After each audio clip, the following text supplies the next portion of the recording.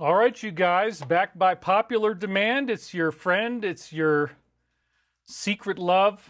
It's David Wilcock wearing all black today. You know, I'm in the middle of a really weird legal battle that doesn't even make any sense, but is certainly upsetting. So what the hell? I went with the black. You can't really see anything. I just kind of blend into the background now, but it makes my face pop, doesn't it? I mean, black has a little something to offer. I think it's good enough. I've still got wild hair. I still haven't had time to actually go down and get a haircut. So, you know, this is what you get. You get the wild hair, you get the mop, you get the black shirt, you get, I decided to go with tan pants, of course, as usual. We have the Trump slippers, you know, which I obtained somehow from being at his hotel in Washington, D.C., you know, and I will return them if I'm ever asked, as I've said before. Anyway, I feel great today. Love your wild hair. Woo! Black, I didn't see that coming, somebody says. I love the black shirt. David's a rock star today. The hair is good. The fog is coming. Just be yourself. Keep your hair long. Let it go even longer. Scott Opper donated $10. Richard Whitney just blew my mind. See this? That's $200. Thank you, Richard. I'm deeply humbled. As usual, thank you for your bravery and always bringing us all the truth and the light. God bless you all in 2025. Jeannie, just Jeannie, says, David, we love and appreciate you. Excitable One says, stay positive and love your life. Crystal Suishu says, it makes you look like an angel, David. Keep your hair long. You look like Johnny Cash. David, you look gorgeous. Maybe your shirt is in the dryer. No, this is just, it is clean. I mean, I wanted a clean shirt. We got JD44488 donated. Flusha Art donated. Beverly Adams donated. Yes, let your hair grow, says Alexia Oaks. Grow dreads, says Beloved Warrior XIOIX. IRS taxes are voluntary for 98% of people, says GovCorp Watch. Yeah, you go try to have fun with them and see what they say when you tell them that you don't owe any taxes.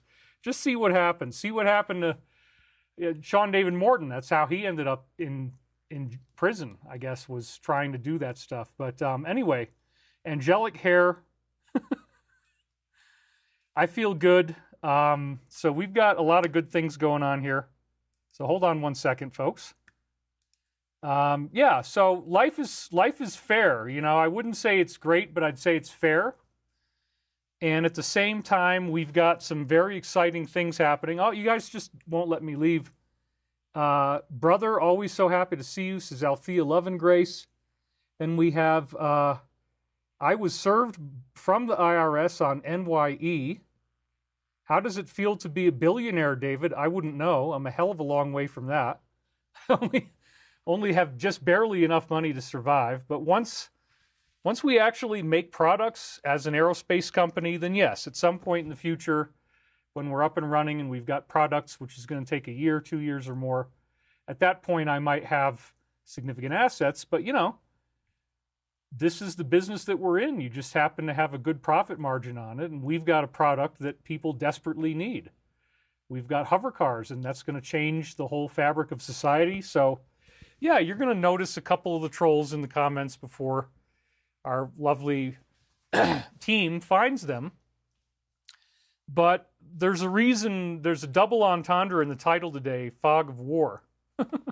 And you can probably imagine what I'm talking about. And if not, then we're going to go through it again. In the meantime, I hope you're enjoying the black shirt on the blue background. It kind of makes this exotic face, this strange Edgar Casey reincarnated face, pops a little bit more on the blue background with the black shirt. I just kind of almost mesh right into the American flag too. I mean, it's pretty cool. In all seriousness, happy 2025. Ooh! We are in the prophetic year of 2025. It happened. We stuck the landing, folks. Somehow, despite all of what we know is the enemy has a very strong intention to not allow something to happen at the end of this month. And we know what that is. And, you know, the timing is the 20th. So think about this from a logical perspective. If you're somebody who's been asleep, if you're new to this kind of thinking, then welcome to the rabbit hole. And not only is it very deep, but it's got all these twists and turns and you can't even figure out what you're doing. But the good part is that I do believe honest media exists. I do believe that I am one of an army of people who actually are telling you the truth, or at least the truth to the best of their knowledge. And I'm ready to do this fight. I'm ready to go into 2025, the prophetic year that apparently involves a first contact between humanity and positive angelic ETs who are essentially Christians and have been trying to teach us the same thing everywhere they go. So the drone story has picked back. Oh my gosh, you guys are donating money. The drone story's picked up in a major way. We'll get to that in just a second. But I'm seeing colors flying by here. So we've got Earth Angel who donated and says, I love your wild hair. And then we got Julia in Georgia. Posting for DW, I just read a Pleiadian contact say Archangel Michael, was who turned DJT's head to avoid the bullet. A Pleiadian contactee said that. Dovetails interestingly with David's dream on the matter. Yeah. You know, people realize that was a very supernatural event. Black shirt looks good. I fought the fog of war for years in video games. I never got notified David was online. Thank you, YouTube. No notification again, says somebody else. Well, you know, what can I say? We're here now. If you made it this far, then welcome into the club and welcome down the really windy, twisty rabbit hole. Earth Angel loves your wild hair. Christina Trefan donated. And, you guys are already asking me all the questions, but if here Free Queen C963, that's funny. You're my favorite person to spend Sunday evenings with, David. And Valkyrie says, issues with commenting on my end, wonder if it goes through.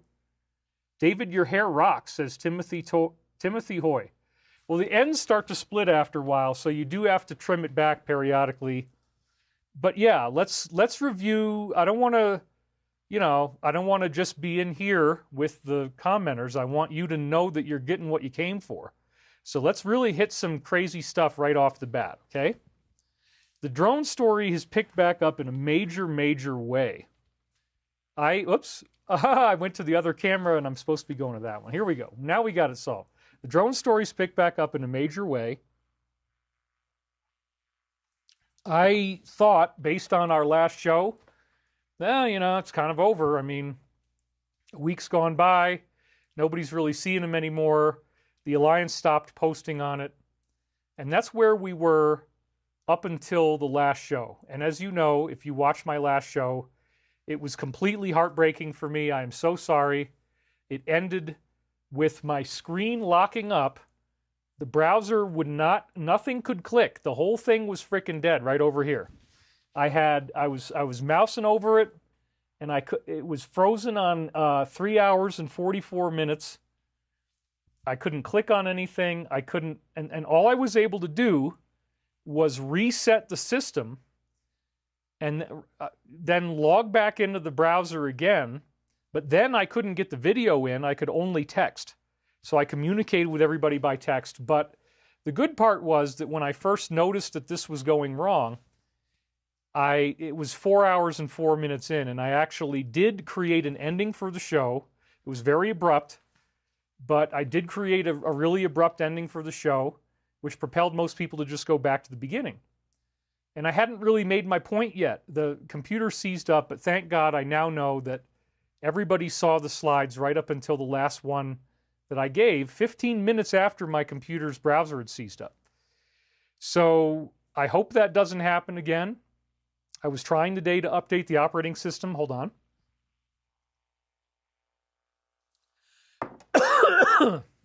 I was trying to update the operating system, and it's 15 gigabyte download. It's taken a really long time. It hadn't finished yet.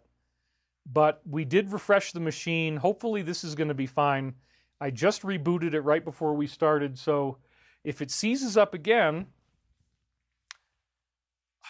I will try to reset the RTMP and stream keys, which is what you're supposed to do, and then my software will smell it again, and then hopefully I can get back in. If I get cut off early for whatever reason, you know, we're on a beautiful day. There's no snow. There's no wind today. It's amazing sunshine looking out my window. I mean, you would be amazed if you saw how beautiful it was here right now. I'll just put that out there. So anyway, we're on a roll here. This is a very exciting thing because the drone story popped back up. It's like, oh man, did it pop back up? So let's review where we already were. The post I'm about to read is from what I'm calling the Alliance. It's an international organization of people from the militaries and intelligence communities of many of the top countries around the world.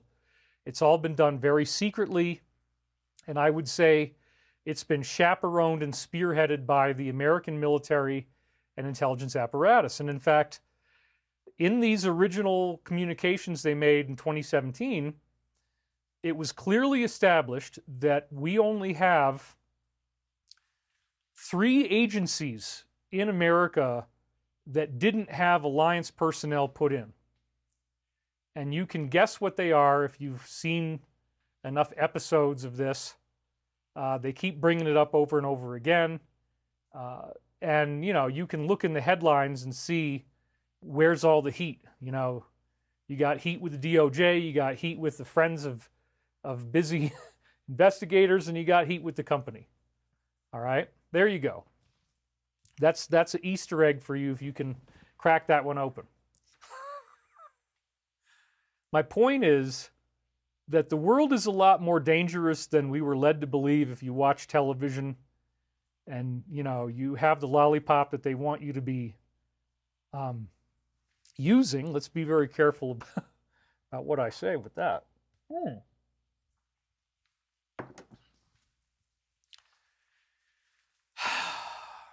Right.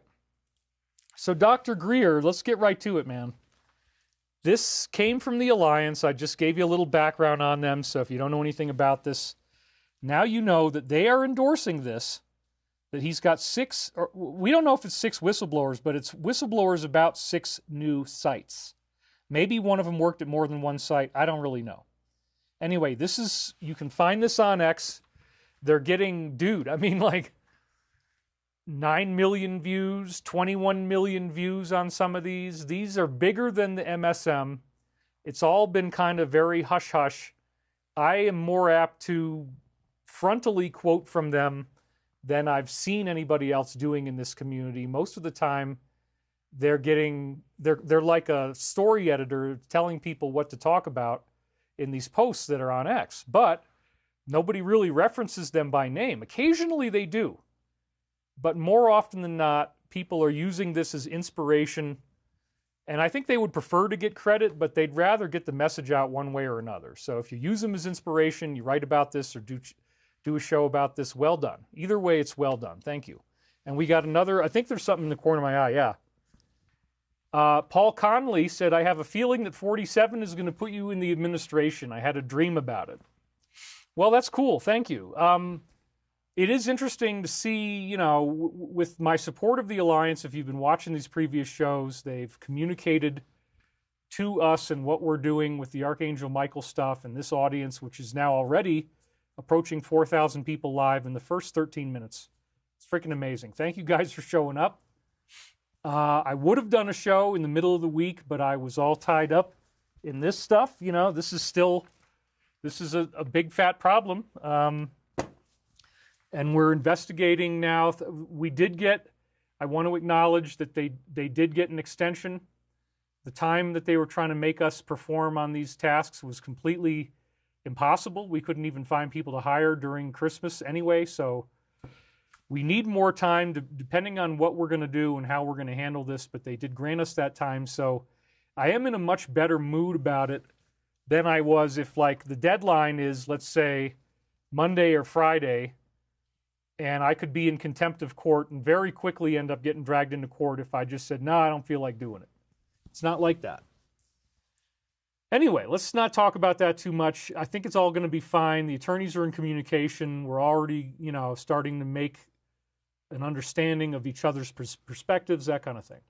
Earth Angel says, NH here, orange shirt next time. I don't even own an orange shirt. I don't know if orange would work with my skin either. It might make me look sick.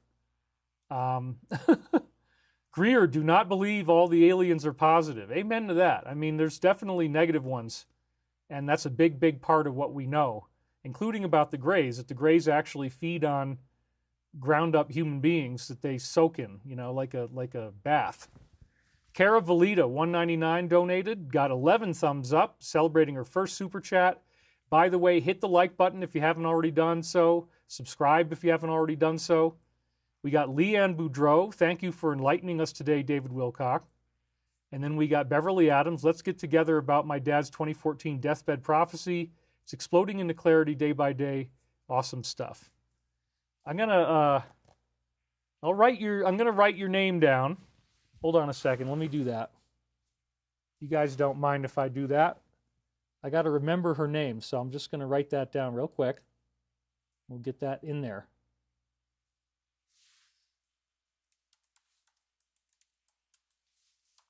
Okay.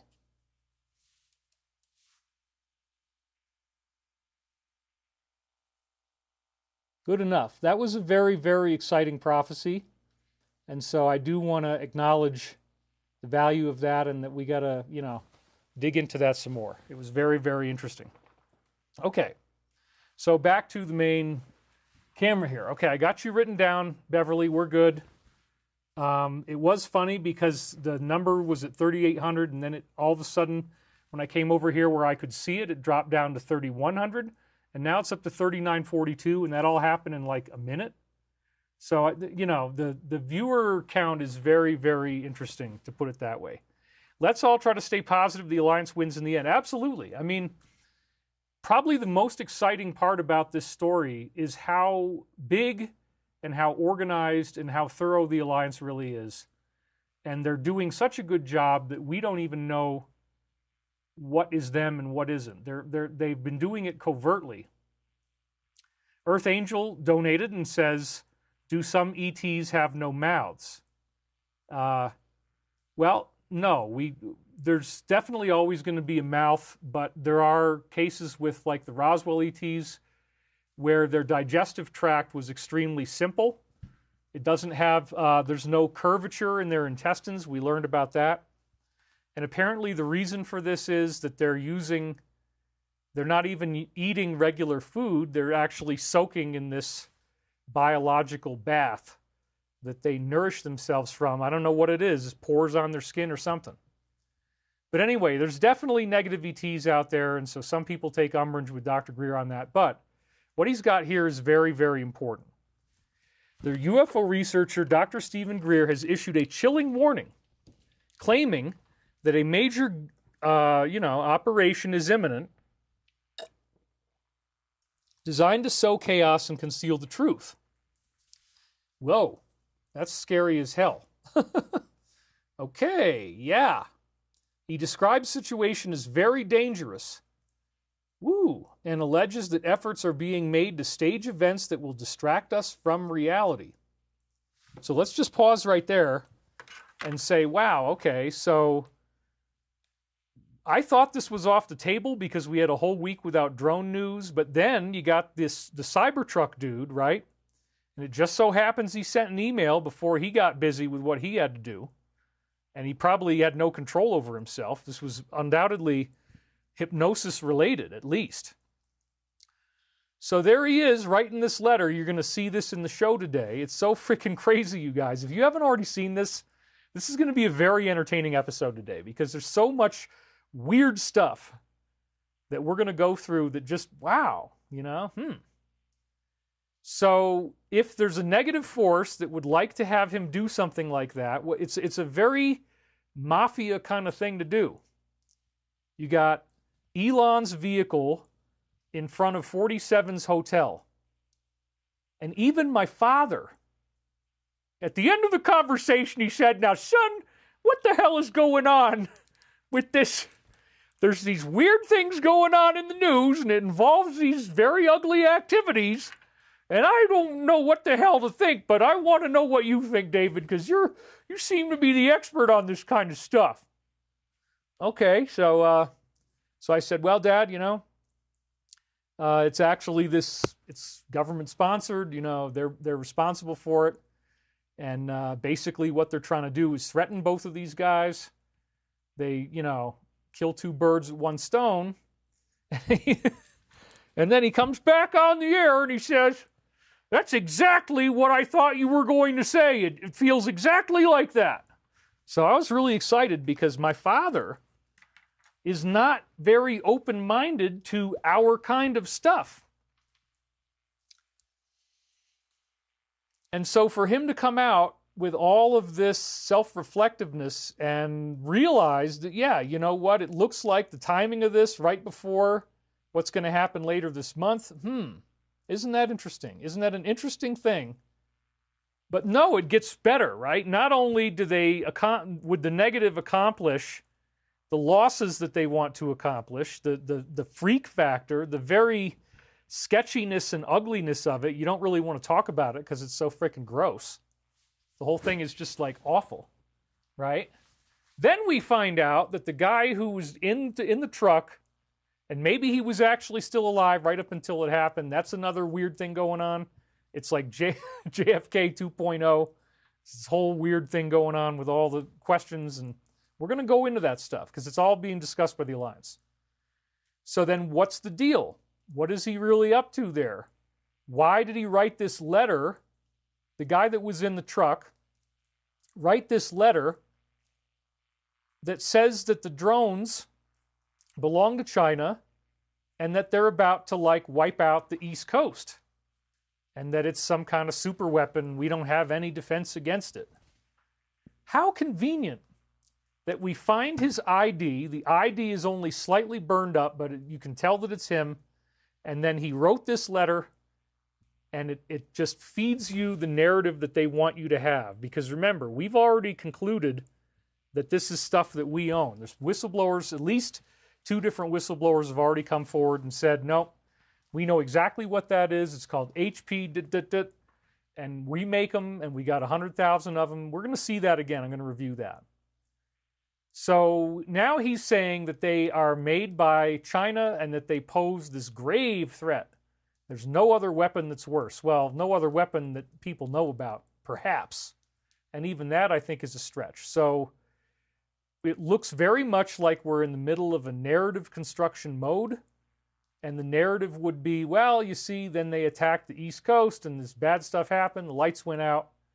And we can't have any inauguration right now. It's just impossible. There's way too much scary stuff going on. I don't know how it happened, but anyway, there's way too much scary stuff going on. We can't afford the risk to let him out of his sleepy chair. And I see some stuff going by here. Oh, Koila Pele, thank you very much, buddy. Many things are erupting, including Kilauea on the Big Island and your hair. Blessings to you always. And he's got 17 thumbs up. Count them very carefully. 17. Where is Galian? It's a little bit early in the show for me to whip out Galian right now, but we'll get to that. We'll get to that. So, I definitely want to get through content that we have because this is a big, big show, you guys. And there's so much stuff to cover. So thank you for the donations, and I'm glad Kawila Pele's here. Let's focus on this narrative because I don't want to be here for 5 frickin' hours, but we've got 2 weeks of posts from the Alliance backed up. So this is going to be a very exciting show. The stuff that's going on, we could be just days away from them doing something really outrageous. I'm aware this may be the last chance I get to talk to you before this happens. It's possible. Well, what else are they trying to forestall? Look at what the rest of this says. In the next 30 days, whistleblowers from 6 secretive black sites are going to come forward to unveil a covert program. What kind of covert program? Dating back to the late 1950s. And they're talking about, if you actually watch the video, it's talking about places like the fabled Area 51. They don't mention that, but that these guys are going to have documented evidence that there have been reverse engineered UFOs that they built off of the ones that crashed, They've been using them this whole time at these 6 different sites. Greer in the tape talks about being in a helicopter. He personally was in the helicopter to be there at the moment where the desert floor suddenly drops down, splits in half, and opens up into a utterly massive, massive opening. Because if you want to fly the TR-3B, and Pete Peterson also said there's only like 6 places where you can do that, you got to have a mile-wide hangar that can open up in the middle of the floor of the desert. That's what it is. So when you look at this thing open up from a helicopter, it's freaking impressive. And Greer got to see that himself. So what else do we have? Somebody just donated, oh yeah, Mr. Catfish 2100. Thank you very much. And then TJ, why do you stay quiet about Vril? I haven't stayed quiet about Vril. I said in one of the previous shows that there is a metal that's a tinfoil that was on the Apollo missions and the lunar lander and everything, and that they used this so-called Vril metal that came from contacts that they had. Not all the human ETs are necessarily good. I mean, a lot of them are, but not all of them. You can't make any assumptions in the UFO game. And so, yeah, the Germans made contact with human ETs through the Vril Society and the Thule Society, and that somehow led to the production of this Vril metal, which was later put into the Apollo missions, and that's why they didn't get cooked with radiation when they went to the moon. So yeah, we have talked about Vril. But anyway, there's a lot of cool stuff to dig into here, because it says that the DS is scrambling to maintain their grip on power as insiders expose their secrets. He also claimed that the government possesses advanced electromagnetic pulse weapons and technology capable of downing UFOs. EMP, okay, let's just stop right there. Electromagnetic pulse is EMP. So we already know what the EMP does. The EMP causes a power outage. So if you read between the lines here, they're saying that this could lead to some type of energetic strike that causes a power outage. And Cyber Guy, his little manifesto said that China's going after the East Coast, which means it's not really going to be them. It's going to be, something very different than what you think it is, at least what they're going to try to tell you. But we already know from the posts we've been reading that if they do this, it's just going to trigger the mass arrest scenario. Oh, somebody said real lizards. Okay, yeah, there's definitely reptilians they've come in contact with. It's David's show, not Tarotina's. If Tarotina's back, I'm happy that she's here. We missed her. She's been gone for a few weeks. And I think we're all kind of sad that she hasn't been around. But if she's here, just text up and I'll see you now. But anyway, real lizard people, yes. The Germans definitely made contact with, reptilians. And Judy Booth donated. Thank you for all the information, wisdom you share. God bless. Beverly Adams says, Nino has my contact info. That's right. I'm J.A. from Wisconsin. Bev is my screen pen name. I can't put my info here. Right. Okay. Good. We got that. I'll add that to your file that I created. Oh, my God. Some people have nothing better to do but troll. Thank you guys in our customer service team for that. Maybe I do look a little bit plump, but that's okay. Who cares, But it's not appropriate to just post for no other reason than to create character assault and hatred. It's really, really a waste of a human life. Kayla Lynn, thank you, David. I love you. It's a platonic love, LOL. Thank you, Kayla. Roger Zabarik donated again. David, thank you again for a boatload of info. MT Herrick also donated. Are you meditating today, or did you just forget about that, Tish? No, look, we didn't do a meditation after the last video because the whole darn browser was locked up. I had no idea if I was going to be on the air or not. And I'm like, well, I don't think this is on the air anymore, but in case it is, okay, everybody, I'll be back. Then it turns out I had to spend time on this legal stuff. So again, this is very, very cool because the EMP weapon, right, would take down power, and they say that they can down UFOs, so they can actually crash extraterrestrial spacecraft, and they caution that a dangerous escalation is planned between now and early January. Oh, and we're up to 5,000 people now. Between now and early January, Well, we're already in early January, dude. So like, whoa. We're only what, 2 weeks away from this or something now. So it's pretty freaking crazy. We're going to be 2 weeks away from it pretty soon. So I am definitely now thinking once again, in light of what's going on, that maybe they're bringing this game back into play. Maybe the drone thing's not over.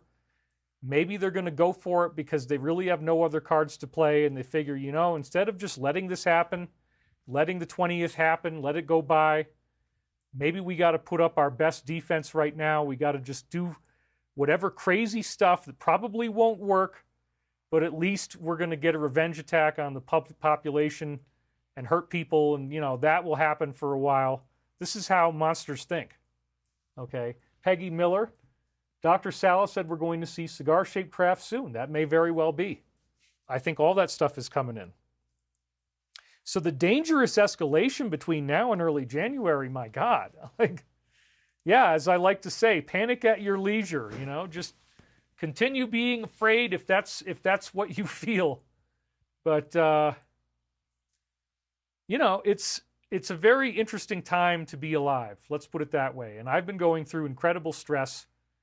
I don't get out walking as much now that my dog isn't here. I've been very, very busy with Stavati business, with this lawsuit stuff, and with making the shows happen. So it's, am I ready for this to happen? Do I believe that what I'm telling you is true? Yes, absolutely. I'm not a person who would communicate fake information to you just because I want views. I don't even need to be on the air. It's totally up to me if I even feel like doing it, but I do enjoy doing this every week, and I realize that my voice makes a difference and it's helping a lot of people. Your comments are amazing. I mean, you keep talking about how much this work has changed your life and how much it's helped you, and I really appreciate that. Thank you very much. So do you get it here? They could escalate with an EMP before the 20th, and then, we got this big crisis and we can't let him get in. We gotta, but let's make her the president now. That's the way to handle it. Let's do that indefinitely while we fight out this thing with the fake drones that we actually control. We'll handle the whole thing. You just give us the fear. People know too much. If this happens now, we already have dug into this mystery. We've already been cracking this puzzle together. We're looking at the same posts, and I'm just sharing my own pedigree. Donna Smith donated. Thank you very much.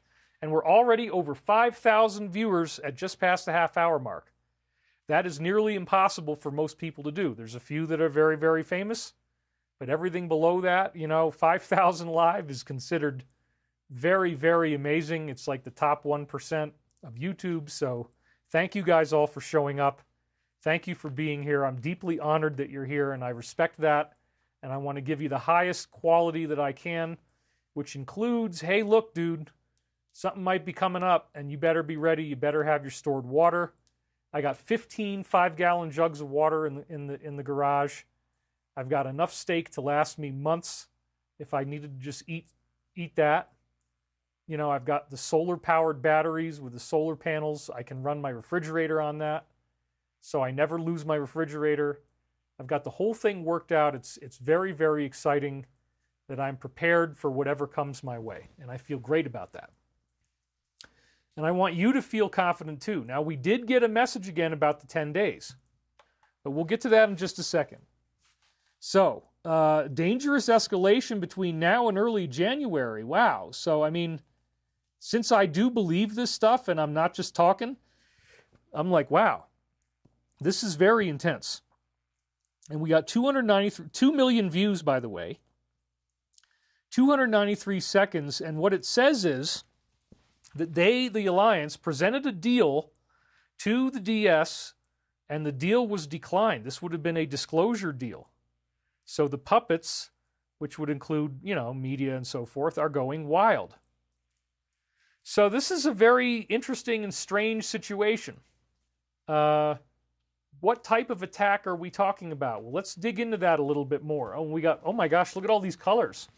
It's like lollipop colors. Ed Creeder, $50, says, 5,000 of us are meditating right now. Absolutely correct. Justin says, Christos oil in the spine accurate? I'm not even sure what you're talking about, but thank you for the donation. I don't know what Christos oil is. Christ oil? Put down the DMT and walk away. Richard Collins got 15 thumbs up. He donated. And our dear friend Kwan Hong Chan, Dear David, for the 10 days that might happen soon, is it for America only, or should I prepare even though I'm overseas? I don't really know. I mean, I would say it's more likely to happen in America. It could be a worldwide phenomenon. It might actually be that it's planned that way. I don't know. I would definitely be prepared, even if you don't live in America, but I would say it's probably less urgent than if you were here. Trend says, bro, Justin, accept Jesus as Lord and Savior. Amen to that. When you understand the way the universe really works, Jesus was the embodiment of the Logos, which is the galaxy. So he's the galactic consciousness in human form. And that galactic consciousness made humans in its own image. So it fits with the stuff at the beginning of the book of John. It fits in with the definition of the word Logos as word in the Bible. And there was a deal that was presented to these guys. Once again, let's get back into all that stuff. There was a deal that was presented, and they declined it. So the DS declined the deal.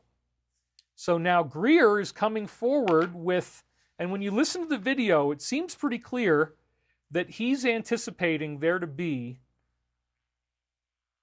I would just leading inference based on what he's saying. It's going to be at least really great photos of the inside, maybe audio recordings, but that wouldn't really even do it. It would have to be video, right? We'd need video. So imagine if video comes out and it's inside, let's say, Area 51. I don't know if that's one of them. We can assume it is, based on some of the stuff we're going to see.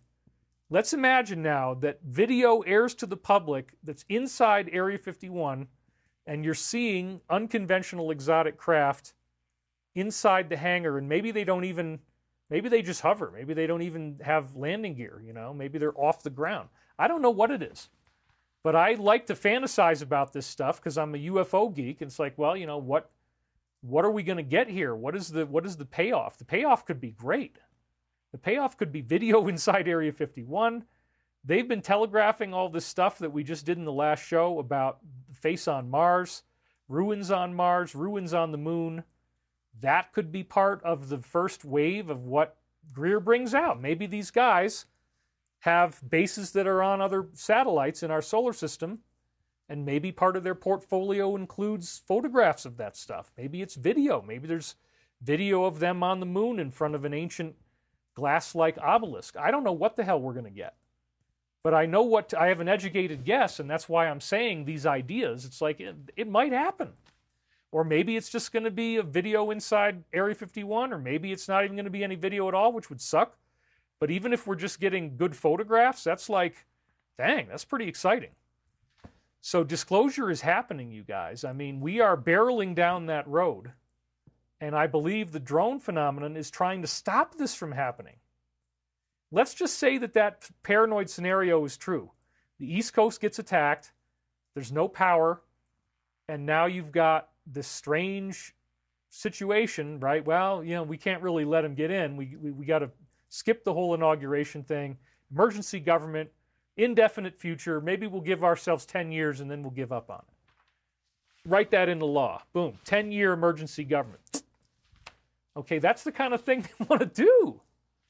It's so weird. It's like, you guys are actually this crazy. You're actually this evil. You're into this stuff. This is what you really want. Like, okay, well, thank you for showing what you want to do, and we're going to politely refuse, and we're going to do it peacefully, and all within the bounds of the law. That's what this has always been about.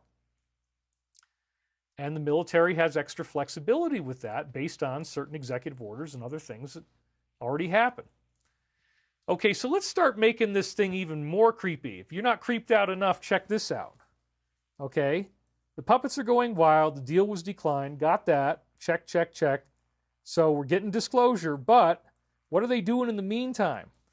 Well, if you compare this to Bourbon Street, which is my father's like favorite place. That's another weird thing, is that my father loves New Orleans, and there's a Bourbon Street Blues Festival that he goes to, and it's like a really big deal for him. So this is my father's main like pilgrimage site. Bourbon Street is incredibly important in my family.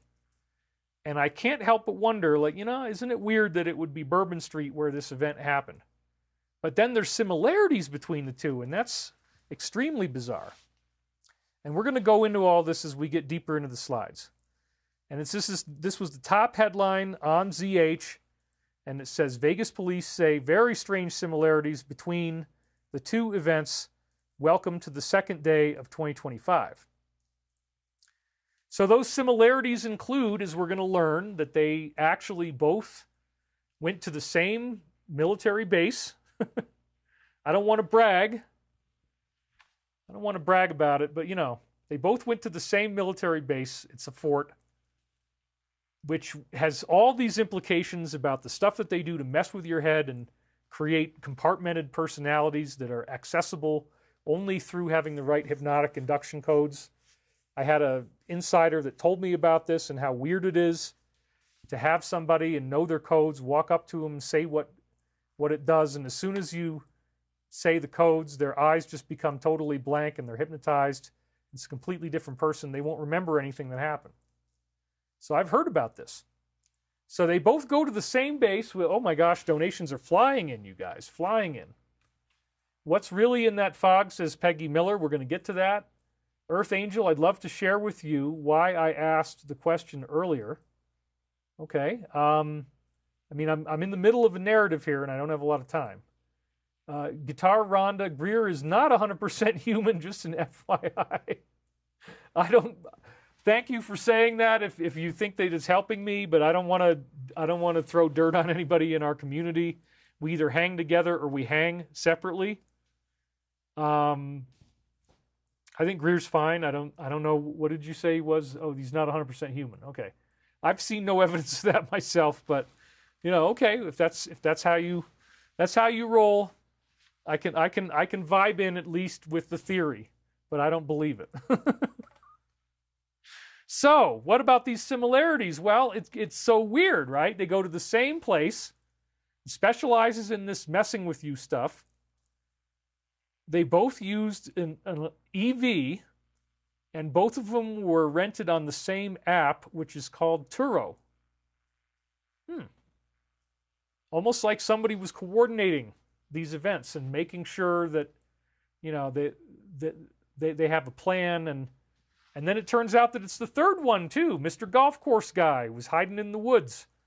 He also went to the same places. It's unfreaking believable. And then you start realizing, it's because these people that are organizing these things have a workflow. They have a work pattern, and they're not original. They're using the work pattern. They're using the workflow. The people are trained at this particular place. We use this particular app to rent the vehicle because we like this one the best. Blah, blah, blah. Oh, and by the way, the guy that is in this picture that you see on the left here, let's make sure that he writes this letter that sets up the next thing that we're going to do that's much bigger, the Hail Mary Pass. We'll knock off the East Coast power, make everybody think it's the end of the world, get them really freaking scared. Oh, well, we obviously can't have any transition take place. That's way too premature. Bertram Stevens donated. Thank you very much. And I'm just looking at what you guys have said here. BB Black donated, and thank you very much for that as well. So, it's a good time. I'm glad to be here despite... I don't think any of this stuff is bad. So if you're getting this like sketchy vibe and like, oh my God, this is so scary. No. I don't believe they're going to succeed. Will we see a temporary blackout? Yes, maybe so. We've been expecting this the whole time. So especially if you live on the East Coast, be ready for an extended power blackout. We've always been told that's how this thing's going to end. It's pretty much ever since I got briefed on it in 2009 with Pete Peterson. He was telling me there's going to be a long power outage. And during that time, the Alliance gets a whole bunch of stuff done, and nobody really knows what's going on. And then when it all comes back on, everybody's like, whoa, what the hell? That's what I've always been told to expect. So isn't it interesting that we're now funneling towards an outcome? There's very little time left. And the clues are funneling us towards an outcome that is very distinct and tells us what to expect. So yeah, maybe these people that are getting these guys involved are working off of the same playbook. Let's have this dude write a manifesto that says that these drones are going to knock off the East Coast. And it's like, wait a minute. That even became the top story on ZH, okay? So this is, I'm not just making this up. It's so freaking crazy, you guys, because we were told to expect all these things. Time to wake up. Cybertruck dude had several manifestos and warned of drones using gravitic propulsion. And they say gravatic. I don't know if he misspelled it or not. But anyway, gravitic propulsion. Whoa, whoa, whoa. And you guys are shooting me money like crazy. I guess I got to honor this. I don't want to let this go. So we got Justine Joy, QHHT. Do you think it is safe to attend the Conscious Life Expo next month? Yes, I do. I would, if they invited me, I might still go, but I don't know. It's a wild event, man. I'm kind of in recovery from having done that for so long. Eva, should we take our money out of the bank before June 25?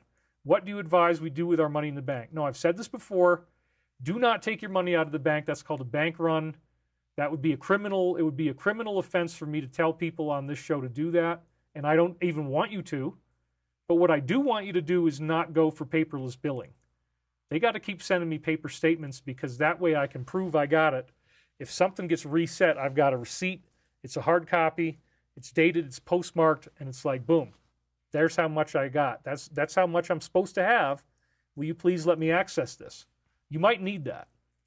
Okay, so leave your money in the bank. That's my advice. Linda Clower, I mean, you have a little bit of cash for whatever reason, but you don't need more than $5,000 at the most, I think. Anyway, Chanthia Hanasana says, I like Elon. Chantha Hanasana. I like Elon, but I don't trust him. A billionaire with an agenda. I believe he is evil. Sure, he helps T. Why wouldn't he? T is a winner. AI, chip in the brain, mark of the beast, etc. She's got 13 thumbs up. I guess that shows you where people's heads are at. Total Todd says, you are the best, David. Thank you. It's so fun to talk to you guys, and I love that. Who has $5,000? Ha, ha, ha, says T. Ehlers. I get that. You know, I'm just saying that if you are going to try to stockpile money, 5 is absolutely going to get you through a long time. So even 2, I mean, I only end up spending, $200 around, maybe $200, $220 when I go to the grocery store. So, $5,000 would last me for months for the things I just need to survive. So, yeah, I don't think this is going to be a problem. Again, we talk about things that kind of sketch you out here, but we do it with hair, and we do it with fun, and we do it with the perspicacity. Ooh, you like that? To make sure the job gets done. That's right, I'm dropping some Dr. Greer level words on you because we just had him up on screen, and he uses words like dispositive, which I had to look that up. What the hell does dispositive mean? Oh, it means it's going to win the case. We have dispositive evidence, he says. It's like, okay, the evidence is going to blow through and get disclosure going. I had to look that one up. But I'm glad I did because he expanded my own vocabulary so I can be pedantic as well if that's what I choose to do. Gravitic propulsion? Oh my gosh. And Kurt says, big fan of yours for a long time. Thanks for streaming these. I really do appreciate it. Moon Bunny says, wow, slow-mo stops you even when you're not commenting frequently. Sucks, I can't even interact, I'm out. I don't think that's true. It might be something to do with your system. I'm sorry about that. All that slow mode does is it means that we would otherwise have aggressive trolls who post every half a second or so. So all it means is you just got to wait 60 seconds before you hit send on each text. If you got to write more often than that, I'm sorry. We're busy enough as it is over here in the sidebar, by the way. We're approaching 6,000 viewers. We're not even 1 hour in. We're 50 minutes in. Okay, so let's try to focus on this if I don't just keep getting lit up with donations. But no, you can keep donating. It's okay. I'll get through the content anyway. But gravitic propulsion. Okay, we got to read this, dude. Here's the article that I just showed you, and here's what the guy's actual manifesto says. Don't worry, there's nothing bad in it. It's just the narrative they want you to have. Okay, let's go into this. He says, what we have been seeing with drones is the operational use of gravitic propulsion systems. There it's spelled correctly. Gravitic propulsion systems powered aircraft. Gravitic propulsion? What the hell is gravitic? Can we just whoa. So the DS, the enemy, right, created this event. They planted this evidence. They want us reading this, and this is how they're coming out of the closet and saying, yeah, there's gravitic propulsion systems. Is in the weird letter of this guy who did this very strange, very threatening thing as if he was compelled to do it by programming. And then the people that programmed him did it at the same place, and they used the same apps. How weird. Operational use of anti-gravity. I mean, that's what it means, anti-gravity, levitation. By most recently China and the East Coast, throughout history the U.S. Only we and China have this capability. Our open location for this activity in the boxes below. Do you believe that for one frickin' minute? What about Great Britain? What about Russia? Russia had the Siberian Roswell the same year as Roswell, 1947. We did a whole Ancient Aliens episode on this. Stalin went back to Siberia and dug up this weird rocket that somebody found from the ancient civilization before the time of Atlantis. It's actually a rocket that has Sanskrit on it, made of some very, very high-strength alloy metal that you can't cut it or bend it or anything, as usual.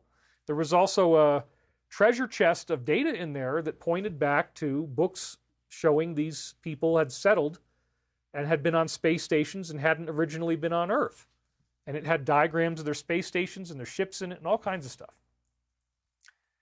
Yeah, we heard about that Russia had UFOs called cosmospheres that they had built themselves. And in fact, if you go back to Lieutenant Colonel Tom Bearden, he wrote entire books almost on the Challenger disaster. When I was a kid, we were really into the space shuttle. I wanted to be an astronaut. The Challenger blows up as it's taken off. And there was a teacher on there, Christina McAuliffe, and she died. And it's like, oh my God. We were just crying. We were devastated. But if you look at the actual film of the Space Shuttle Challenger before it blows up, you actually see this drone, this spherical drone that's circling around the space shuttle. And this is in whatever the hell year it was, 1981 or something. It was 82, 83, I forget exactly when. I forget how old I was when that happened. You guys might know.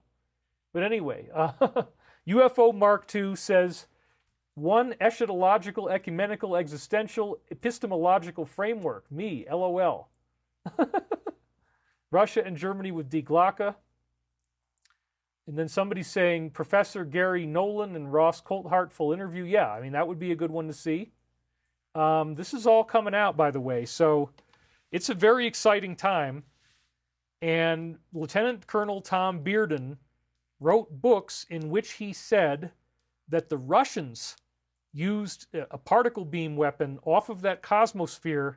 That sphere that was orbiting around the Challenger was Russian, and they actually shot the shit down with particle beam weapons, and that's why the O-ring fragmented, and that's where the explosion started, as all the investigations revealed.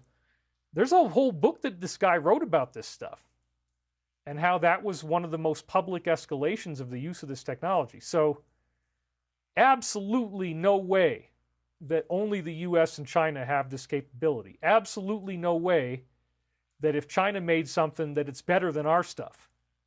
We've been working on this stuff in off-the-books programs ever since, well, the Greer thing is saying late 1950s. And it's true. When we first got these things in 1947, like from Battle of Los Angeles was 1946, and then Roswell was 1947. We got crash technology. It did take a while to figure out what to do with it and how to build things out of it.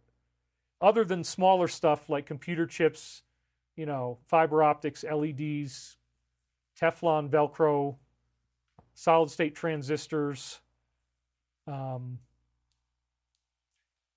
all these technologies came from Roswell and other crashes like it. But yeah, by the late 1950s, they were really up and running into production with their own stuff. And so to try to say, as this manifesto does, that China's got the worst threat there is, I mean, that is just completely ridiculous. The stuff that I've heard about what Majestic has, or what we're now calling Space Force, the secret arm of things like the Defense Intelligence Agency, the National Reconnaissance Office, NRO, that's the other big one you're never supposed to mention. Oh, don't say NRO. Well, I guess I just did, okay? But they're very involved in this stuff. That's some of the people I talked to, that's the main organization they were working for when they were doing the stuff they were doing at the cosmic top secret level. Okay, so this is very, very sketchy, folks. As your historical Gandalf the Wizard of the UFO community, Allison Carr, thank you very much. No, Gandalf says, "Thou shalt not pass." Okay, this doesn't make sense. Only we in China? No. Gandalf says no. Okay, enough of that stuff. There's a lot of countries that have got this. Spain probably has stuff. France probably has stuff. Australia has got tons of stuff. New Zealand's probably got stuff. All the Five Eyes at least. And other countries. And, you know, it is being tightly maintained by the DS, but you better believe there's other countries where they've got operational bases and people that are read in on this on a secret level. It's just that you're not hearing about it. Journey to Truth podcast, thanks so much for all you do, David. Keep up the amazing disclosure and wisdom teaching. Celebrating your first super chat. I really appreciate that. Challenger was in 1986, somebody just said. Thank you. So we do have I don't have a hover car that works right now. Somebody's accusing me of that in the chat. I don't have a working prototype, but we absolutely know how to do it because Salvatore Pai's already released the EVO charge cluster system. You run the current down a needle, you create cold plasma. There's a hull inside a hull in the ship, so it's like a peanut. There's two hulls basically and an air gap in between. In the air gap, you create the cold plasma. You can then move it with things like mirrors and lasers and direct how it goes out, and that's how you direct your thrust. This is definitely real. I know it's hard for people to believe, and then people who are into, you know, trolling and that kind of stuff, it always was like the ultimate low-hanging fruit to troll UFO people because society doesn't believe and society thinks they're whack jobs. Well, wait a minute. This is the guy, they planted this stuff. He threatens Elon and 47 because he does it in front of the hotel with his car. That's a very gangsterish, in-your-face, even my dad figured it out. You know, it sounds pretty plausible to me, son. Like, okay, yeah. Because that's what's going on, dude. But then the guy's written letter says that we've got anti-gravity craft and, oh, China's the biggest threat of all. This is how they set up the narrative. This is what they're trying to do, you guys. Look at this. It's so crazy. Only we in China have this capability. Right, sure. They've been launching them from the Atlantic from submarines for years, but the activity has recently picked up for years. That's new. Remember, they want you to read this. They planted this. This guy was under hypnosis when he wrote this. He wrote exactly what they told him to say. Probably didn't even change the wording that much. This was what they want you to see. And this is the way I read it, okay? As of now, it is just a show of force, and they are using it similar to how they used their balloon earlier for signals intelligence, SIGINT, and ISR, which is information surveillance and reconnaissance, I believe, which are also part of the integrated comms system. Or infrared surveillance and reconnaissance. That's what that is. It's from a drone. There are dozens of these balloons in the air at any given time. Okay. The so what is because of the speed and stealth of these unmanned aircraft. They are the most dangerous threat to national security that has ever existed. Oh my God. It's those evil Chinese people driving their little drones around. They're so dangerous. They basically have an unlimited payload capability. Right, okay, sure. And can park it over the White House if they wanted to. It is checkmate. Uh-huh. And if you believe all this, then, you know, you probably have to really rethink your life.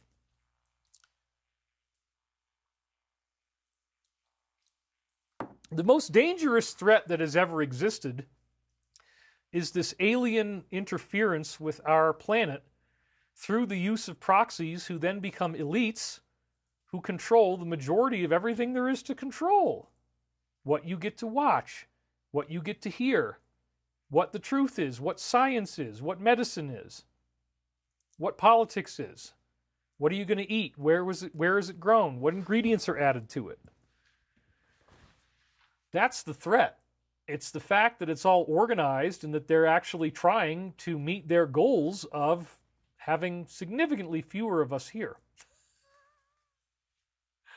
So this is what they want you to think, okay? Let's just get really clear. Little Eddie Van donated, thank you very much. They want you to think that they're going to wipe off the East Coast with this. It's the most dangerous threat that's ever existed. Unlimited payload, which means, you know, they could do all kinds of damage. And he's trying to say checkmate. Well, that's not him. That's what they told him. So now we're seeing, oh my God, just like we were saying, the last move was going to be with UFOs. They were going to say that it's, you know, when they have no other cards to play, this is the card they're going to play, the fake invasion. Well, nobody was buying the ET angle, so now they've planted the story that, oh, it's because China is like actually the most advanced country in the world, and they've got this super scary technology. We don't know what the hell to do. Come on. It's never going to work out this way. And whatever they're planning on doing, if something does happen, it's not going to at all be the way they thought it would be. I can guarantee you that much. This is not checkmate. So please don't buy into the fear factor here. This is what they're selling. This is like a salesman. Are you afraid enough? You know, do you believe this? How do you feel about this? You know, oh, I can see you're kind of trembling a little bit. No, that's what they want. That's what they want. So no, I do not believe this is the most dangerous threat, and I do not believe it's checkmate. Not at all. The U.S. needs to give the history of this, how we are employing it and weaponizing it, how China is employing them, and what the way forward is. China is poised to attack anywhere in the East Coast. There you go. So that's probably the target area. So again, if you live on the East Coast, just feel free to panic at your leisure. No, again, will there be a blackout on the East Coast? Yeah, it's starting to look like that could be, you know, we're getting really down to the wire here. We only got a little bit of time left. So I believe the blackout thing. I believe that could happen. But anyway, we know that these are not made by China. Let's just go back in time a little bit to the 13th of December, and I showed you this. This account was deleted, and I clicked on it, and sure enough, it was like there was nothing there. You couldn't find anything. But it's the most believable reason I've seen for what we're looking at in the sky. I'm just 2.6 million views. I'm going to read this to you again. Just the first couple of them. I'm one of a few groups of people who know exactly what these things are in New Jersey. This tweet will go into the void. I have no followers, da-da-da-da. What you are seeing are American-made HP, duck, and we can't say the rest, but they can detect the presence of gamma rays miles away. Well, that's a very useful thing to have. What is a gamma ray? It's what we'd attribute to radiation, electromagnetic waves that could penetrate you to cause cancer. He knows exactly what these things are. He says the name again, HP, that they're built to inspect sites. Ah, right, because they can smell radiation. But these aren't. Blah, blah, blah. We missed that part. In the late 2000s, the DoD needed a response to the threat of these dirty things coming into our ports. They've been stocking up on these for a while. Some were deployed over there when that was made threatened. They look weird because they're heavy. They have giant cryo coolers mounted on them and giant horn antennas to communicate on millimeter wave frequencies that can't be jammed. Right, very tiny waves. This is where I come in. The technology these drones use have few suppliers, both for the millimeter wave equipment and the high purity germanium. The same suppliers are the backbone of my industry. What are they doing? Collecting information on how the public will react, PSYOP, and testing their ability to sweep through a port city, such as this particular one for these things.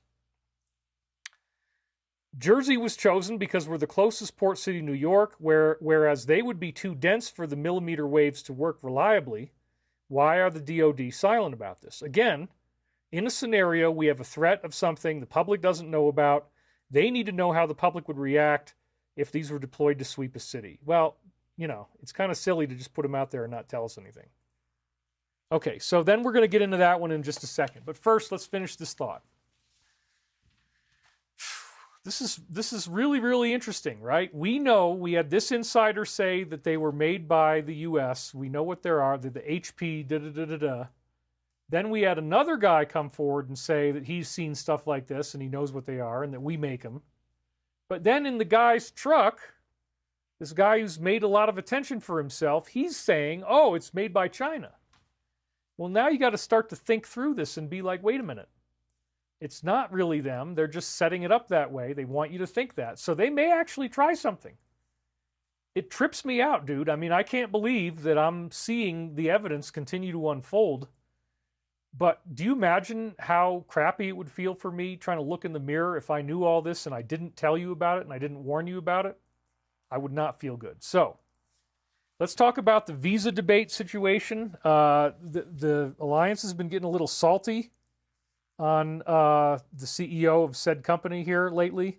He might be doing some things that have pissed them off. That's one idea that might be going on. Maybe some of the decisions he's made are not the decisions they like. Maybe they're not in direct communication with him. So if I were him, I would listen to these and just try to figure out what upset them and try to fix it. That would be the best approach, I would say. Anyway, they've been accused of replacing thousands of laid-off workers with others, according to data obtained by Electrek and the U.S. Department of Labor. So there you go. That's the alliance speaking, and it's one of the salty things that happens. Not the most salty, but it's interesting. Why would they mention this? Why would they mention that this company is making this large-scale replacement? Well, you're going to see that there's a couple other salty things they say too. So, again, it certainly raises an eyebrow. So then, the giant rat symbolism appeared on the front page of ZH again. And remember, in my last show, this is just showing my work as an influencer. We talked about the beaver rat, Nutria. This was my father's greatest terror in Vietnam. The face and the head really looks nothing like a rat at all. It really does look mostly like a beaver, but it just happens to have a rat-like tail. And so he's got a very unlucky roll of the genetic dice that he's literally like this giant rat, and people want to just blow him away. So, okay, well, now we're on to the next one. We'll get to that one in just a second. So, the giant rat actually showed up on the front page of The Hedge. And that was pretty exciting because it's like, okay, thank you guys for being influenced by me and then putting that into your AI artwork. So that's just an example of the cool stuff that's going on. But again, as I signaled before, it was one off, but no one is going to fall for these mandates again. That's the next thing. And this was another headline that we saw in the past week, that we are, it's a quademic, right? And, oh, well, you're going to have to do all these things, and we need to control your behavior and tell you what to do. No, I don't think that's going to be happening anymore. Nobody's going to go along with this. Then we also saw the Speaker of the House confirmation. My buddy David Nino Rodriguez had done some shows about that, where if Johnson didn't get reconfirmed, the whole inauguration could have been completely thrown off because you got to have the Speaker of the House to do that. So the fact that he got back in was really, really good, actually. It throws off another way that the whole thing could have been derailed. It solves the problem right for now. That's good enough for me. Then, just this morning, they said something very provocative, that this individual does not exist anymore.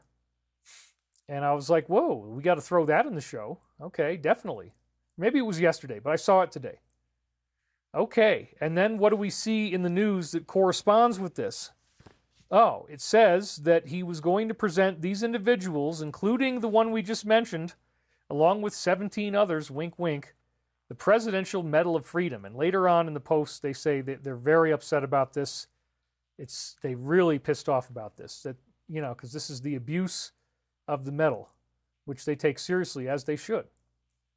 So yeah, he's not even there. And then what we see is, oh, well, even though he won the highest medal, the highest award you can get from the U.S., this is basically the top thing you can get, he doesn't show up.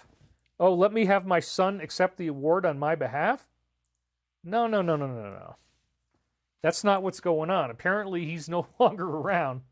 They just haven't announced it yet. So it's very likely that because of that happening, that there are going to be a lot more people who might have been under threat who now can speak out. So this is a very interesting and weirdly timed event, to say the least. So now I want to focus in on the latest drone news. Alive and Thriving says, David, do you think Elon's moves are struggle sesh? I don't know. Struggle session is like the communist Chinese. They would interrogate you. I don't know what the heck is going on, but it's we're just going to unroll the Elon story slowly over time because there's a lot to it. So right for now, because again, I'm already burning up time. I'm an hour and 11 minutes in, 111. I got to keep moving quickly here. So we want to focus in on this drone news. And I'm going to show you the latest posts in case I didn't make it this far before we have to stop, but I'm going to try to get through this stuff quickly. Project Bluebeam actually is now being disclosed by the Alliance. This is very exciting. It happened on the 30th. It's one of the most noteworthy events of the past week, and it totally reconfirmed for me, yeah, we're going into some crazy stuff. A company whistleblower has confirmed the existence of DEWs. Then, a Harvard scientist took it a step further and revealed a more sinister agenda. According to this scientist, these weapons work in conjunction with the Project Bluebeam. They can be used to create atmospheric ionization, manipulating radar to make people believe alien craft are in the sky. This is the Alliance telling you this from the horse's mouth. He compared the technology to laser pointers, saying it could even simulate the illusion of an entire army invading Europe. Holy crap. You could project soldiers on the ground, running around, and they're all holograms, and it would all be an elaborate hoax. Despite these revelations, the scientists refused to disclose who is behind these operations. And already by the time I took a picture of this, it had 700,000 views. So this is very exciting, folks. The Alliance is literally saying that expect a Project Bluebeam type of event. Again, right after I had just done a show and said, you know, they're not really talking about it anymore. Maybe we're okay. There's nothing to worry about. Nope. A couple days later, they're talking Project Bluebeam. They're saying atmospheric ionization, that they could create armies invading your country on the ground. That means you got to just be open to anything. They could create a reptilian alien army. They could create reptilians running around in New York, you know, which might already be happening anyway. Maybe they just dress well and nobody notices the difference, you know, but I'm just joking. But I gotta have some fun with this stuff. So this really blew me away because it's like, wait a minute. Okay, let's read this carefully. They're basically telling us that this could be about to happen. So we could end up seeing what we think are alien craft. We could end up seeing what looks like entire armies invading on the ground. All of that stuff could actually happen. Whoa. And with the use of the particle beam weapons, it has the hologram has the ability to project force. That's the scary part, right? Is that it looks bad, and it is bad, but it's not at all what you think it is. So then we're going to go through these again later. We're going to see all the posts they tie to. Here's the thing that became the title of the show, as you know what the title is already. A third of our population is experiencing curious weather conditions. Okay? So we're just going to talk about the weather conditions as we discuss this. What the hell is going on here?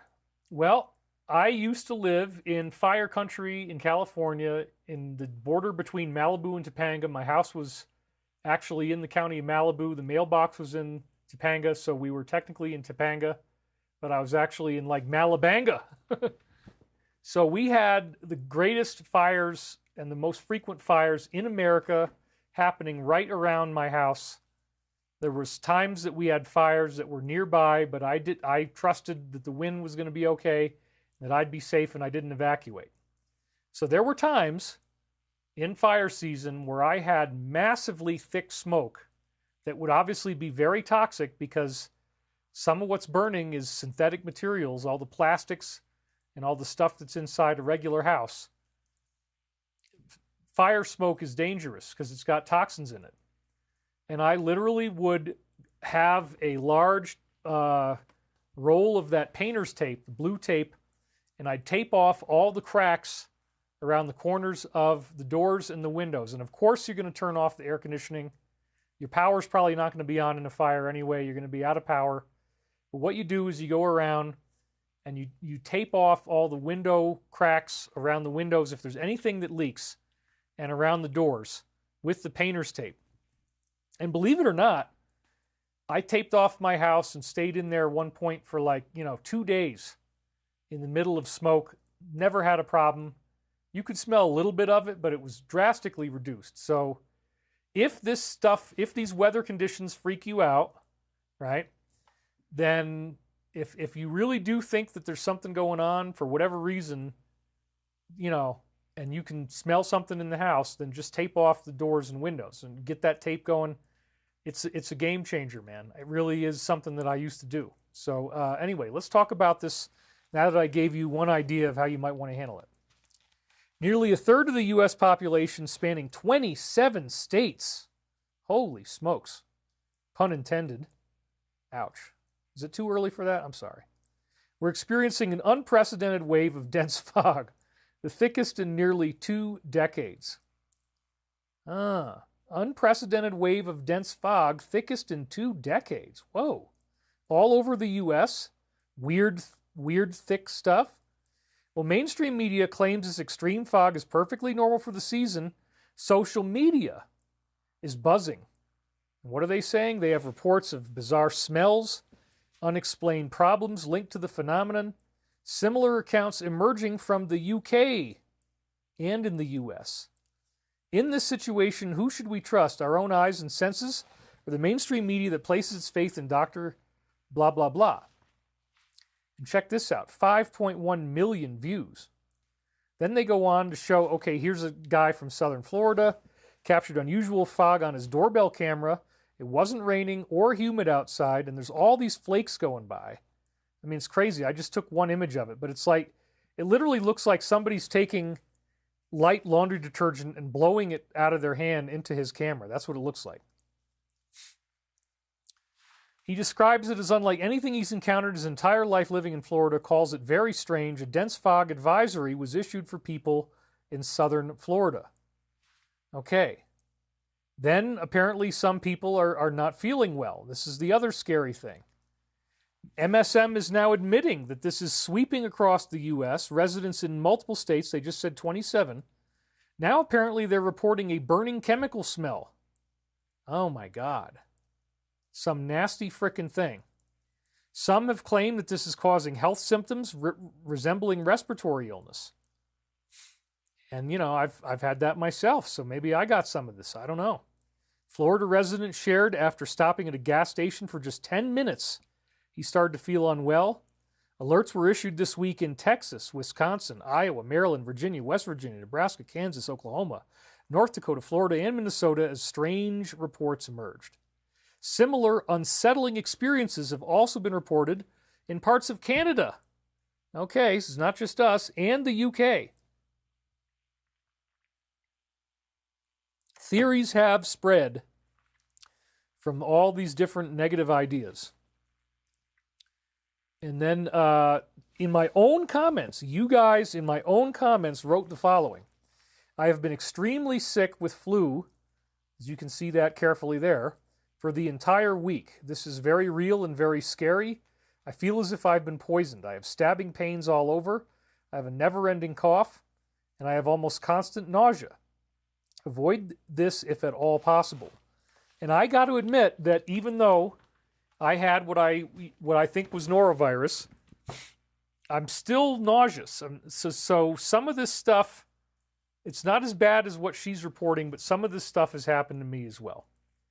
So yeah, tape off your house if you think that's what's going on. It'll probably help you. Go get that blue tape, 2-inch tape. But then somebody else said this. Paper Crane 513 said, David, I got it. I saw it on December 26th. I lost my ability to taste. I had tons of congestion. I had a post-nasal drip. I had a sluggish gastrointestinal tract, which, yeah, is the same thing, the nausea. Lots of discharges out of my eyes. I've had that too, actually.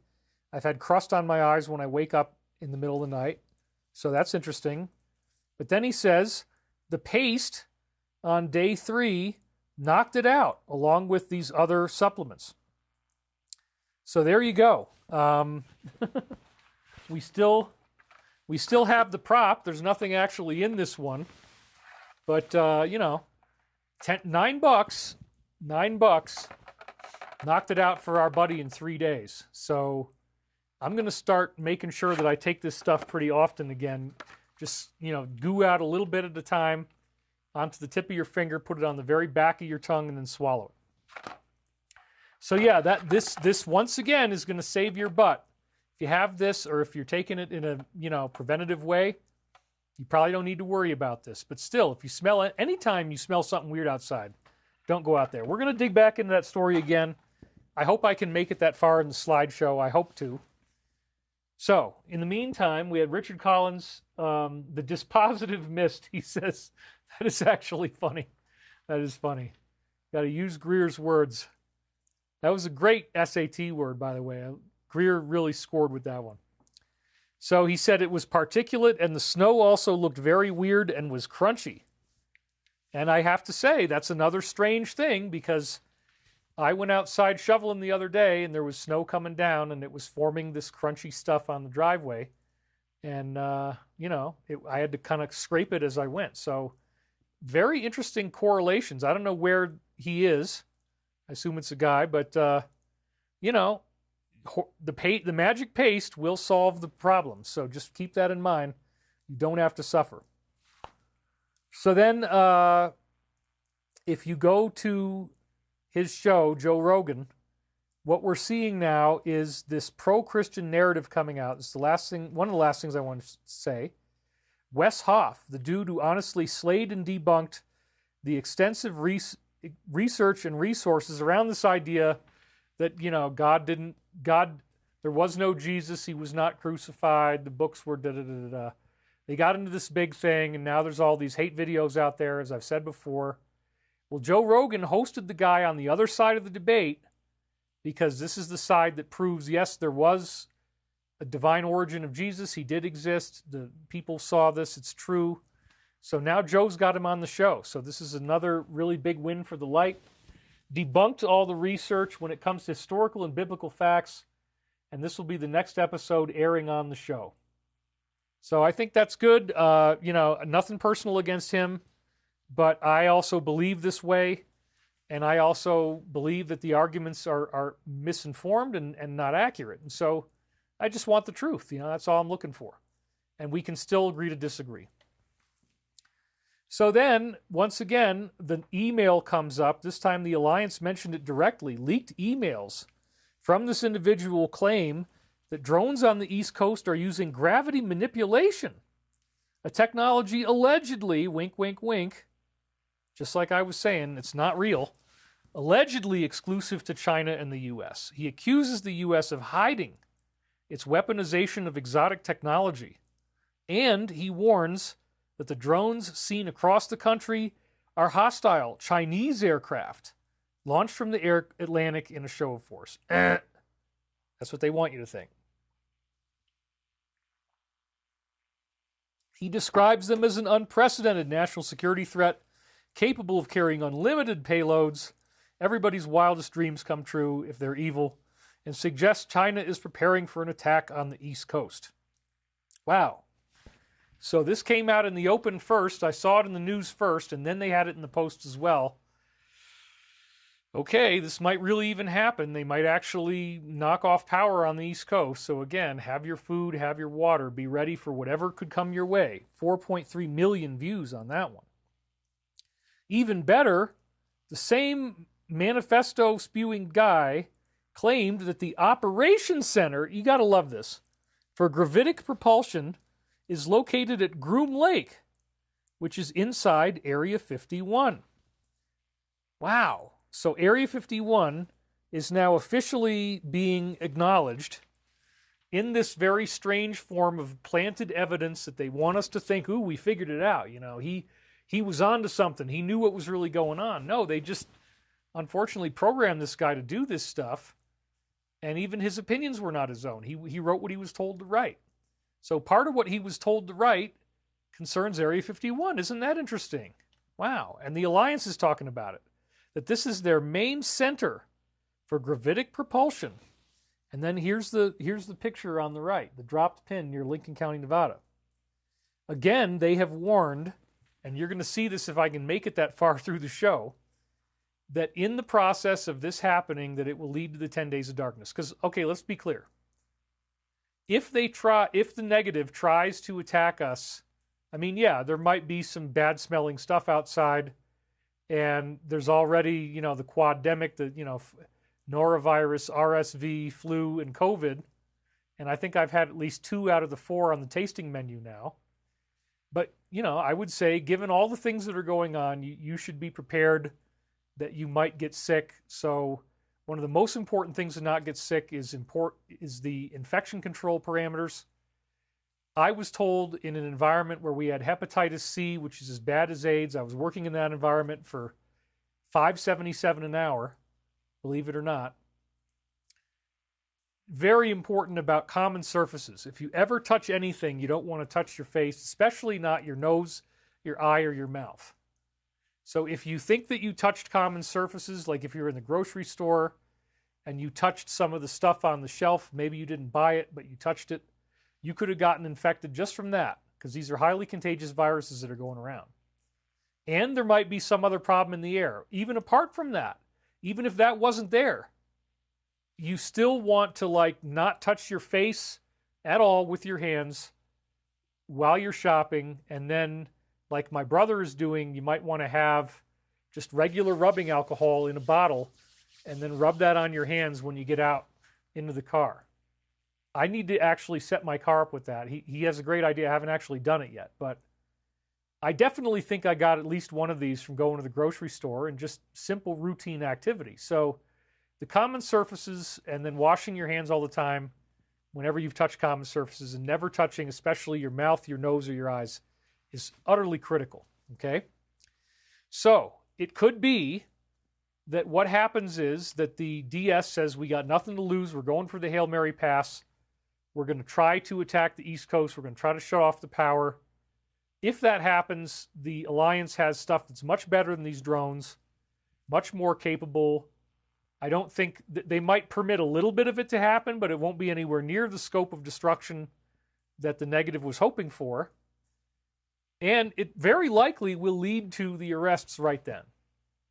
And so that could be when we get the 10 days of darkness. So once again, they're warning us about 10 days of darkness. And in some ways, I get tired of giving you the same warnings. It's like, oh my gosh, here we are, 10 days, okay. But dude, it's all coming into view. And I would say, be grateful for every day that we have where this doesn't happen, because it could be very imminent. So again, when the 10 days get started, what I'm expecting will happen is arrests, and then very soon thereafter, the revelation of what crimes are being committed, along with disclosure. Then we have the Archangel Michael component of what I'm doing, where the events that we just mentioned, arrest and disclosure, are followed by some type of ET first contact with human benevolent ETs that are actually angelic and responsible for the great monotheistic world religions. In fact, probably most of the spiritual traditions that were ever made on Earth, there's 35 of them that all talked about the end of the age, the golden age, this coming new energy. Probably all 35 of them were planted by these human ETs showing up in person. We keep looking at records of when they showed up in person, when people saw them in person. But you know what? We write that off as mythology. We say, oh, that didn't really happen, man. That's just a myth. No. If you read these ancient scriptures, regardless of what religion it is, they're encountering weird angelic beings that have unusual capabilities, that may be glowing, they may levitate, they may be able to shout with a very loud voice that shakes the walls. These are all things that are commonly reported, like Shiva the Destroyer in India, for example. So apparently what happens is we get this family reunion where now the biblical stories are actually true again. These ETs are back. The human ETs that are benevolent are back, and they make a first contact. But that's not all. As the first contact occurs, they are essentially welcoming you into your ascension. This converges with the first wave of ascension. So I was talking on a theme last week, and I want to just finish up a couple points because I got cut off after 4 hours, and I never got to really make the point. That, again, the first wave of ascension, what are we expecting? We're expecting a non-catastrophic release of energy from the sun. It will be a large event, and as this energy releases from the sun, there will be a massive amount of charged particles, and we can expect that the entire sky will light up with the aurora borealis, which is exactly what was predicted in the Mahabharata, the Hindu ancient text. The Mahabharata talks about the same phenomenon occurring in what they call the Yuga fire at the end of the age. And they say, yeah, the sun gives off this fire. They call it a Yuga fire, or Samvardhaka fire, or Samvarta fire. The Samvarta fire is a thing they discuss hundreds of times in the Hindu scriptures. And when it comes, they say that there are these rainbow colors of light in the sky. So we can expect a dazzling light show as this happens, but it will not be catastrophic. We're not going to have a pole shift. We've earned our way through that. And I believe that these two events that we talked about last week really profiled that coming ascension event for us. Especially Fatima. Fatima was the one we talked about first. So in 1917, just as Portugal was entering World War II, in the town of Fatima, you had these 3 children who had these angelic visitations occurring on the 13th of the month. We just ran through this last week, so I'm not going to do it again. But only shortly after their country got into war, people were seeing a disk of dull silver flying in the air, blocking out the sun, and what? Creating rainbow-colored light across the sky, just like we're anticipating in the first wave of ascension. This was essentially, I believe, the angelic, positive Christian human ETs introducing themselves to humanity just over a century before this massive event is going to take place that multiple sources said would be in 2025. First contact and first wave of ascension.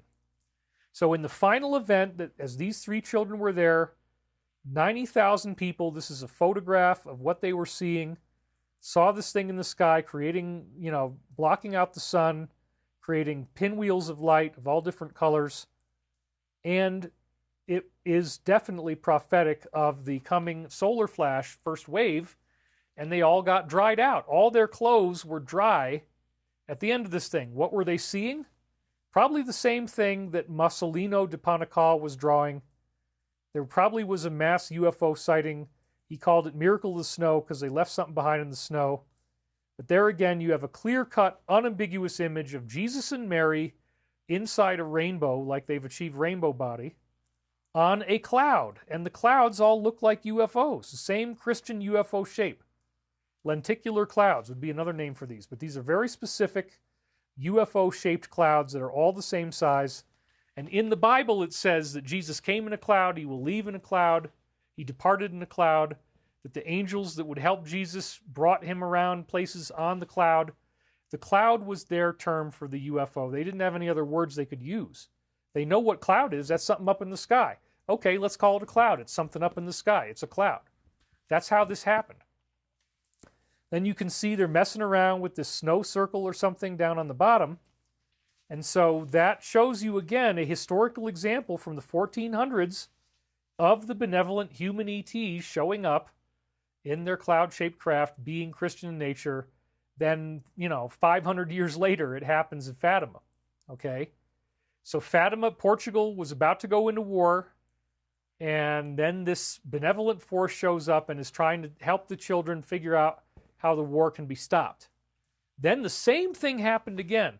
When the U.S. entered into war, we entered into war in 1941, D-Day, December 7th, 1941, Pearl Harbor, and then literally not even 3 months later, February 24th, the night thereof, we're now at war with Japan, and then this strange craft flies over Los Angeles. Searchlights and anti-aircraft guns comb the sky during the alarm. Guns bombard the sky as strange planes black out the Southland in the first raid. They thought it was from Japan, but it wasn't. It was actually a traditional Christian flying saucer, and all the spots that you see, the beams, first of all, are the searchlights. All the white dots or black dots would be the places where the shells that are being fired at this thing, including massive 155 millimeter artillery shells, they're hitting some type of gravitational bubble around the craft, and they're bouncing off. And that's why you see, because this thing is under massive sustained bombardment and nothing is touching it. Our weapons had no effect on this craft at all. And then in the middle of the beams, there's your UFO, and when you turn it inside out like that, whoops, in the reverse color image, it's very easy to see the disc and the dome. This is unbelievable because, again, they did not fire on the U.S. They did not hurt anybody. There was some damage in L.A. from the shells falling down on people or people having heart attacks, but the craft never fired, just like there was no hostile activity in Fatima either. So this is World War I for Portugal, World War II for the U.S. This massive UFO sighting, the whole city heard what was going on. Everybody looked out and saw this. There's millions of eyewitnesses to the Battle of Los Angeles. The actual real one, not the silly Hollywood movie version. So with all of this in mind, there is a consistent theme here, which is peaceful mass ET contact occurring in a time of great darkness and danger as your country is heading into war. Portugal had headed into World War I. Everybody's all scared. Their people are dying. Their children are dying. Then here comes this manifestation of God, if you want to call it that, Christian angel. It's saying, I am the angel of peace. It's clearly called a Mother Mary apparition. Fatima is considered a Mary apparition, or Marial is another word for it. It's a Marial apparition. So you have something that at least wanted us to think it was Mother Mary, that speaks of Catholic concepts, looks like Mother Mary, shows up in a flying disc, and says, I can help you avoid war, but you gotta work with me here. You gotta listen to what I have to say. And then here we are in the U.S., and ours wasn't as personalized, probably because we didn't have the concentration of spirituality. But flies over Los Angeles just 3 months after Pearl Harbor, not even, 2.5 months later. Everybody's on edge. They think we're being invaded, but then they don't fire on us. And we fire on them, but nothing happens. So, 2 different countries where peaceful mass ET contact occurs while everybody's freaked out and they go into war. And now, remember, we have 5 sources we've discussed in the last 2 shows that are pinpointing the year 2025 as a peaceful mass ET contact event. What are those 5 sources? Quickly again in summary. The oldest one is the pyramid timeline, where we see that the date 2010 is forecast as a time of economic collapse, and there really was a 2008-2009 economic collapse. And then we can also talk about, the 2010 date is true, but then you can also shave 2 years off because of the way that the subterranean chamber begins, that it starts 2 inches different on the top and the bottom. So there's a two-year playability. So the pyramid actually does target the 2008 economic collapse, and it also says 15 years after 2010, because you can date it from the top to the bottom. 2010, I think, is the one on the top. 15 years after 2010, we're going to be at rock bottom, but then there's a sudden uptick. And so that appears to be the prophecy of the first wave. It's 2025. So we got the pyramid timeline, which again, it's directly marked in the descending passage. We've got Saint Germain, and he told Alice Bailey in the 1800s that Buddha, Jesus, and other ascended masters and angelic beings would all be returning to Earth in 2025. And Saint Germain appears to be a projected, one of these human ETs. They project into various pieces of history. They can look totally human. They don't glow if they don't want to. They can look just like us, but Saint Germain did weird stuff. He was turning silver coins into gold. He was taking a number of small diamonds and turning them into one larger diamond of much greater value. He was doing that as a magic trick for people. He wore precious gemstones on his own clothing that were like diamonds and stuff. I mean, just dazzlingly wealthy outfits. And he apparently spoke at the Declaration of Independence as the unknown stranger. We have that in my books, the Michael Prophecies, that we have the transcript of what he said. It's incredible because it's prophetic of what happened in 2020 and many other things. Saint Germain said 2025 is when we're all coming back. So that's number 2. Number 1's pyramid timeline. Number 3, as we've now learned, is the Roswell crash. And this is from Linda Moulton Howe, a long-term, she's been doing it longer than I have, UFO researcher. Earthfiles.com is where you can access that with a subscription. And we've read that. I'm not going to read it again, but the original Roswell crash, there was some guy that wrote to her, and his grandfather had journals from the Roswell crash, and he had the parts, and those became the Art's parts that Linda sent to Art Bell, and now Linda sold them to Tom DeLonge, and now they're a major part of Tom DeLonge's thing. And the Tom DeLonge Initiative has actually said these are real. So even the government-controlled disclosure through Tom DeLonge is saying the Art's parts are the real thing. Linda's the one that got them. She got them from this guy, and his journal said that when his grandfather was made aware of the interviews with EB, the extraterrestrial biological entity, that EB, not his real name, EB said, we're coming back in 2025.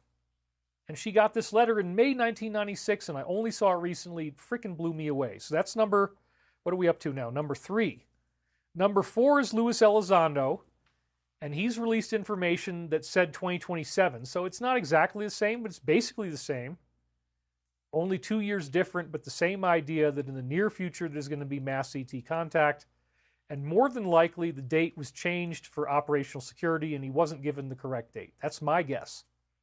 Last but not least is our own books, Archangel Michael, the Michael Prophecies, which is part of this ongoing time loop that I've been having.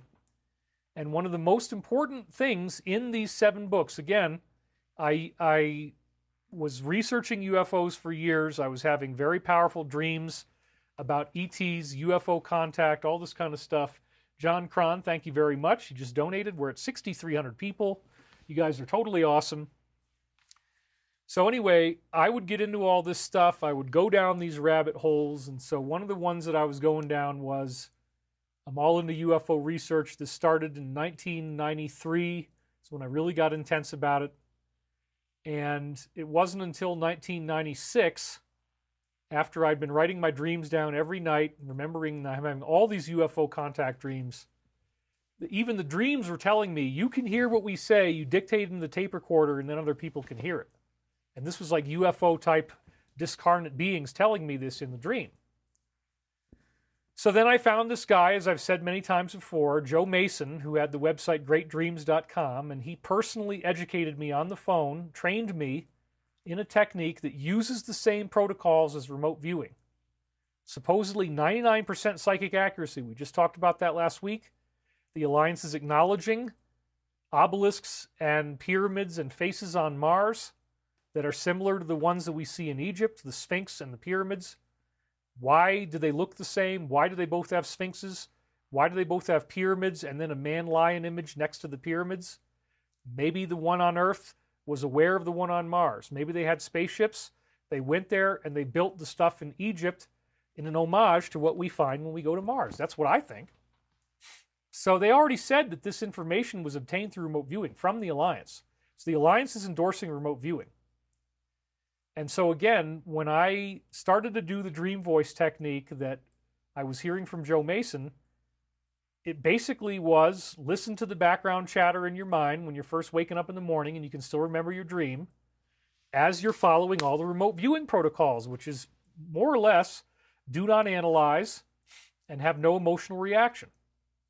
Don't listen to it. Don't pay attention to it. You just want to be kind of generally happy and content. You don't want to be too happy or too sad. You just want to be in a nice, relaxed state of mind.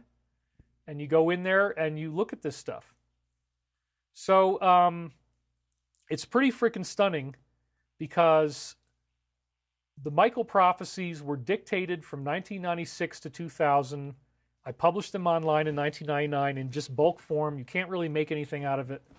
And there was all this stuff that didn't make any sense. There's all this encrypted stuff, all these, almost on a paragraph by paragraph basis. There's strange sentence structure. I wasn't writing it. I was just dictating it. And even when I was doing this back in the 90s, it was predicting the future with astonishing clarity. And this was a kind of an interesting part of my life.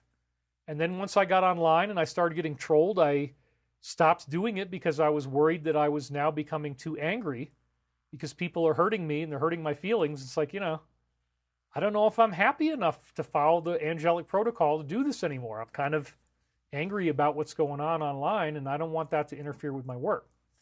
So I stopped doing this stuff in around 2004, but most of the dictations that we have for the books are all from 2000. I occasionally did some other readings that popped up. There's one of them in book 1. I forget what year it was, 2010. I think I did a reading in 2010. That ended up being very prophetic as well. So anyway, the bottom line is that in 2022, back in January, I became aware that all this stuff that I dictated, thousands of pages, was talking about us in the present. It referred to the astonishing events of 2020, to the flu, to the treatment, to the results of November. All that stuff was heavily time looped in. Everything was time looped in. And it blew my mind, and it led to me spending 2 years with no income and hardly any camera presence for you guys, where all I did all day, every day is work on these books. And that was my whole effort. And I knew that I wasn't making any money, and I knew I was in poverty, but I also felt that this was greater to me in value than any amount of money, and I had to take it seriously. So I did. And what has happened, as you probably know, is I got the 7 books done. I got the first one done in mid-December of 2022. And then in 2023, I had books 2, 3, 4, 5, 6, and 7 come out, starting in, I think, late February or early March. And then I literally cranked out 6 books in 1 year in that year of 2023. And everybody who subscribed to the Michael Prophecies, they got each new 500-page book as it came out. And I didn't make them pay again. If you paid one price, you got all 7 of the books. And we're still offering that deal now. So this completely consumed me for 2 years.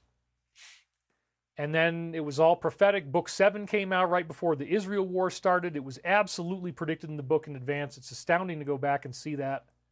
It's right there. They even mention it by name. It's freaking crazy.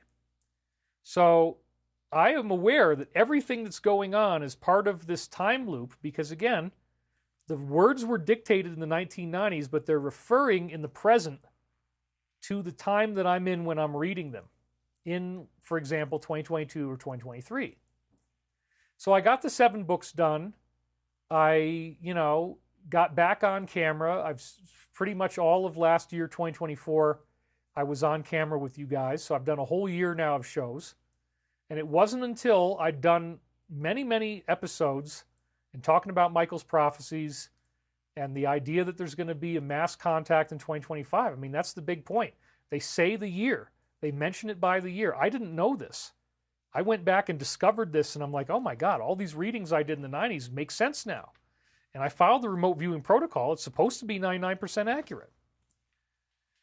So this gets really, really exciting because what we're dealing with is the new time loop started right as I was getting ready to go to Canada in early September of 2024. And I became aware, I only knew about 4 missing tapes when I went to Canada. And I digitized them while I was live on the air with you guys. I have a tape machine right over there, still set up for it. I digitized everything. We're now at 6,700 viewers. Wow. Thank you guys for being here. This is quickly becoming one of the largest shows we've ever done. We got to break 7,000 to get to that number, but we might do it. We might do it. It's really exciting. So anyway, all these, there was only 4 tapes that were backed up when I went to Canada, and I transcribed them using Adobe Premiere Pro, which now has a machine transcribing function. I've still only ever read 2 of them to you, but those were the first time loops I had. They were amazing. They talked about the hurricanes we were going through, Helene and Mitch. It was quite astounding stuff. And then when I come back from Canada, then I discovered, oh my God, it isn't 4 tapes, it's 21 tapes. And I went back to this box where the tapes are. And once again, you know, these are all audio cassettes. I can pop them out. We can play them. And this is when I dictated this stuff. This was the only technology that was any good that was available. I had to put it on a tape recorder. This stuff is time looped into the present. This stuff is telling us what's going on right now in January 2025. Somehow, I don't know what it is, we can go theoretical on it all you want, but these beings, these positive human ETs, they know how to project through time. And they're going to talk about it again in the time loop. So ever since I got back from Canada, we've been doing a weekly time loop episode. And this is no different. We got more of this stuff. So the source that's talking actually is saying that it's Archangel Michael, supposedly God's greatest angel to defeat Satan. And, you know, Satan might actually be real. We've talked about that a lot. Some kind of spiritual force. So we looked at the January 26, 1999 data. That's where we left off last week, and we've been saying it's amazingly prophetic. Right at the beginning, where the last video stopped, we had references to drones, to 47, and to FBI corruption. And we also see a donation from Michael Larson. He says, David, thank you for your hard work. Do you think the Galactic Federation includes angelic beings who are part of the Ascension? And isn't it funny that we were nearly at 7,000, and now all of a sudden it's at 5667. Right after I met, oh, now it says 6660. And the wheel is spinning. So yeah, you can't trust this. It's around 6,700. It's holding the line. Anyway, Michael Larson donated, said, David, thank you for your hard work. Do you think the Galactic Federation includes angelic beings? Absolutely it does. And lots of people are trying to say, oh, the Galactic Federation is this or that. You can't believe that just because somebody says something about it, that's true. There's so much disinformation. So, didn't you used to pull 15 to 20,000 live in 18, 19, 20 before the YT purge? Says Alive and Thriving. Yes. I actually had 47,000 live at one point. It's impossible to do that now. I really don't think it's even possible. Gene Novacek says, regarding Germain, have you read Godfrey Ray King, Magic Presence, Unveiled Mysteries, St. Germain Press, Ascended Master Instruction, I Am Discourses? Yeah. When I went to Virginia Beach as the reincarnated Edgar Cayce, there was a big St. Germain thing going on with the Godfrey Ray King books.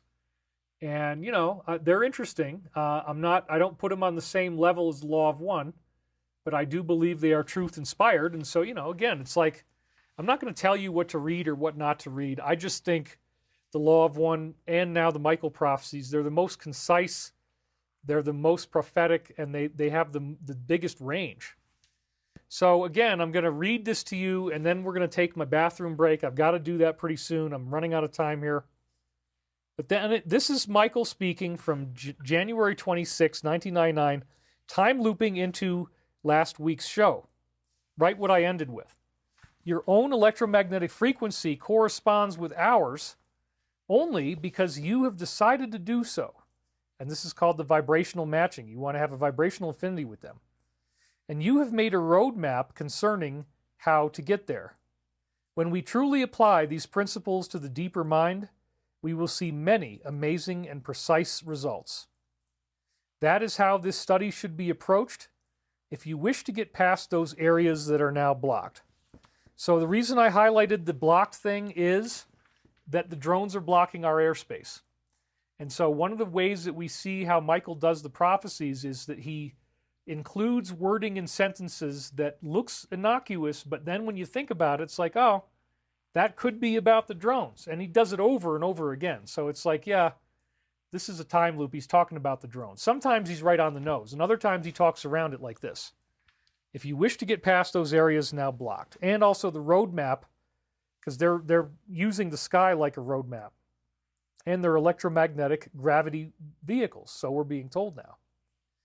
In one proof, and remember, all the stuff from 2017 were called the proofs. Whenever they proved something, it was called a proof. They proved that they really existed. He would tweet right after they said something, that kind of thing. A person who was framed as the subject, like an investigation, like they're giving him federal indictments, needed to realize that the lawmakers were still struggling with the past and unequivocally unable to steer the craft. There's the drone reference, because they are being steered by somebody, unable to steer the craft into the now imminent future. So this is really, really exciting, because they've got the word proof, which is, again, it's one of these kind of things. And the person who was framed at the subject is obviously 4547, because he was subject to so much lawfare, and they tried to frame him. And now I'm in a very oddly similar situation where this inch-thick stack of paper is saying, we want information from you that we're going to use to prove that you're guilty of a crime that we think you committed. And I actually didn't commit the crime, and I have lots of exculpatory evidence that shows I didn't. But they're saying, no, we want you to give us this information, even though we already indemnified you against this happening to you again. Now we want it anyway. So it's a very similar weird thing, and we also had time loops with what I'm going through. So we're still debating whether we're going to, give him anything or not, but we'll see what happens. It's in production. We got 2 more donations. Charlie Winner says, will the machine that affects human consciousness be turned off soon? Well, I think, in general, we're in a whole new world here, and yes, everything's going to change. Thank you for your devotion disclosure. 321 DHC, David, I would love for you to hear my song You Inspired. It references Ascension and all things antediluvian. Search Silver Rider by Cole Davis. I'm glad you're making music. Keep it up. That's awesome. Making music used to be the most enjoyable thing I did.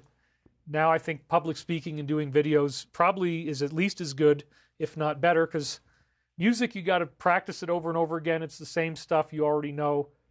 This is true improv. I'm able to just go live every week and give you new information every time. New songs. So, as I say here, this is a reference to their proofs and to 47. The person who was framed as the lawmakers who did this to him were still struggling with the past. And sure enough, once again, we have Juan Merchan, and he's supposedly going to hand down some kind of sentence on the 10th, I think it is, right? Well, it's not going to stop anything, but this is very prophetic, because they're still framing him, and they're still wanting to hand down sentences and all this kind of stuff, even though it's unconstitutional or whatever. And I certainly can relate to that. As thoughts bubble up and arise to the forefront of consciousness, and remember, the drones are bubbling up off of a submarine of some kind. They bubble up into the air, so that's potentially prophetic. So too does a definite three-dimensional perspective act as a hindrance to understanding the deeper ways and means of the one. Like a koan, it can be appreciated only in contemplation, and logical analysis will stymie any efforts to categorize it. And as I say here, Congress often has a Ways and Means Committee, so this is, again, prophetic of the government, that there is a hindrance to the Ways and Means Committee in the three-dimensional perspective. They're not able to do the things they want to do. They want to get into the deeper ways and means. And then again, it's talking about the koan. That is something like, what is the sound of one hand clapping? If you haven't heard that term, a koan it's from Zen meditation, Zen Buddhism, and it's the idea of meditating on something like, what is the sound of one hand clapping? And it's a paradox. There's no real answer to the question, but as you meditate on it, it supposedly gives you this Zen-like illumination into higher consciousness. So this says it can only be appreciated in contemplation. Logical analysis stymies any efforts to categorize it. Well, look at that last sentence there. Logical analysis, right, because the drones, we can't analyze them logically, and we don't know what they are. We can't categorize them. So again, this is trying to hinder the coming Ways and Means Committee. That's going to be what the Alliance will do as we go through this. The music of the spheres harmonizes about you now. We are reminded of the poles in the equator and their dance through the solar system, as you would call it. And again, the drones are dancing through our air, and they're telling us they're spaceships, which would dance through the solar system, so that appears to be prophetic as well. And then look at this. This is crazy. The FBI has been doing its own shadow game, and we will keep you posted on that. And when I first unsealed this, the first time I really read it and got it, the director Ray had just retired a few days earlier, and so the idea of the spheres, the dancing through the solar system, and then it says the shadow game done by this agency, well, they might be the ones putting these out, and that would make sense because they're one of the three that apparently the Alliance is working against. So this is incredibly fascinating to me. Warn you, you might ask us? The truth of the matter is there are very few reasons for you to be concerned, as you have determined that living light is the constructive power of the universe. More and more you have this living light at your command. Besides, the tetrahedron, which is really the mind of Christ, is what they're referring to here, the geometry in every particle that is the mind of Christ, the tetrahedron calls those who are able to aspire to it, not merely those who would be shallow people. So again, this is really important because what it's saying is, yes, there's fog. Yes, okay, you're scared about this. You're scared about that. You're scared about the drones. What if they're going to attack? What if the power goes out? This is Archangel Michael in the time loop, showing he's aware of the lawfare against 47, showing he's aware of things happening in my life, showing he's aware of this drone phenomenon going on consistently. And what does he say right here? This is so important. There are very few reasons for you to be concerned because we are creating our own future positive timeline out of the living light constructive power of the universe. We're actually creating the future that we want to have. And the Christ consciousness is calling those who are able to aspire to it. If you have the ability to listen, if you have the ability to be the good person you need to be to get this contact, not merely those who would be shallow people. So the negative has no idea what's going on about this stuff. They're working in a polarity that doesn't offer them that level of access. So they're playing out a role that they don't realize is just, they're the designated fall guy. They're the designated villain who is defeated by the natural course of events that takes place. So we're now going to resume with January 26, 1999. I'm going to read you a little bit and then I'm going to take my break. An artist decides upon his creations primarily as a result of this deep voice from within that urges and impels him forward. And I'm an artist doing this. When we look at a rock with no gains, we see that gains are posted when the rock transcends its own rockness to become something much more. Now this is definitely weird, right? Like there's different levels of how we could see this. Like, for example, Dwayne Johnson is called The Rock. So The Rock could symbolize Hollywood in this case. That's one way we could read the passage. It says a rock with no gains. It also sounds like Iraq, right? Like the country, which is a country we've had wars with frequently. Drones have a queen in a hive, says Richard Collins. Thank you. So thank you for the donation.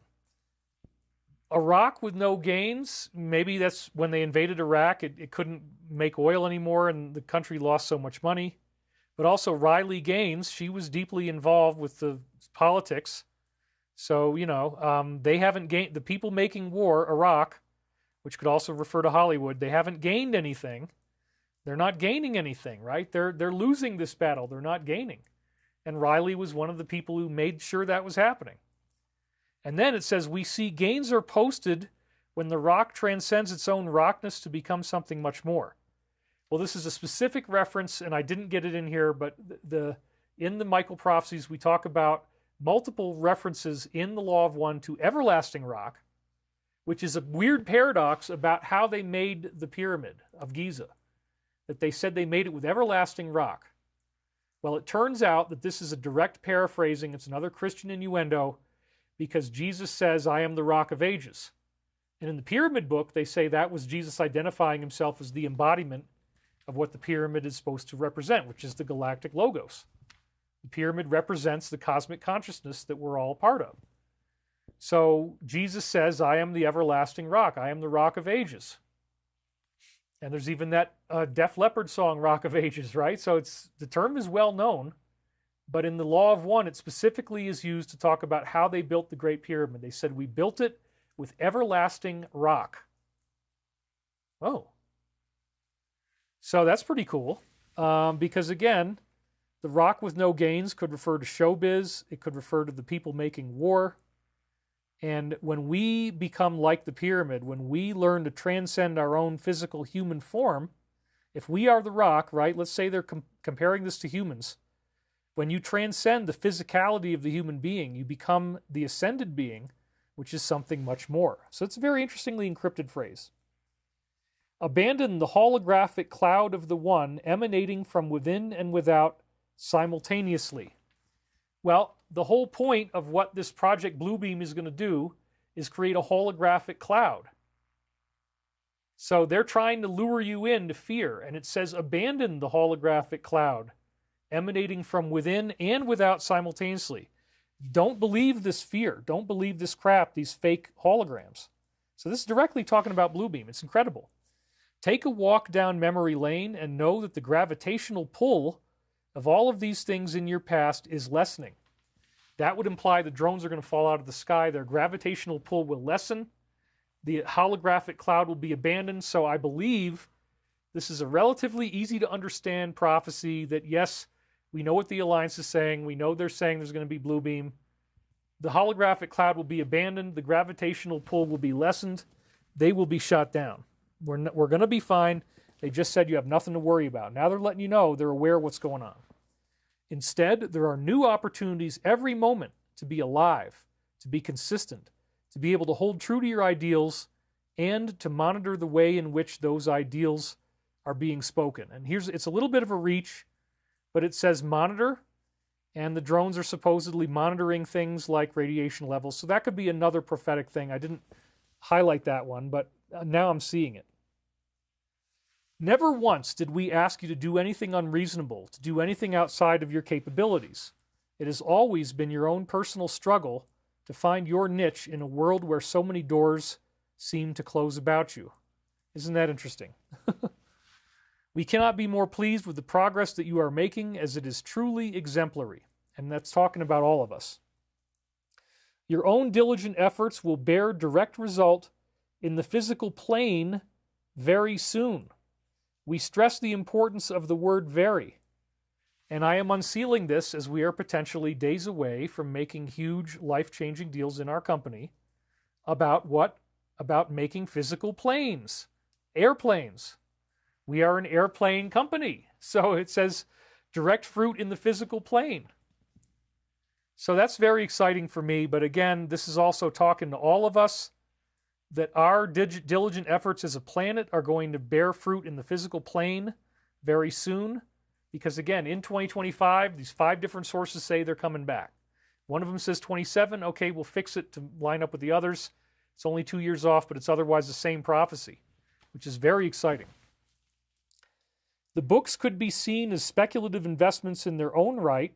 And that's what I was doing. When I wrote the 7 books, I was speculating that I'd be able to sell them well enough to make enough money to survive, which I did, thank God. Speculative investments in their own right, producing a change in the reader's mind that is not without merit. That's the vibrational affinity. Take the years and tears of misery and allow them to relax into the archive of outmoded emotions and expressions of the self as an ego. Yeah, I'm having to do that right now. Realize the day-by-day motion and progress towards this new self is glittering in the distance. You will not be led astray. So again, Drones are glittering in the distance. They're up in the sky. But this is also, again, talking about the ascension, that you're making a day-by-day motion and progress towards a new self, and you will not be led astray. You're processing your outmoded emotions when you were living in misery and you expected bad things to happen and you were too egoically focused. We've all done it. As you speculatively invest in your own ascension, what if the ascension is true? Maybe I'll be a good person. Maybe I'll be nice. Maybe that's a good idea. Yeah, I would say it definitely is. The remainder of this period will involve and necessitate the cleansing of the planetary surface, but you should not be concerned about this. And I stumbled on the word concerned. Now, what does this really mean, the cleansing of the planetary surface? This was probably my ego mind getting almost up to the surface, the 1% that's wrong in remote viewing, where my ego mind was thinking there was going to be a catastrophic Earth change. And this happens periodically. Particularly, there's a few of them in 1998 and the beginning of 1999, which is where we are now. It happened here. But what if it's the Alliance in the 10 Days of Darkness? The cleansing of the planetary surface. That would make sense. The remainder of this period, yeah. So they used my ego kicking in, and they still worked around it and got something in that actually makes sense, because the Alliance is going to be doing a huge cleansing. And the fact that I actually stumbled on the word concerned means that I could tell I was getting too close to it, and that's why it stammered. That almost never happens. Indeed, all things will happen in their time, and you will know when the right time is. All things will happen. Well, we know what the right time is, right? I mean, that's directly leading us with what we just saw today. So I think what I'm going to do now is I'm going to stop at this point for the break. You guys have been incredible, and I'm very, very excited about this show. But I do have to leave you just long enough to relieve my bodily functions and go and actually take a leak. So let's just now look through this and see what we got here.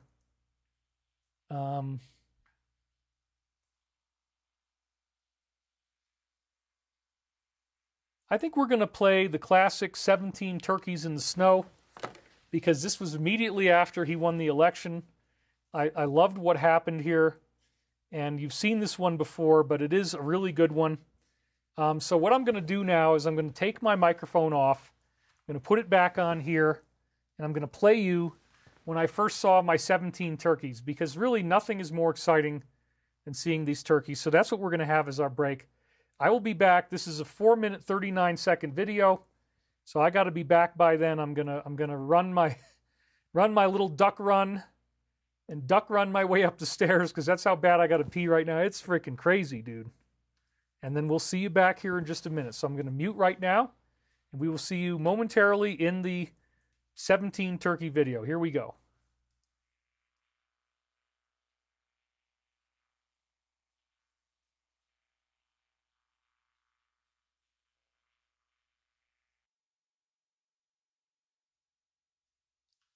Okay, let's see if this works. Yay, Daddy's got 17 Trump turkeys. These are officially now the Trump turkeys, because there's 17 of them. I counted it. Look it up. Oh, this is great. Don't have to worry about shoveling. I got a shovel guy, plow guy. Yeah. But we got so many great turkeys here. Look at this. Look at them all.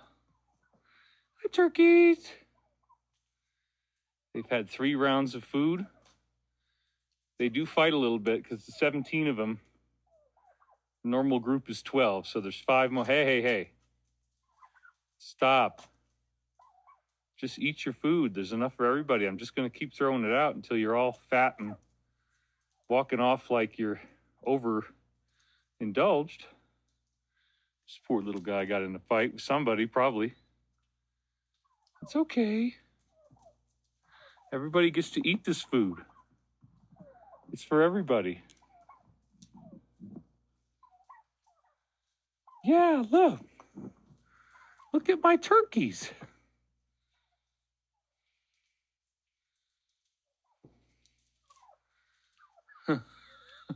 Woo, woo, woo, woo, woo. They're great, aren't they? They've become very good friends of Daddy. Hey, no fighting. Try to learn to respect each other. Respect should be part of the turkey code. So you guys can get along and be good. You don't have to worry about me. I'm not going to hurt you. I'm just hanging out here. My life is complete.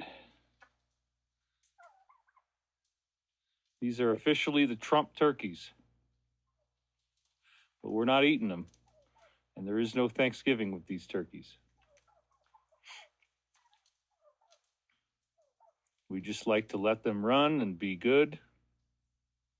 Spend lots of time hanging out with Daddy. They guard my house like sentinels. They hang out on the porches. They hang out on the railings. They hang out in front of the windows, and they don't want anything evil getting in. Hey. You see, there's nothing bad about these turkeys. They're good turkeys. We keep loose dogs away. Make sure that they're safe. That way they're safe and happy. It's kind of cold out here. See, that one got hit by you, don't you? You like to fight. Some of them do like to fight. They're boys. You can see they got their little... He's got his little goatee starting to grow. It's just a first-year goatee. But he'll end up with spikes on the back of his feet. He can fight with those. Yeah, we know who you are, man. This is a really good day, dude. I feel so great. I feel sorry for people who don't understand what a victory this is, but that's okay. They will in time. They'll figure it out, and then they'll be like, oh, wow. We just saved the world. Yes, we did. Don't say you want to cook my turkeys. Who wrote that? Yes, oh, we my did. God. You can't cook these guys. Pew, pew. Sometimes if you start making fun of their sounds, they'll do the sound that you do, and they'll keep doing it. Oh, hey, why do you have to do that? I have to stop them from fighting, you guys. You just out there like biting people, man. Pew, pew. Don't do it. See, you're like a big ass. You think you're going to run out of food? No, I'm going to come get you guys some more right now. Because you've already burned through everything, and there's 17 turkeys. That means I need more. Look at him. He's going for it. Hey. It's basically one big jerk. Now, there's two of them. You just did it. It's the boys. Okay, look, guys. We'll get you some more food. Here we go. Yay, Daddy's got 17. Okay. So, now I'm going to put my microphone back on, and we're going to play you the sunset. Really quick, the first beautiful sunset video we've got. Actually, I'll play the second one right as I put the microphone back on. So here we go. This is going to be with no noise. As I put the microphone back on, you're going to get to see that beautiful sunset that we had right as I was building these slides. Here we go.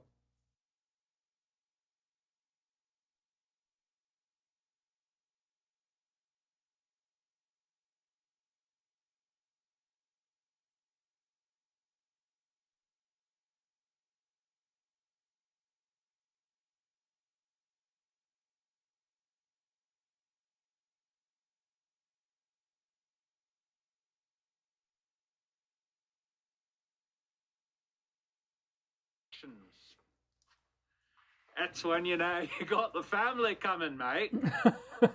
Your relatives from home. The extraterrestrials. Come right back in here, mate. They don't care about what you're doing.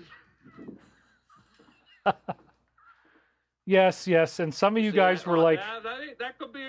You guys were trolling me about the fact that I had this, open. I had this open hot tub. Well, dude, you can't control that. You can't control the wind blowing these things apart. The wind just blows things apart. In fact, I tried to put it back together the other night, and it blew open again. So I'm going to have to like really tie it down with winches. But anyway, I'm back. Thank you guys for waiting for me. We did lose a typical 400 people. We're at 6115 right now, so it says. Lisa Campbell says, thanks for filling the tank. I listen all week in clips on the way to town, walking at the park, doing errands, and doing housework. I love you. First super chat. Thank you, Lisa. Audrey Katz, $4.99. Mystical Wonderland says, our hot tub was ruined by the weather there, too. I mean, somebody said, Ital Buddha said, bladder neutrality.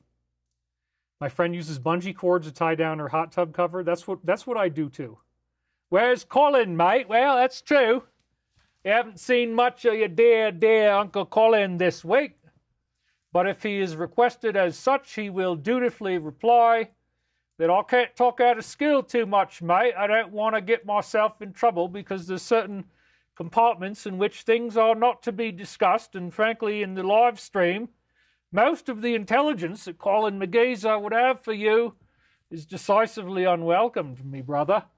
So we've got to be careful about what we say and what we don't say. But Colin is here. He's always here, mate. He'll fight it out for you in the bush. He'll find those dirty reptilian creatures hiding under the rocks, mate. He'll turn over those rocks. They start squirming all about. And then the next thing you know, he gets all stabby with it, mate. He's got to stab down a few times. And, pretty soon there's no more problems. And your dear uncle just made everything go away, mate, because that's the kind of gift that he has to give for you. It's Colin's gift, mate, so appreciate it. As we like to do in the bush, mate, this is my one-time warning for you. Keep your heads low and your hearts high. Good day for now, mate. This is Colin. Cheerio. Tip-top, mate. There, did I get your Colin fix on enough? Can I please get on with my show? They're a bit bitey, right, mate? The lizards that you might find in the bush, they have a tendency to want to clamp down with their teeth and bite on you, mate. It's not the most healthy thing, but it's what we live with in Australia. It actually is an Australian accent. If you understand the Australian accent well enough, you'll know that I'm doing it pretty well. It's not British. It's not David Icke.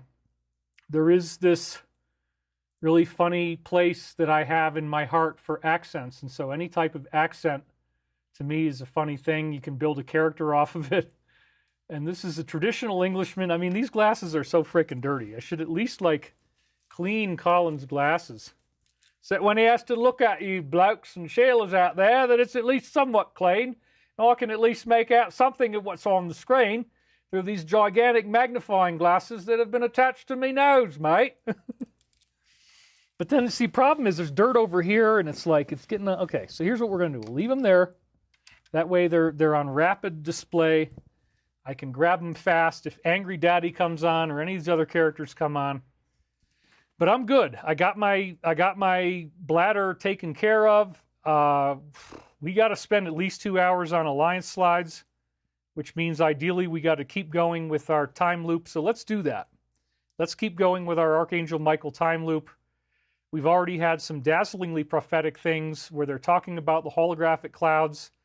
They're hinting at the Project Bluebeam holographic projection technology. It's freaking amazing, dude. I mean, here, let's keep going. The remainder of this period will involve and necessitate the cleansing of the planetary surface, but you should not be concerned about this. And again, this is not Earth changes. It's talking about the 10 days of darkness and the arrests. In my opinion, that's what it's about. Indeed, all of these things will happen in their time, and you will know when the right time is. So there is going to be a moment where it's obvious that the Alliance is going to town and doing their job, and it could very well come immediately after some type of East Coast drone scare based on the planted evidence in the manifesto of the guy with the truck. You following it? You got it? Remember, he's the one that wrote that stuff. But did he really write it? Well, when you start seeing what they're going to say here later on, no. Doesn't sound like he did. Sounds like he was programmed at this particular place, and I don't want to brag, but, it's a fort, and when he was at this fort, apparently, he learned the script that he then put into writing, because, oh my God, it's the greatest threat we've ever faced. China is going to screw us so badly, and there's nothing we can do. Oh my God. Don't believe the guy for the first place because he freaking blew himself up. Don't believe the guy for the second place because he probably wasn't even responsible for these actions. He was told what to do. And we already know. We had this whistleblower. We had that whistleblower. I saw stuff like this for sale in catalogs. Part of our Stavati stuff, we looked at drones that we might carry. You know, there was a really, really cool one. I think I said this before. That we were looking at one drone that if a soldier is wounded on the battlefield, you send it in, and it encases him in a metal cocoon, but he's got a frickin' Gatling gun type of thing, like a machine gun, so he can shoot at enemies, and the drone is programmed to only go to him and then to fly him back to the base. So this thing flies over. If you got your leg all blown off or something, you can tourniquet that crap, and you haul your half-dead body over to the drone. You get inside the cocoon, and you can shoot at people as you're leaving, and then you get back to the base. So we looked at stuff like that. That was one of the things. I was like, you know, that one's pretty freaking cool. I mean, like saving people's lives with an unconventional technology, and you hope you don't get shot down, but, you know, it's pretty freaking cool. It at least gives him a chance. I mean, you know, somebody might pick him off on the way back, and so it's got to move quickly. But yeah, we looked at all kinds of weird stuff that people don't usually see because they're prototypes that various small companies are manufacturing in the hopes that they're going to get a deal and they're going to get a contract to build these. And so, when we just saw that this guy I was reading you from, the whistleblower who then got deleted, said that we had, I didn't read you that far through it this time, but he said we had hundreds of thousands of them.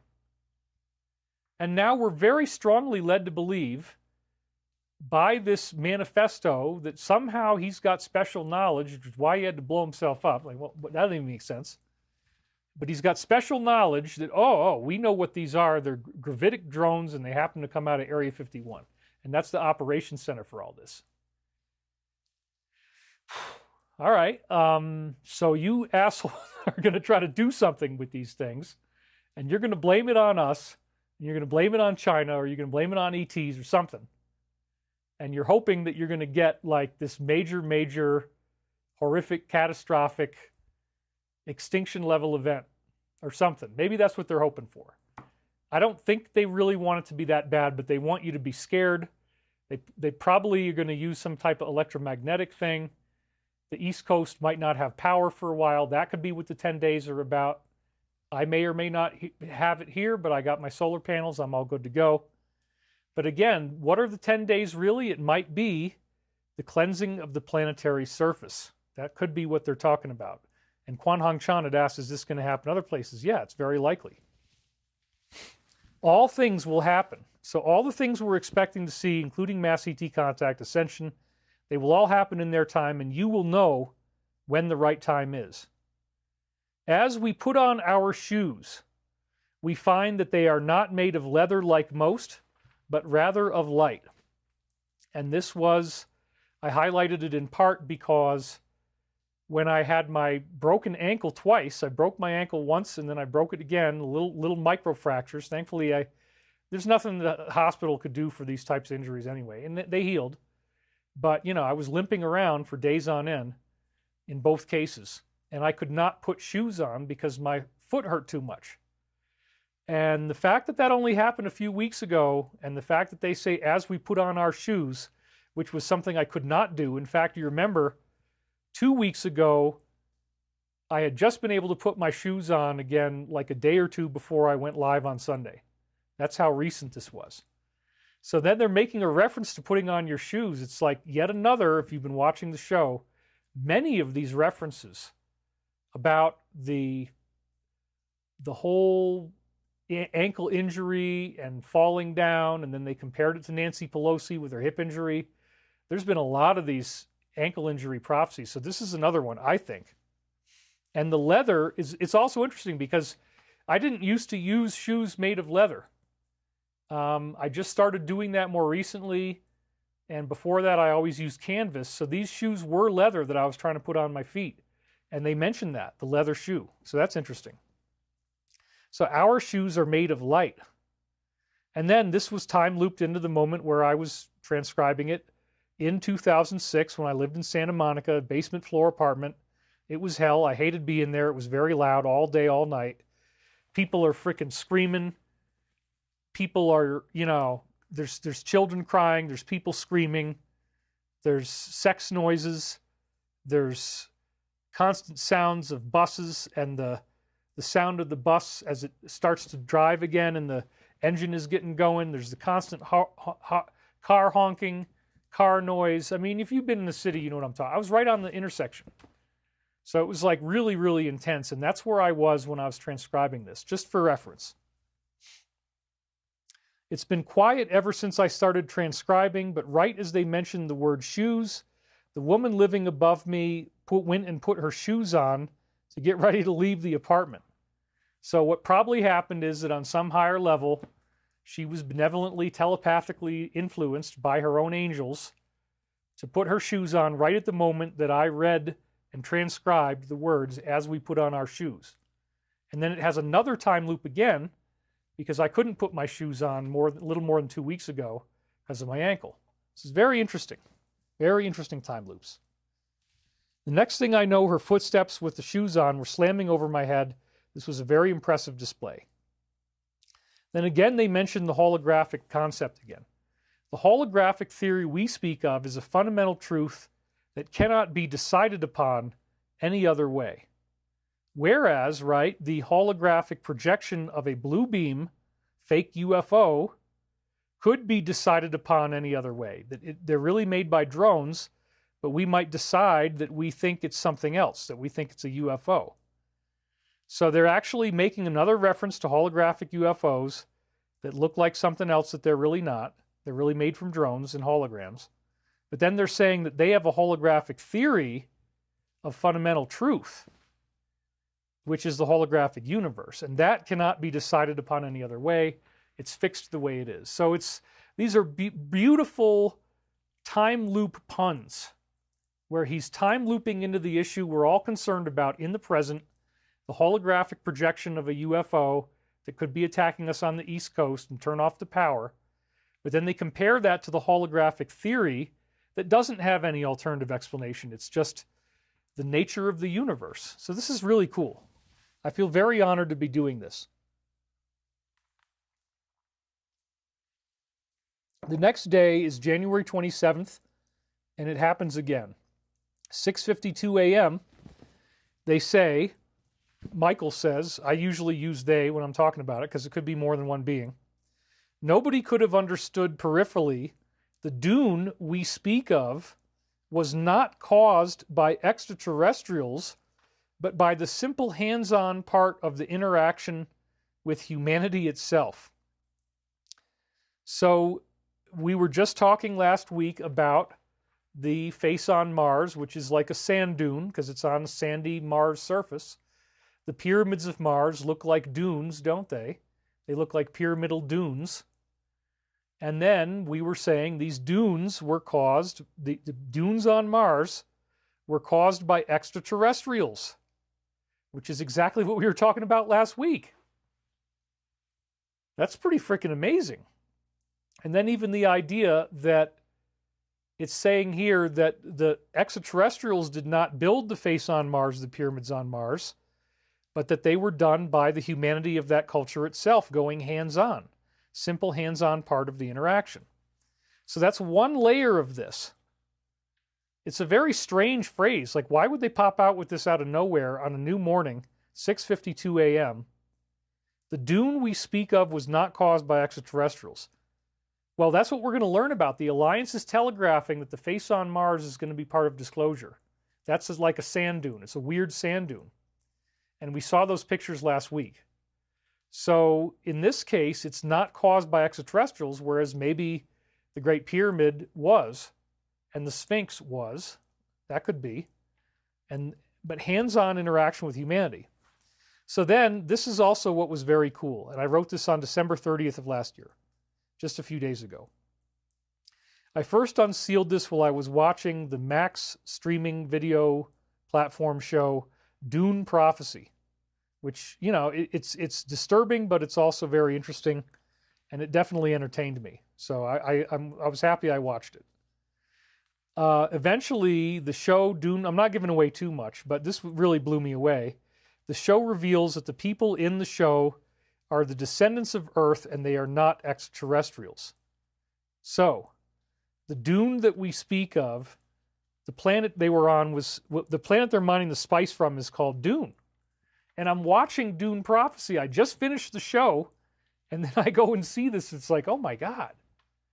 So it's talking about Mars, and it's talking about the show Dune, and that we find out in Dune Prophecy that these people were from Earth, and that they had migrated to these other planets already, one of which was Dune. Okay? And Dune was very special because it had this mind-altering spice in the sand on the planet that was made by these big worms. Alive and Thriving says, synchronistically, I broke my foot, and severely sprained my ankle the exact same time as you. I had a walking boot for 8 weeks. Wow. I'm really sorry to hear that. Very, very interesting show, says S. Klingon in the house. David Savage, Dune Prophecy is fascinating. Yeah, I mean, we could do a whole show just on analyzing why, when they're running out of productions and they don't do very many things anymore, why would they do this particular show? But most of the highly significant and disarming stuff is in the very first episode. If you watch it past the first episode, it's still intriguing, but like the most like really bizarre, like, oh my God, you guys went there, was all in the first episode. So if you even watch the first episode, you're like, dude, you guys are kind of being pretty daring, aren't you? You're just going to lay it out there for us, aren't you? Wow. Okay, well, there you go, man. And then again, the leader of the B'nai Gesserit female weird cult that they're in can do this thing with her voice where the whole frickin' room shakes, just like I was saying that Christ could do. And that was one of the secret mysteries of Christ that Edgar Cayce revealed by actually being a levitating saint in his own right. He lifted off the ground, spoke as Archangel Michael, and the whole house was shaking. Well, they display that with the leader of the B'nai Gesserit in Dune Prophecy. She does the exact same thing. The whole surface of the lake that she's standing next to is shaking violently as she's talking. It's incredibly impressive. I mean, I have to say, like, for them to have personified that same thing I was talking about, it's done in an incredibly cinematic and dramatic way. So well done on that. Inboxter says, thank you, Dave, and many blessings upon all humans. Dune is not a modern film. Yes, we know that, but if you go to Max, which is a streaming app, they have a new show called Dune Prophecy, and they also created a Part 1 and Part 2 Dune movie that's new as well. So it is a modern film if you watch the new stuff. Kneel before me, meow, says Andy Bose. Okay. B'nai Gesserit is the Jesuits. That's interesting. I could believe that 100%. I got a rash when the fog started. Wow. Sorry about that. Anyway, we're good here. It is a good idea that I don't want to let my mouth ever get dry. So let's go back to the slide. The Dune we speak of was not caused by extraterrestrials. Well, I just watched a show called Dune. That frickin' blew me away, you guys. I was genuinely amazed when this happened. And that they were not extraterrestrials in the show, and that's what it says. The Dune was not caused by extraterrestrials. The magnesium magnet has been on clay tablets for millennia. We need you to teach this all across the schools. That's very exciting. And I did call up Chris Beskar, CEO of Stavati, our aerospace company. I said, is magnesium useful as a magnetic alloy? He says it can be combined with other things. The problem with the metal is that it's burnable. So you have to be able to use it in an alloy that's clever enough that the magnesium can't burn. But magnesium does have interesting, weird properties. So he confirmed magnesium can be used for interesting, weird properties, but it's harder to make an alloy with it because it is flammable if you don't do it right. So this is essentially confirmed now by our insider, who's the CEO of the company I've helped to get going, about, we're going to do free energy, anti-gravity, that kind of thing. All the most dangerous stuff, he said magnesium magnet could be a thing. So Miles Irvin just donated. Of note, I'm now the proud owner of some Stavati stock. See you at the next board meeting. Well, that's great. I'm so happy for that. Again, that's something that I'm not working, but it's something that you can contact Stavati.com, and I believe there is something going on like that. But that's all I can say, as you understand. So we need you to teach this all across the schools. Well, part of what we intend to do is, as we build these factories and as we start to build new technologies, that we're going to have a very important focus on education. One of our real dreams is that we can reboot the American educational system and get people going back to local colleges and universities again, because they have trade programs that will graduate you in 2 years and you get this high-tech job in aerospace. And so it's a very cool thing to have the ability to train people in physics that was suppressed by the powers that were. And I've got a whole bunch of that stuff, more than just about anybody you've ever seen. I'm a dedicated researcher. I've been doing this all my life, and I'm constantly breaking new ground and improving the holographic geometric theory that I've got. And I keep bringing you all this corollary evidence, and the evidence is staggering in scope. And I've been doing this online since 1996. While this stuff was happening, I was already online. I just wasn't popular yet, and I wasn't getting trolled yet, which was good. So we need you to teach this all across the schools. And then, so then we're next is where it says, hold on a second. Next is where it says here, magnesium may be a reference to bismuth, and the alleged Roswell-based arts parts have been discussed in the last 2 shows. Right, so that's where it says the bismuth alloy levitates in the presence of static electricity. So isn't this interesting, right? Like, okay, here we are. And I had just talked about that we found this amazing new information that the Roswell EB, 2 episodes in a row I did on this, Roswell EB said 2025 is it. And where did it come from? It came from the Art's Parts story, because this is the guy that sold it to her. And then she sold it to Art, and then later sold it again to Tom DeLonge. And they analyze it, and apparently it levitates when you electrify it, because it's got that bismuth. Bismuth is very strange. So magnesium also seems like a coded reference to bismuth and the Art's Parts. And we just had 2 weeks in a row talking about 2025 coming out of the Art's Parts story in a letter this guy wrote in 1996. So here it is 3 years after the letter was written, 1999. And whoa, the magnesium magnet has been on clay tablets for millennia. It's talking about the Art's Parts. And that's exactly where we just found the proof of 2025. So I think Michael knows that, and it's being included here. I mean, it's freaking mind-blowing, you guys. Just, wow. Wow. Okay. Then he says, grammar somehow inconsistent. Please record at a slightly later point. This was because I was losing my concentration, and he wasn't able to have as much precision control over the words as he wanted. So I would get criticized if I wasn't accurately doing it right the way he wanted me to. And this is an example that I left in so you could see that happening. Okay, so then I have a dream, and this is a very interesting, it's another dream that has ascension themes because I'm experiencing telekinesis, okay? So this dream was very bizarre. I was in some guy's house, and the guy was telekinetic. Among other things, I remember he did this thing with his toilet. He put gold stickers like a stripe down the middle of his toilet, all these little bitty stickers. You could see the gold on the toilet when it was closed. And I had a very minor injury with my toe. It was just on the side of my big toe. I nicked it a little bit with the razor, but for some reason it just bled, and I had about 25 spots. Dude, it was all over the floor. It didn't even hurt. It was the weirdest thing. I filmed it for evidence, but I'm not going to show it here because people wouldn't like the blood. But I left weird drops of blood all over the bathroom floor. And then like I had to put bandages on it and everything. It was pretty nasty. But it didn't hurt, and now it's fine. It was fine right away. I bandaged it up. Everything was fine. But then right after this happened, and I had to clean it up and mop it off the floor. There was a pretty good amount of it on the bathroom floor.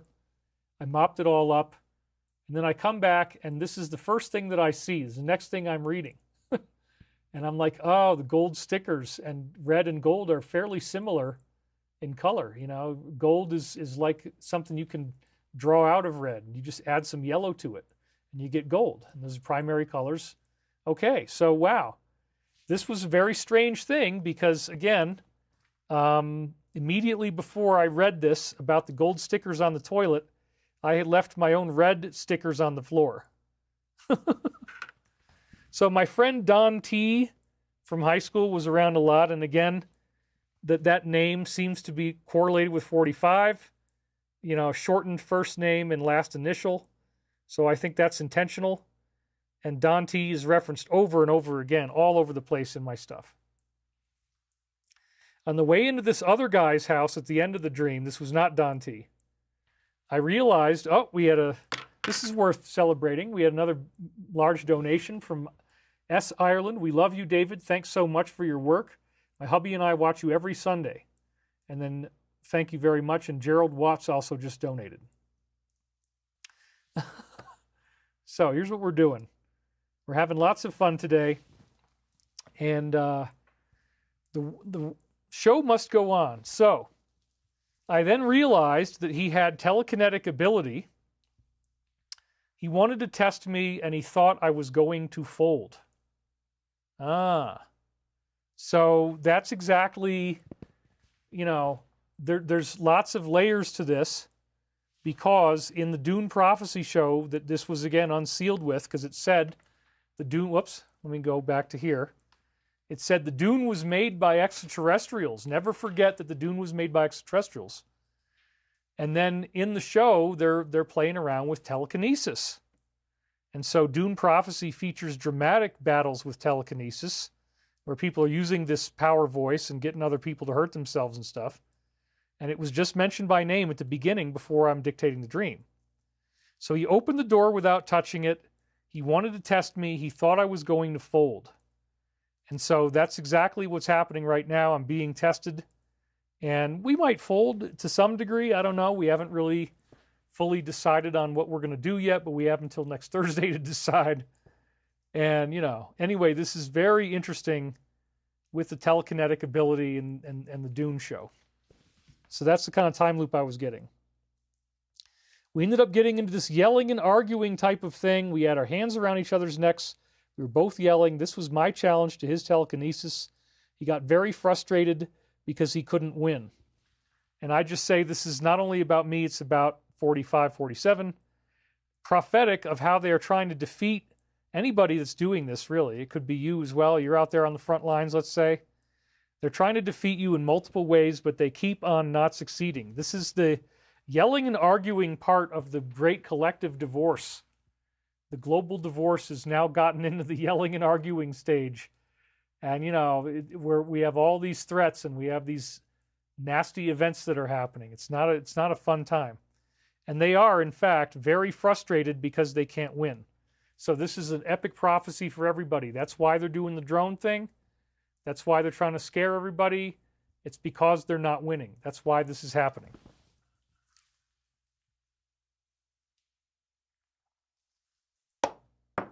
Eventually, he led me into the house and stopped what he was trying to do.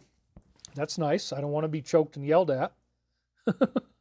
He said some amazed comments about how he couldn't believe how well I was fighting back. I think this is the DS looking at us, and they really haven't been able to do what they thought they were going to do. It didn't work. The internet made the world smaller, says Gabriella Toth, and David made the universe smaller. Celebrating your first super chat. Thank you very much. That is so awesome. I really appreciate it. So we're going to get right back into it here, but I want to acknowledge that donation. There was definitely an energy-sucking vibe going on. So this is prophetic of how they are trying to suck our energy, and with all of us, myself included, they're very surprised with my resilience. In other words, you know, whatever has happened to me, whatever legal stuff I'm going through, I've showed up every Sunday, and I'm on the air, and I'm not going to be dragged down into depression or anything like that. I'm actually very conscious of, you know, this isn't really that bad, but we just have to see what's really going on here and understand the options and really get a good sense of that. So, and I think, again, this is about everybody. The DS cannot believe how well we are doing. Now, check this out. Right after they say, we can't believe how well you're doing, we just had, last week, while I was on the air, we lost President Jimmy Carter. That's got it on everybody's mind. His funeral just happened right before I'm doing this show. I forget if it was yesterday or today, but I just saw the news.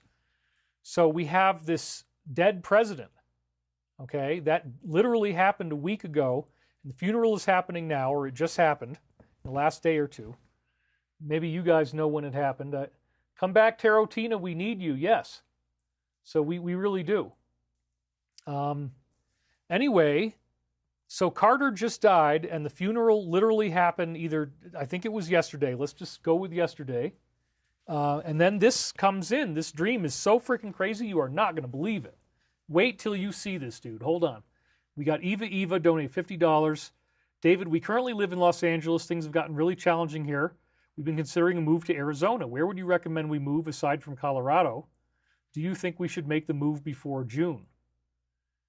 And then Mustang Debbie also donated $49.99 and said, you rock, David. Thank you very much.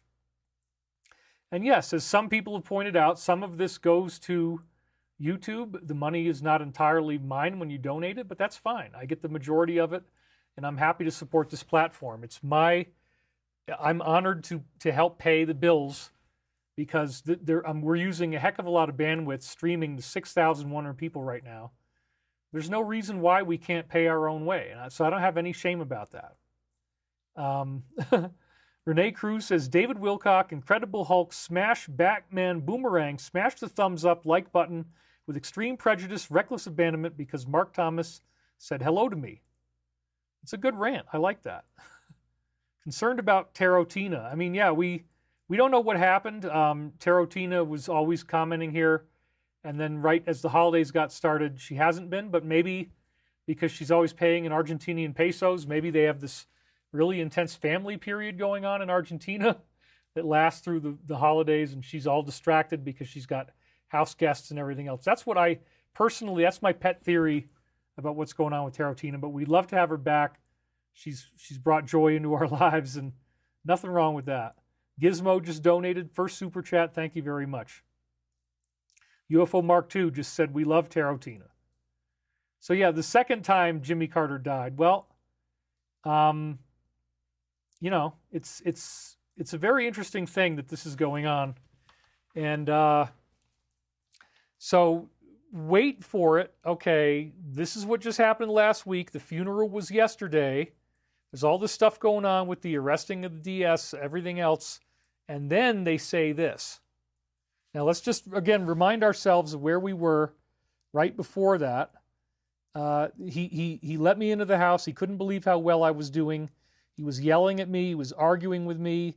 He had his hands around my neck. And he was very frustrated because he couldn't win, even though he had telekinesis. And also, again, we had the symbol of the blood around the toilet. That was part of it as well. Okay, so all these things are going on. And then we go into this weird funeral. So let's have this again. There was this funeral that happened. It was taking place out in front of the Scotia Library. There was an American flag draped over the coffin. That's what they do with the president. So right here, we've got the prophecy of the president. The time loop is in the present, something that's already happening right now. We're already in this right now. This is from January 27, 1999. The American flag, which is very presidential, in the funeral. And then, as soon as I saw this, I cued on the words Black Panther and Bullet. My goodness. And as I've said, other dreams used this Black Panther symbolism for a certain individual. Now remember, death in dreams could be symbolic. It's not necessarily literal. It could be the death of your plan, the death of whatever you're trying to accomplish. The Turo card, you know, if everybody died when they got the death card in the Turo, then everybody that uses the Turo would be dead. So same thing with this dream. I don't think it's literally, it may be, but it's a very weird thing because we're right in the middle of the time loop of this actually happening with Carter. and then they add these other elements. And so, as I said here, this appears to predict coming exposure in events that we are anticipating will happen. This is a very intense, shocking prophecy. And so, what does it mean? I don't know. Is it going to happen? Literally, probably not. I think it's figuratively and symbolically. Anyway, it's pretty wild. And when would this happen? I have no idea. But the stuff is going to hit the fan by the 20th, and things might go to warp drive speed at that point. So I don't know what this is saying. You can interpret it for yourself. Anyway, this was some kind of funeral. I was trying to get to it. People kept holding me back while I was trying to get there. I ended up being very delayed, which I wasn't happy about. And indeed, I've been subject to unrelenting attacks while we're in the final time period before these anticipated events. I've been attacked legally, etc., and this has delayed my shows. So again, this is dazzlingly prophetic. This dream perfectly describes 2025 right now. And then they said the stamp collectors or philatelists go the extra mile. From 811 onward, we can see no reason to be concerned. What the heck is this about?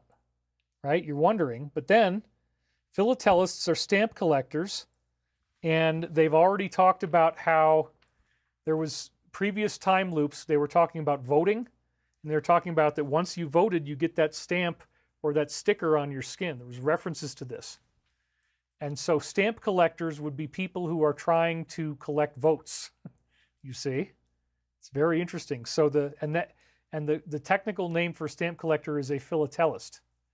So what they're doing is they're talking about the people who want to collect the stamps. The people in this organization who are interested in collecting. They're going the extra mile, and then it references something very similar to another number. It is yet another prophecy of the events of 2001 in advance, because it says 811 onward. We can see no reason to be concerned. And now we know, okay, the Roswell EB prophecy that we read twice in the last 2 weeks said that there was going to be a sudden shift around the year 2000 that would usher in the final transition that would complete in 2025 when the ETs return to us from their, what they called, I believe, Federation. And that he also said, remember, there were network selectees. These were people who the higher ETs were working with, and they were telepathically helping these people to help usher in this mass ET contact in 2025, and that their efforts were going to step up in the 3 decades before 2000. That would begin in 1970. I was born in 1973. And then they said that the main transition would begin in 2000.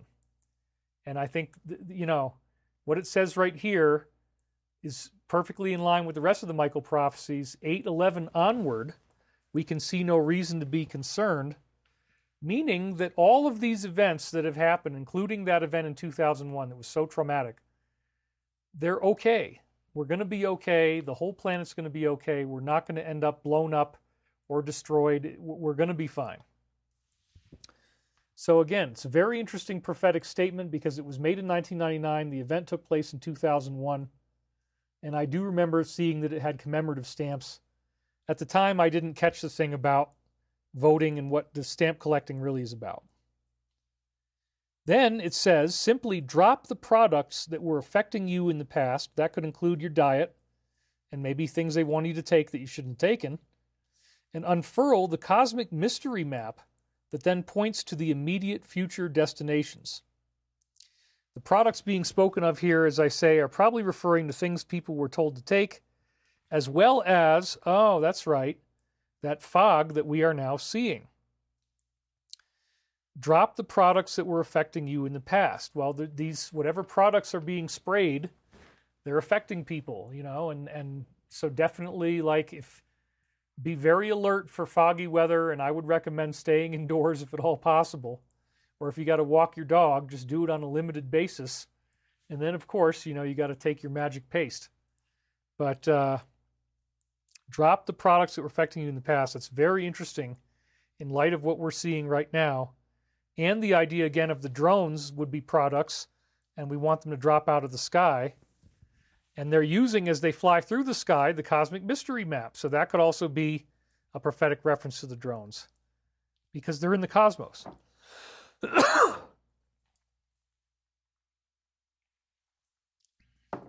And the immediate future destination is that we have this thing coming up this month where we're expecting a massive shift, and the enemy is probably going to do something before then. So I'm on the edge of my seat, you know. We'll do a show next Sunday if everything's cool, but there might be big events this week. I have no idea. We'll keep you posted. David_Wilcock is where I am on X, nothing else. There was this gold leaf stuff that he put on the toilet seat. At the end of the dream, he was saying he was going to have to remove it all because he put it on wrongly. I looked and I could see that it was true. And then I wrote in my time loop, I just had to mop the floor and get the blood off after this weird little nick on my big toe. It didn't hurt at all. It was really weird. It was painless, but it was just made a lot of material. So again, the gold stickers in the dream seem to be time looped in with blood. So we can assume the stickers refer to blood, okay? Now with that in mind, it said he was going to have to remove all of this stuff symbolizing blood. Well, that's talking about the healing of our world, the coming of peace, this great, great change that we're all expecting to see. It's a very, very exciting time to be alive. There was another part involving my grandfather, Papa, my father's father, and some people at dinner of some kind. I was able to aggressively concentrate with a similar type of telekinetic massive yell that shook the walls, just like what we saw in the Dune show. It was nowhere near as loud as I had done with the guy at the end. Once I started doing my loud yelling, that made me able to fly. I became airborne once I started yelling, and I flew around this narrow room where a lot of people were eating. That was very cool. So again, you know, the villain character in Dune Prophecy is kept flying as a prison so that he can't escape. And there's the voice in there, and they mentioned Dune. It's very, very cool because the loud voice played a strong part of the show, and here it is with me doing it in the dream, and they reference Dune. It's pretty amazing. And I was levitating. And then it says he still was to come. Well, it's talking about the second coming of Christ. And the levitation, you know, the Uruel reading that we read is talking about how the second coming of Christ is going to embody in people who experience this ascension and become light body type people. It's very, very cool. He still was to come. The only mission is that of service. And in 2006, I wrote, this is interesting because he who is to come is one of the metaphors in the pyramid for the messianic return, which again is all humanity going through the ascension ultimately. I am a part of that initiative as I'm writing in 2006. It is worldwide. And the following paragraph is also talking about me. So, you know, I'm one of the people that are probably going to experience this ascension. I'm not the only one.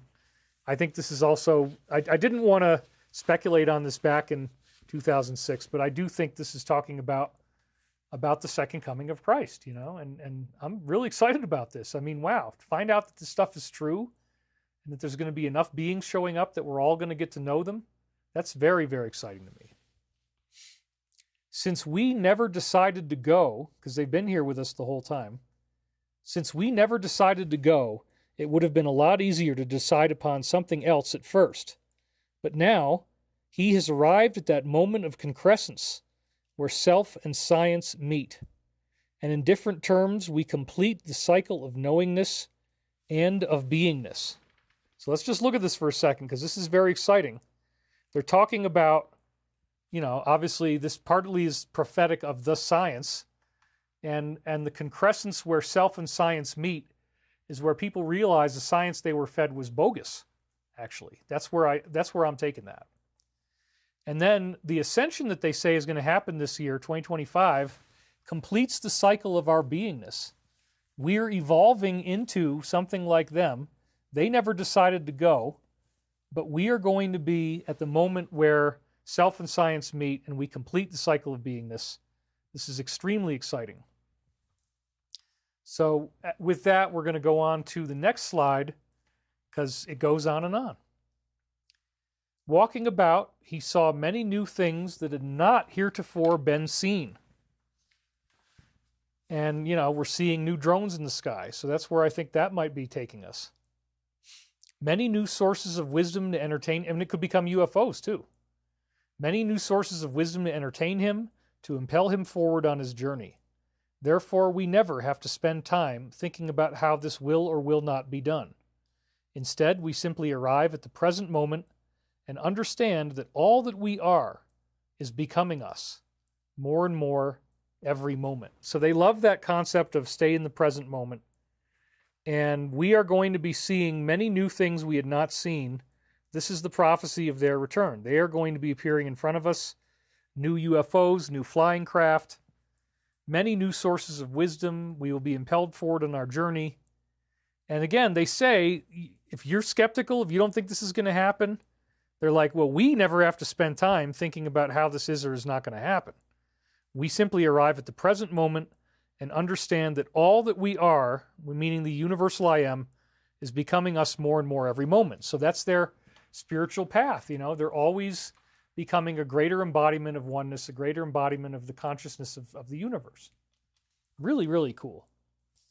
The islands on either side of the sea have sustained life for a moment longer, and for now they do. This is obviously talking about the U.S. and Europe and the wars and how we've managed to sustain our lives. But once again, we're in this warlike situation. So that's a very interesting reference, very Nostradamus-like. But for a later time, we will see that indeed volcanoes have taken their toll. And so, again, these are symbolic volcanoes, probably more than literal volcanoes.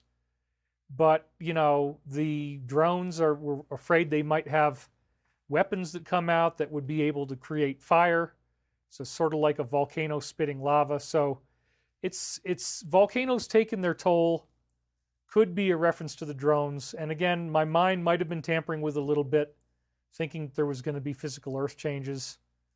But they still worked around it, and they still made it work for them. We will have to clean up for a moment, as has been predicted. Again, that could be the 10 days, and whatever happens after that. Think about this from an environmental standpoint. Oh, there's weird fog in our environment. They know that when they're writing this. There's strange chemicals in the environment, and it says we will have to clean up. Think about this from an environmental standpoint. So we're going to be fine. Don't worry about the fog. This is all, it's meant to scare us. It's really crazy. It's like somebody wants to use gas just like you're trying to deal with a rodent problem. Are you serious? Has it gotten that freaking crazy that they're actually going to try this? Well, make sure you got your magic paste, get your painter's tape. And if you smell anything funny, get back inside right away. But they're going to clean up from an environmental standpoint. So they know about this. It's very cool. Everything is time looped. And realize that no matter how much we love you, we also have to follow the dictates by you and by the generation of your own karma. That is our job. And as I say here, cleanup is a reference to clearing toxins out of the air. So another beautiful time loop right there. So our karma is dictating why they have to have this fake scare in the sky. The generation of our karma has created this, but they're going to clean it up for us. That is our job. Harmony Mountain will not stay harmonious if those around the mountain do not treat it with respect. It is for this reason that all those things that hinder the awakening of the Christ consciousness upon your sphere will be, in a sense, forcibly stripped away.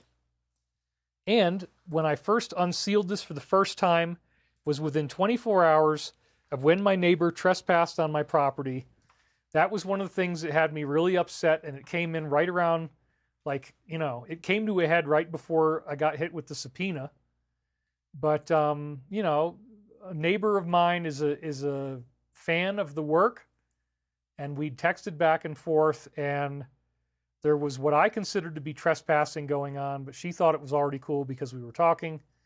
And I saw them on my land and it freaked me out, and I had a trauma. Oh my God, there's people walking around on my property. What the hell is going on? So I am going to be beefing up my security, putting up more cameras, things like this. But in the meantime, it was so amazing because I hadn't communicated with them yet. I was just really upset. I didn't know what to do.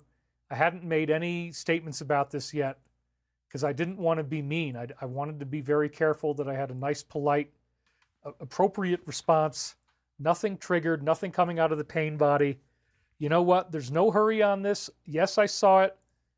And they heard something over by the house, but they didn't see me. I was really, really freaked out, but I'm like, I'm not going to do anything right now. I'm just going to let this ride for a while. Let's see how this thing plays out. So then it said, Harmony Mountain will not stay harmonious if those around the mountain do not treat it with respect. That was clearly talking about the trespassing. I could not believe it. And it was also, again, focusing on the need for me to handle this in a harmonious way, which I've done. And now everything is fine. And in fact, I'm going to be having them help me when I'm not here so that there's always eyes on the property and we know that nobody's going to be lurking around here thinking they could get away with something when I'm not here. We got a great burglar alarm system.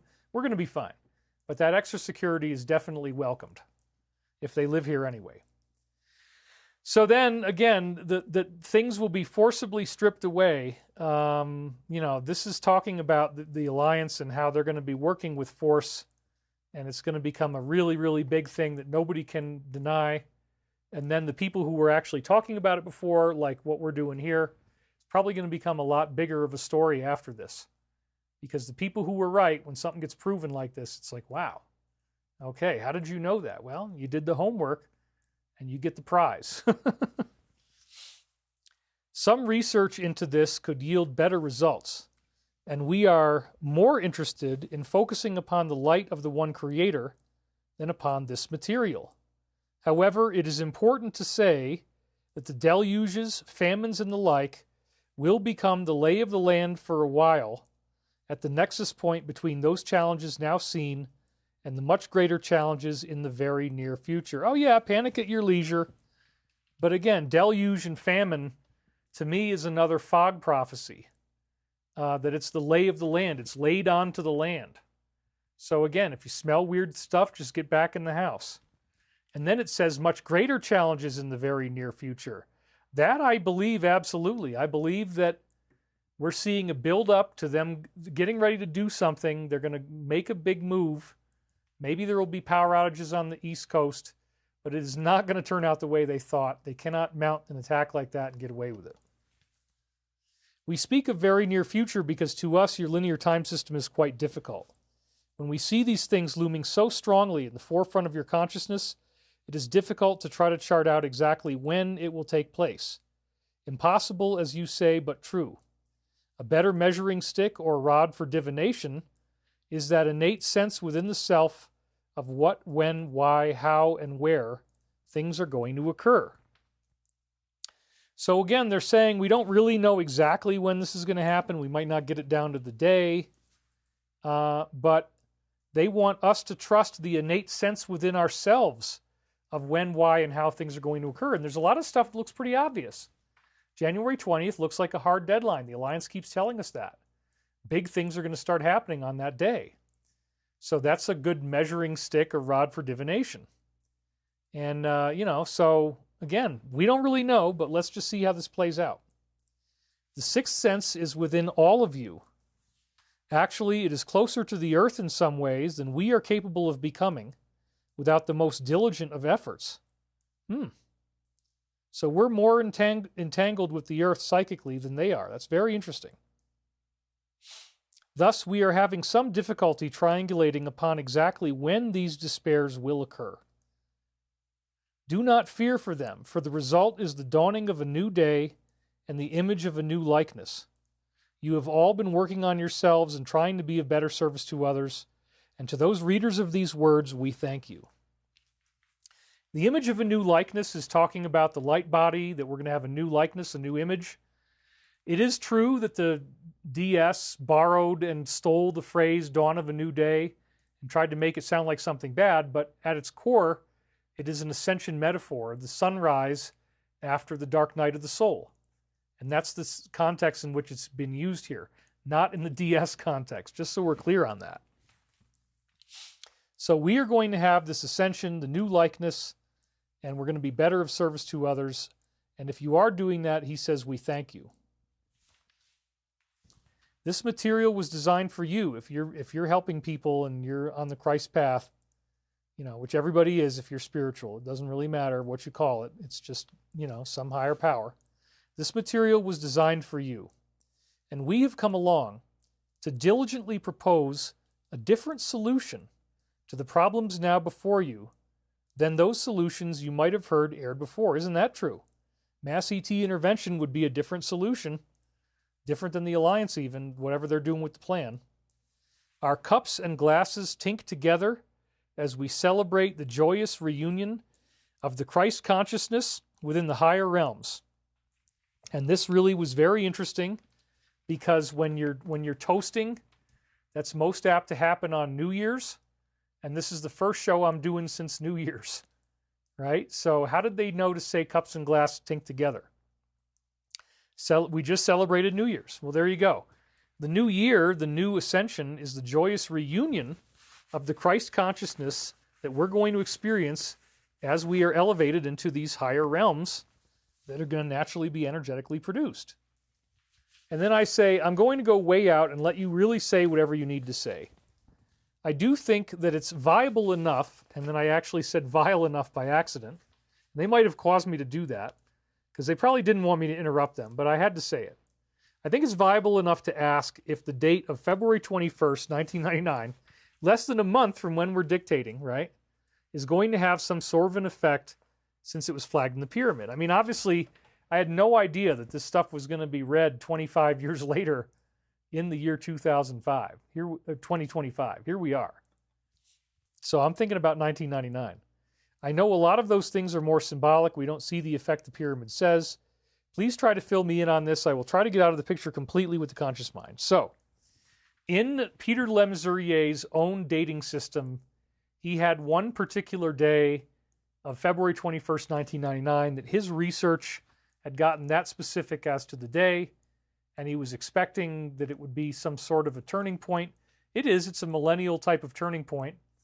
But nothing, I mean, we'd have to go back and research this, because again, I haven't even had time to do that. But nothing all that outrageous happened in reality. There was no ascension, there was no anything like that. But I was wondering what this might turn into, because it was in the pyramid, so I butted in and asked that question. I said, please try to fill me in. And then they respond, Jesus apparently had said the same thing. I frown upon making such choices in a density like yours, easily available, meaning accurate prophecy. And I remember I'm asking in 99. He frowned upon making it so obvious, making these choices easily available. For people assume that we are masters of linear time, effortlessly able to predict the future with ease and stunning godlike accuracy. What they fail to realize is that we live in a realm where past, present, and future are all equally accessible for the most part. And I'm highlighting that because they're demonstrating it in real time with the time loop. Past, present, and future are equally accessible.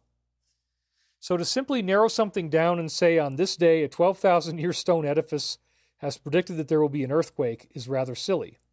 Instead, see that this was a mile marker of sorts, a general indication of those souls projecting into materiality, then capable of discovering the true reality of their being within.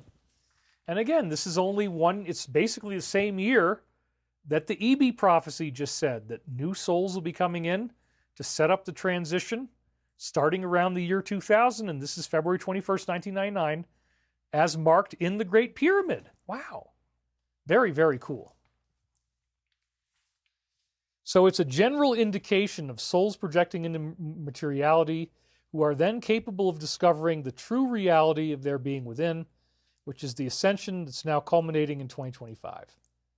Quite interesting. Stop for a moment and think about this, and you will see that indeed the Christ light dawns within the heavens. Although the Casey readings had indicated this for 1998, there was no empirical viewable phenomenon as such. The Great Pyramid indicates it towards the beginning of 1999. And then, as I just said, the EB said the exact same thing, that the dawning of it would happen in 2000. Same thing in the Casey readings. And light dawning in the heavens could again be a drone reference as well. So it's got that flip-flopping nature. It's talking about Christ and it's talking about drones, that the drones are lighting up the heavens. Both meanings have similar parallels in their analog for the physical world, and for this we are thankful. Never before in human history has there been such a motive to pray for peace, to pray for greater light and love among these planetary inhabitants. And remember, they'd show up, Fatima and the Battle of Los Angeles over L.A., they'll show up at times of war to pray for greater light and love. We think it is imperative to state that the higher realms are accessible by consciousness only, at least for now, and those who do not wish to raise their consciousness will unfortunately hinder the development of others. Well, this is clearly talking about the DS and all the tampering that they're doing. So when we see these life-changing events that unify the planet in unity and harmony, we are very thrilled. The general trend towards a gradual lessening of distortions is a good one, even if it ultimately is not productive of the results that we would have liked. The major point here is to take a different spin on the information that is presented and realize that what we have is a rising of vibration. So again, even the drone stuff is going to change our lives and ultimately unite the planet in unity and harmony, because it's like we're going to have to learn about these things. And they're setting it up, and the guy's in the Cybertruck. Okay, it's pretty weird. Consider it one of mankind's greatest hoaxes to set forth the idea that it is a three-dimensional body and nothing more. Evermore, lest ye doubteth the truth, remember this statement forever and ever. The Lord thy God is one. As he sheweth thee the way to the Christ light within, so too mayest thou understand the importance and urgency of taking these matters more seriously than you had before. I think that's good advice for everybody. Israel, the seeker, is looking for a new direction. Oh my gosh. And they're, the war is not supported. They don't have the manpower. They don't have the morale. They don't have the weapons. So this is highly prophetic and just, whoa, what? Yep. Israel, the name Israel means seeker. I see a donation. Nina Bravo, Infant Freedom. We love you. Your work is so helpful. Well, thank you very much, Nina. I probably am going to confabulate another bathroom break here pretty soon because I've been drinking water, and I'm going to need to go back upstairs and eat a little protein if I want to do all these other slides I'm going to do. But we're not quite at the point of me needing another break yet, but I think we're pretty close. It's going to happen pretty soon. But anyway, I'll show you the sunset. I think Super Taz says you're doing a great job, David. Keep it up. So yeah, I'm gonna be going back upstairs pretty quickly to relieve myself because this is the second full glass I've gone through since we started. So I guess since we're going to do that pretty soon, I'll keep drinking it. Keep my throat going. Can you even believe this? Israel the Seeker is looking for a new direction. Wow. And you know how much the Alliance posts keep talking about these themes. So this is mind-blowing. And it says, this is a metaphor for you, the seeker of all life. The voice tone suddenly deepens, and that's probably where, like if the female entity, Lucia, Saint Lucia was speaking, and then Archangel Michael comes in, when my voice deepens, it's usually because Archangel Michael is now the one talking. Just so that we're clear, they're not trading off and saying who they are, but there are changes in the voice that happen as I'm dictating that I'm not going to try to duplicate, but if you listen to it on the tape, it all of a sudden goes from a feminine voice to a male voice. Just boom. It's very, very interesting. So, the voice tone suddenly deepens. This is Michael now talking. They just gave us this bomb-ass prophecy about the Israel war, that they're seeking a new direction, which is obvious. They're getting hit by hypersonic missiles. It's not looking good. So they need a new direction. Oh, and then Michael comes in and says, and this applies to them as well, obviously, the habitual patterns that have characterized the past must be broken. That's talking about the war, ending the war, an amazing time loop. And it's for all of us, that we don't want to fall prey to the negativity on this planet that's habitual and patterned. It is for this reason we state unequivocally that to be without power is to rob oneself of light. There you go. It's very interesting, because we want the drones to not have light. We want them to not have power. And we want a new direction. And we want these patterns to be broken. They're in the sky in patterns. So this, again, is still time looped in with drones as well. Amassing your own personal store of power is the next step in the chain of witnessing large-scale events and being awed by them. So here they're telegraphing that those large-scale UFO events are coming. They are going to return in 2025. We know this. And the large-scale event would be the drone sightings we already have. And people are being awed by them, and now they're trying to tell us it's gravitic propulsion. You do not need to do this by a process of deduction. Rather, it is quite simple, an estimation of meaningless energy when it is then transformed into usable energy.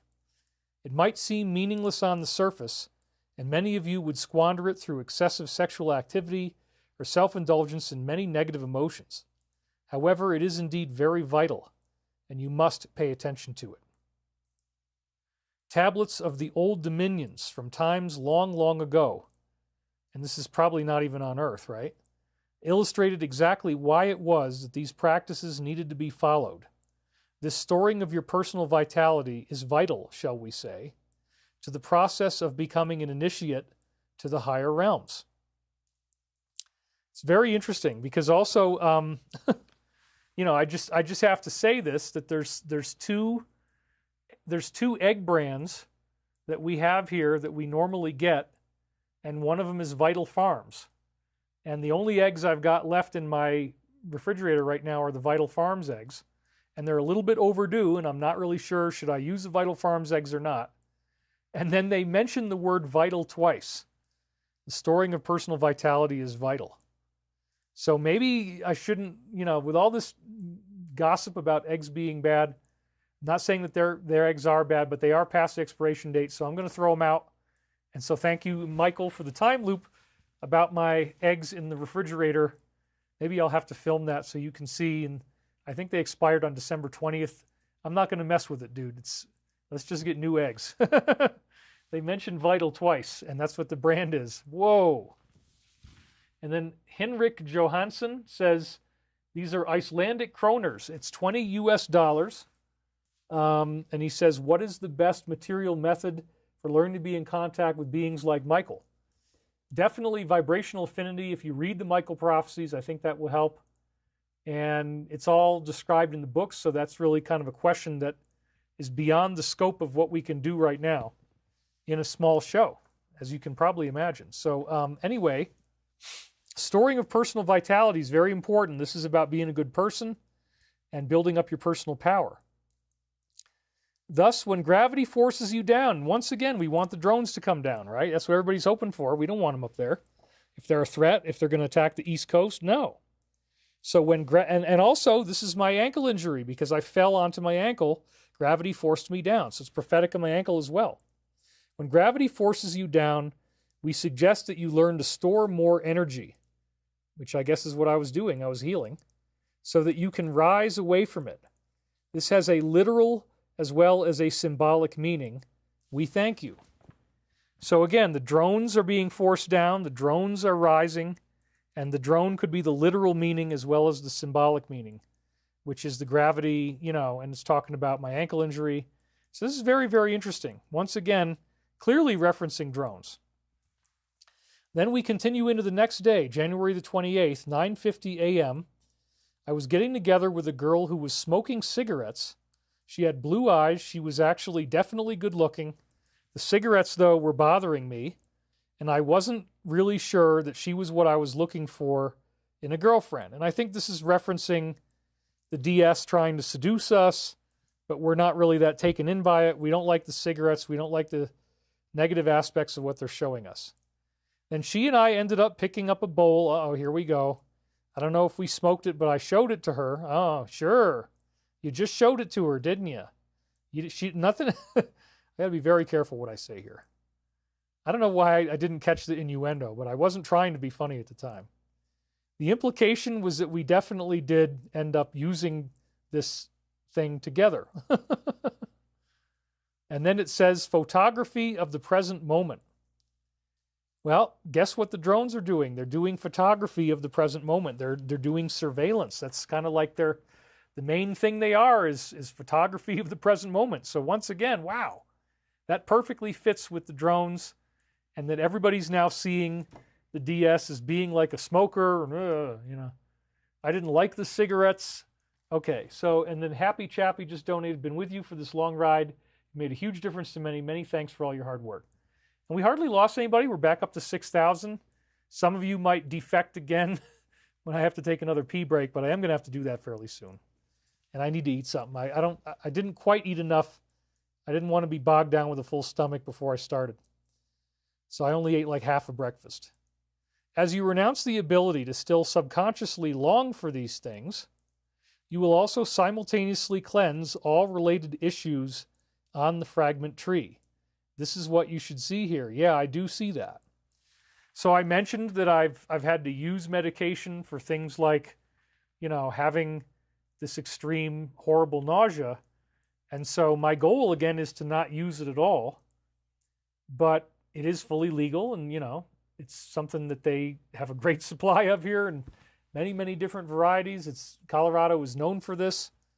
So, I get it from Archangel Michael, and I want to be able to completely walk away from it. I already did that before for the whole second half of this year.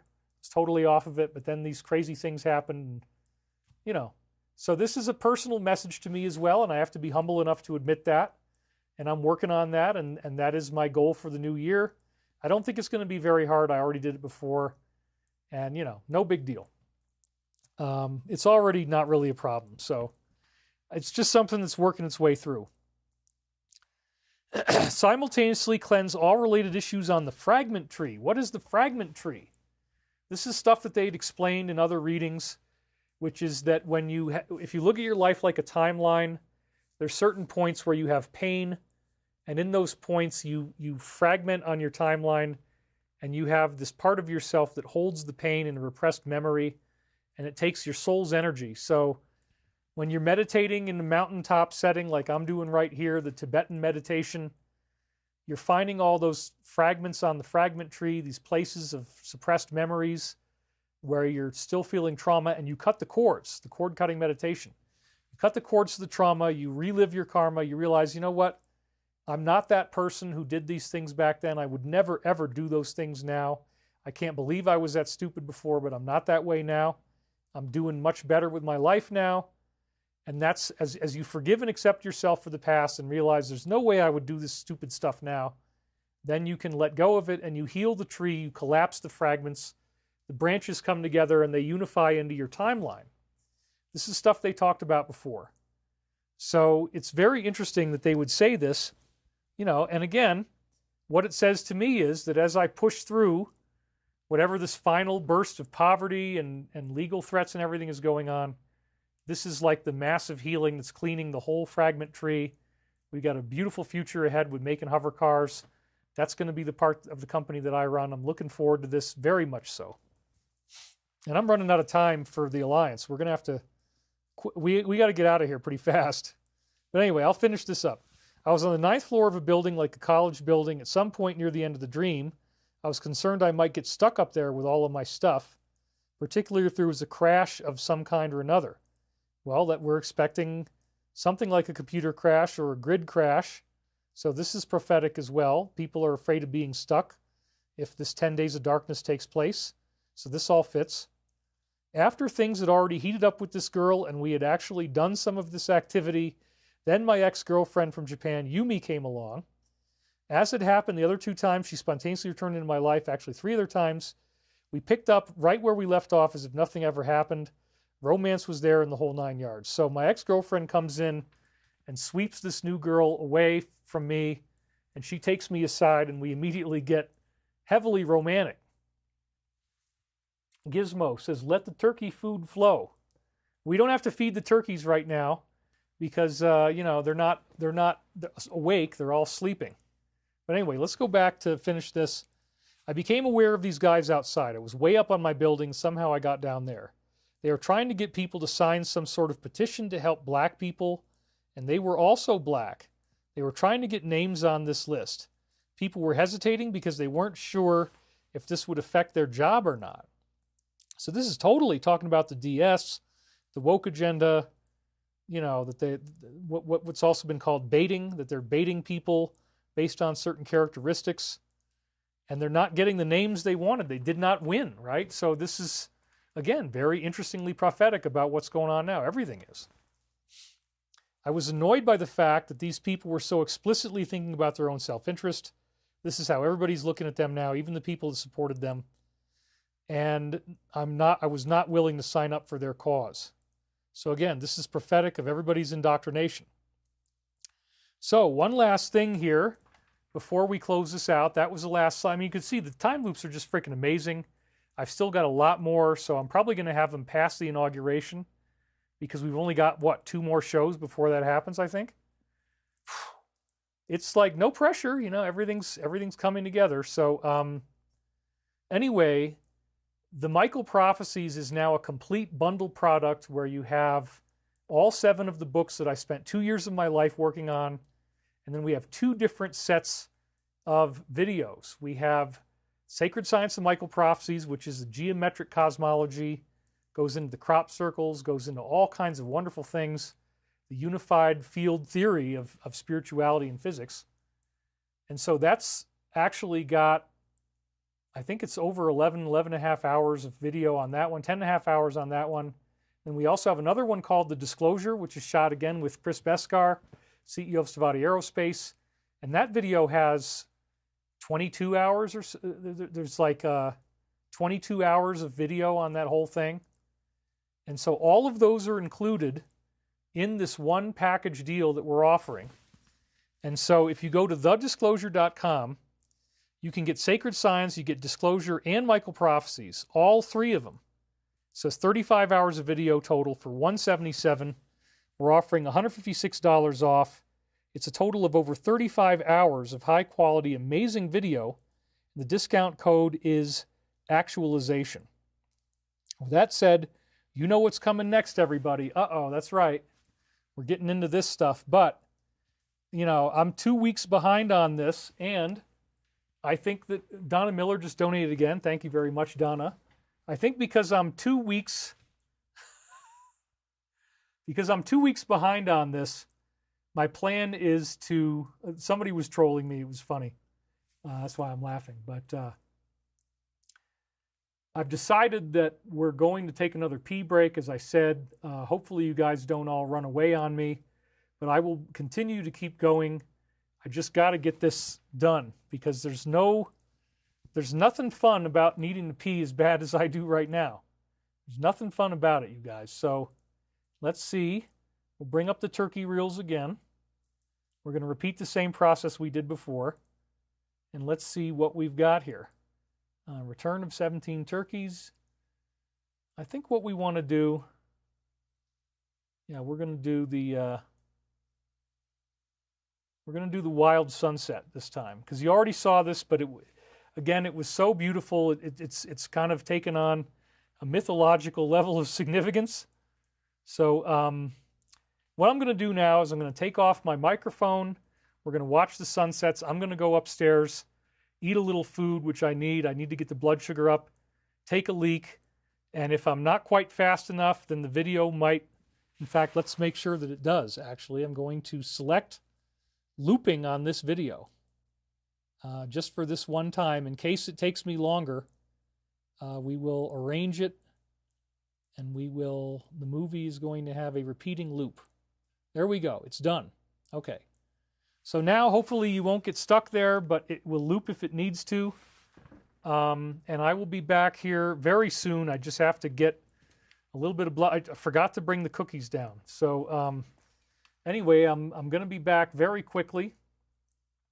Donna Miller says, thank you, David. My grandson is now a follower too. God bless you. And then Don No says, I made and ate a PBJB sandwich on my YouTube channel. We're very proud of you. Thank you for donating. Okay, so without further ado, I'm going to mute myself, and then we'll start the video. Here we go.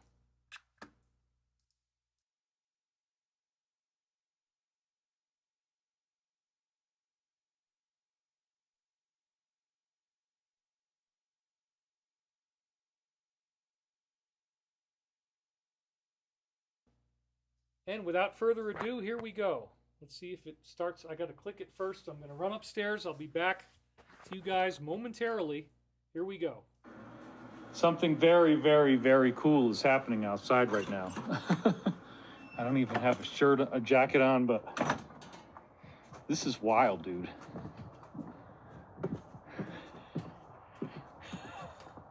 Check this out.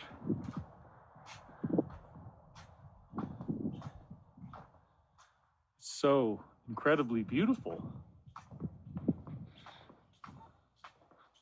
You guys said you wanted Angry Daddy. I don't know why the hell he's bringing me out here in this goddamn cold just to look at the sky. I mean, come on, David. Why don't you get with the program, son? Nah, Daddy, we don't really want to hear from you, buddy, because this is... Yeah, the wind blew off my top on my hot tub. That kind of stuff happens. But look at these cloud formations, dude. This is just exquisite. There was such a weird color outside, and I'm like, okay. That's pretty janky in there, huh? Oh, it's all frozen. That's a nice block of ice. A little bit of frozen water in there, that means we can just yank it out. That's a good thing, actually. This is an incredible sky. I mean, you got that stuff over there. And you got this whole line, and it's all lit so beautifully. What do you guys think? I mean, I guess if I'm going to use this today on the show, oh my God, that is cold.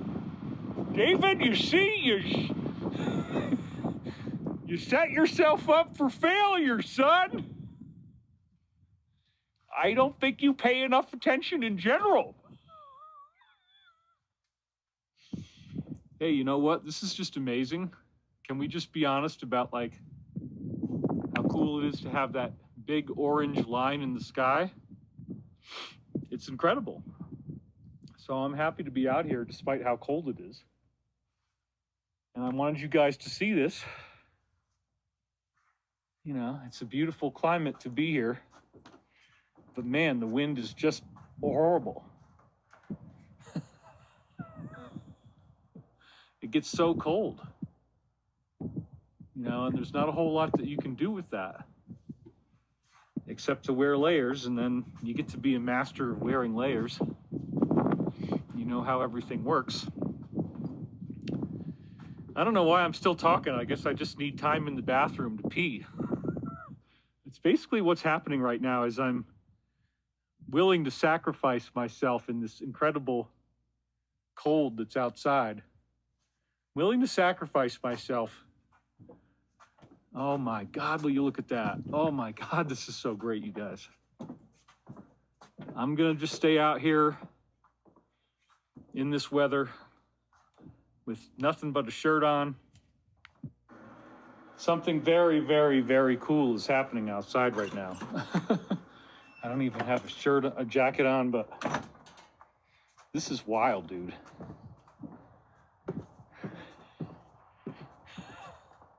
Check this out.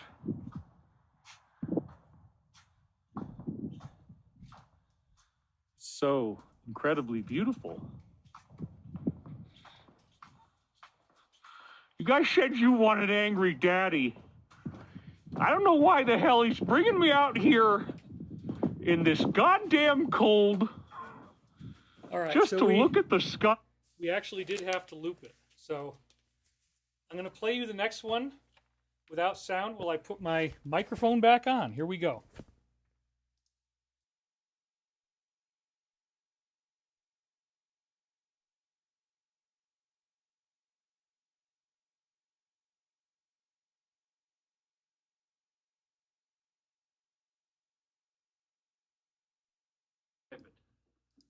Pay close attention to the ones that are moving in funny directions. That's when you know you got the family coming, mate. Your relatives from home.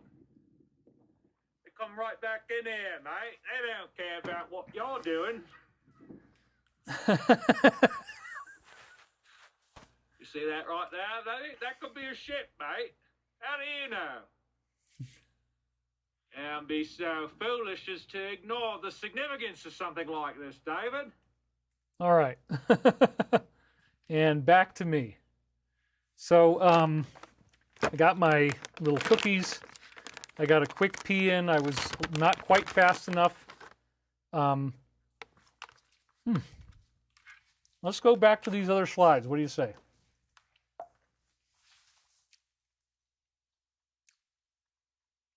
You know you love this stuff. You already know you love it. Woo! Yeah. This is, this week's collection is quite intense. Let's put it that way.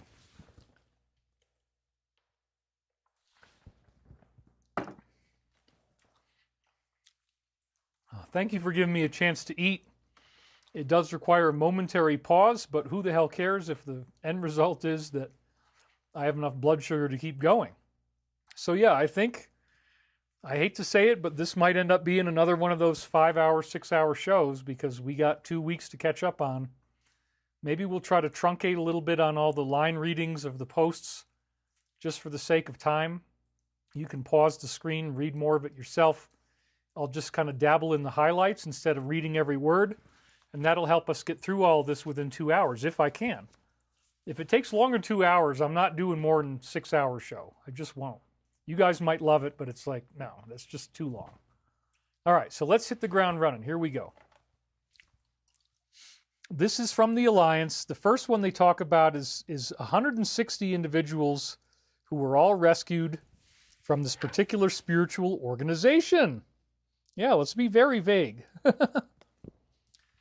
And they were all rescued after these horrible things were accused. Authorities had attempted to go in and do a raid before, but they had faced persistent obstructions. Isn't that something? The Attorney General of Guatemala confirmed that he discovered various things on the premises. Whoa. Whoa. What a one to open up with. And apparently they had a hard time getting people to see this online. I wonder why, you know? So again, you know, there's just certain people in every group that do things. It's not all of them. I'm never going to say that. That's not what it is. But there are certain extremists in every organization. That's what we're dealing with right here. So this is one that we've seen many times before. Would it blow your mind if I told you that he had been in North Korea and perhaps was even there now? Why did the administration do so little to stop this country from developing these capabilities? Who is feeding them with intel? Could it be another country? And what deal was done? Why was it sealed top secret? And why wasn't Congress notified? Why, after he left office, all of a sudden they've got this technology that's miniaturized and they have it here?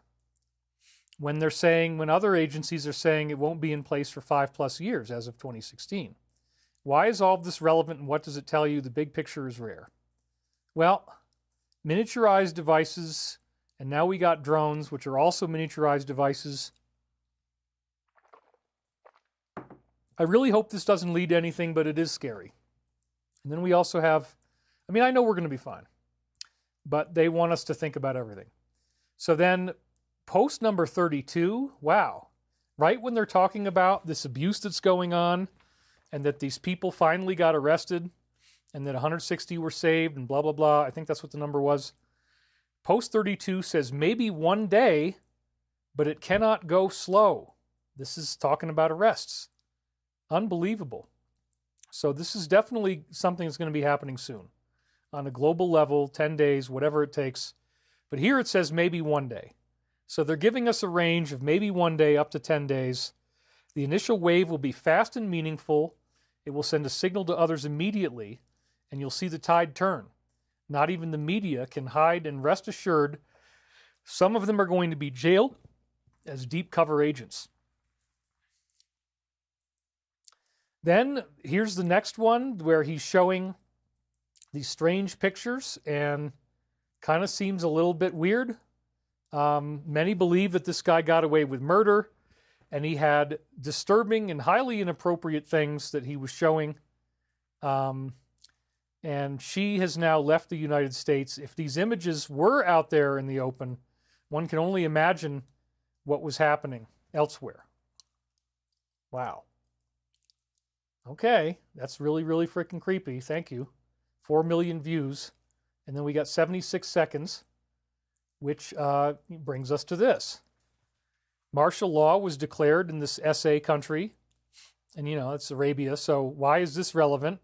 How much money did they get donated to them? Did they give to this particular foundation? To these other foundations, John, Nancy, CS? What other bad actors were paid? And why did the family recently come out against them, this individual? Who is good? Well, you can see what they're saying here. And again, the context for all this was this very creepy thing that he did on the show. So, you know, they say military is the only way forward. So again, here, they're talking about how people are bribed through these types of crimes. This type of stuff is going on. And again, these crumbs in time will equate to the biggest drops ever disclosed in our history. And remember, disinformation is real. So we're going to learn the truth. In time, this will be the biggest intel drop ever.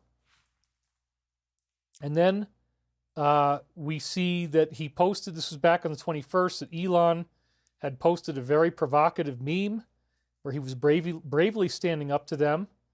And it says he was declaring war on them. These traitors are coming after me using paid shills and legacy media.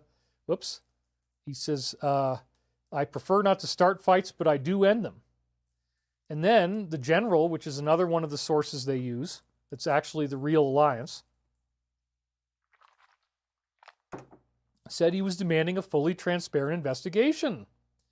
Well, they don't want that. That's going to bring everybody down. No frickin' way, they say. So he says, let's find out, shall we? And then you see that this photo that he happened to comment on, he could have commented on anything, shows that the ship that we think we see, the small little one, is much smaller than the other two. So he's flagging our attention to this. It's very interesting. And then he made another dot. I'm sorry, that should have been rewritten, but I was working too quickly. Anyway, so here's the thing. He reacted to a meme suggesting an interest in connecting these names together. Why did one of these individuals share these strange images as if they were trophies? So, you know, we're not going to go through all of it, but there are some very strange things here. That's the one you can't really see. It is strange. Like, what is that about? I think you probably already know. So after this 10-year-old who had big teeth like a rabbit, you know, unfortunately, the bullies frickin' bullied him so bad that he actually took his own life. That's just crazy. There's never anything about your body that you should make feel, even if people bully you about something. I've been bullied all the time. Just let it roll off. It doesn't matter what people say about you. So I feel really sad when we see something like this. But anyway, here it is. His name is Sammy, and he had endured relentless bullying. Now the parents have filed a lawsuit against the school, saying the school had callous indifference and did not intervene, even though they had already been begging for it to happen. He was targeted over his glasses and teeth. You can see there, well, you know, it would all grow out as he got older, but right now he looks a little bit different. Okay, that's fine. He was targeted over this, and he moved with his family to Greenfield, Indiana in 2022. He repeatedly reported being bullied at Weston Elementary and Greenfield Intermediate, but nobody took any action after repeated reports. In May, there was a tragedy, and the lawsuit includes disturbing information. And there was a text from one of the bullies who appeared to admit that he was responsible for the crisis. Wow. Ugh. And then, yeah, so there's painful stuff we got to go through as we read these things, but this is all part of what we're growing out of. And then they bring us to post number 56, which is one we've read so many times now. So it's talking about the idea of Muslims.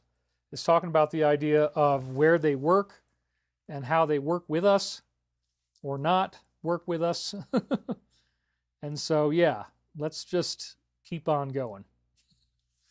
Anyway, so the next one is that the island of Hawaii is being transformed into some type of a marketplace.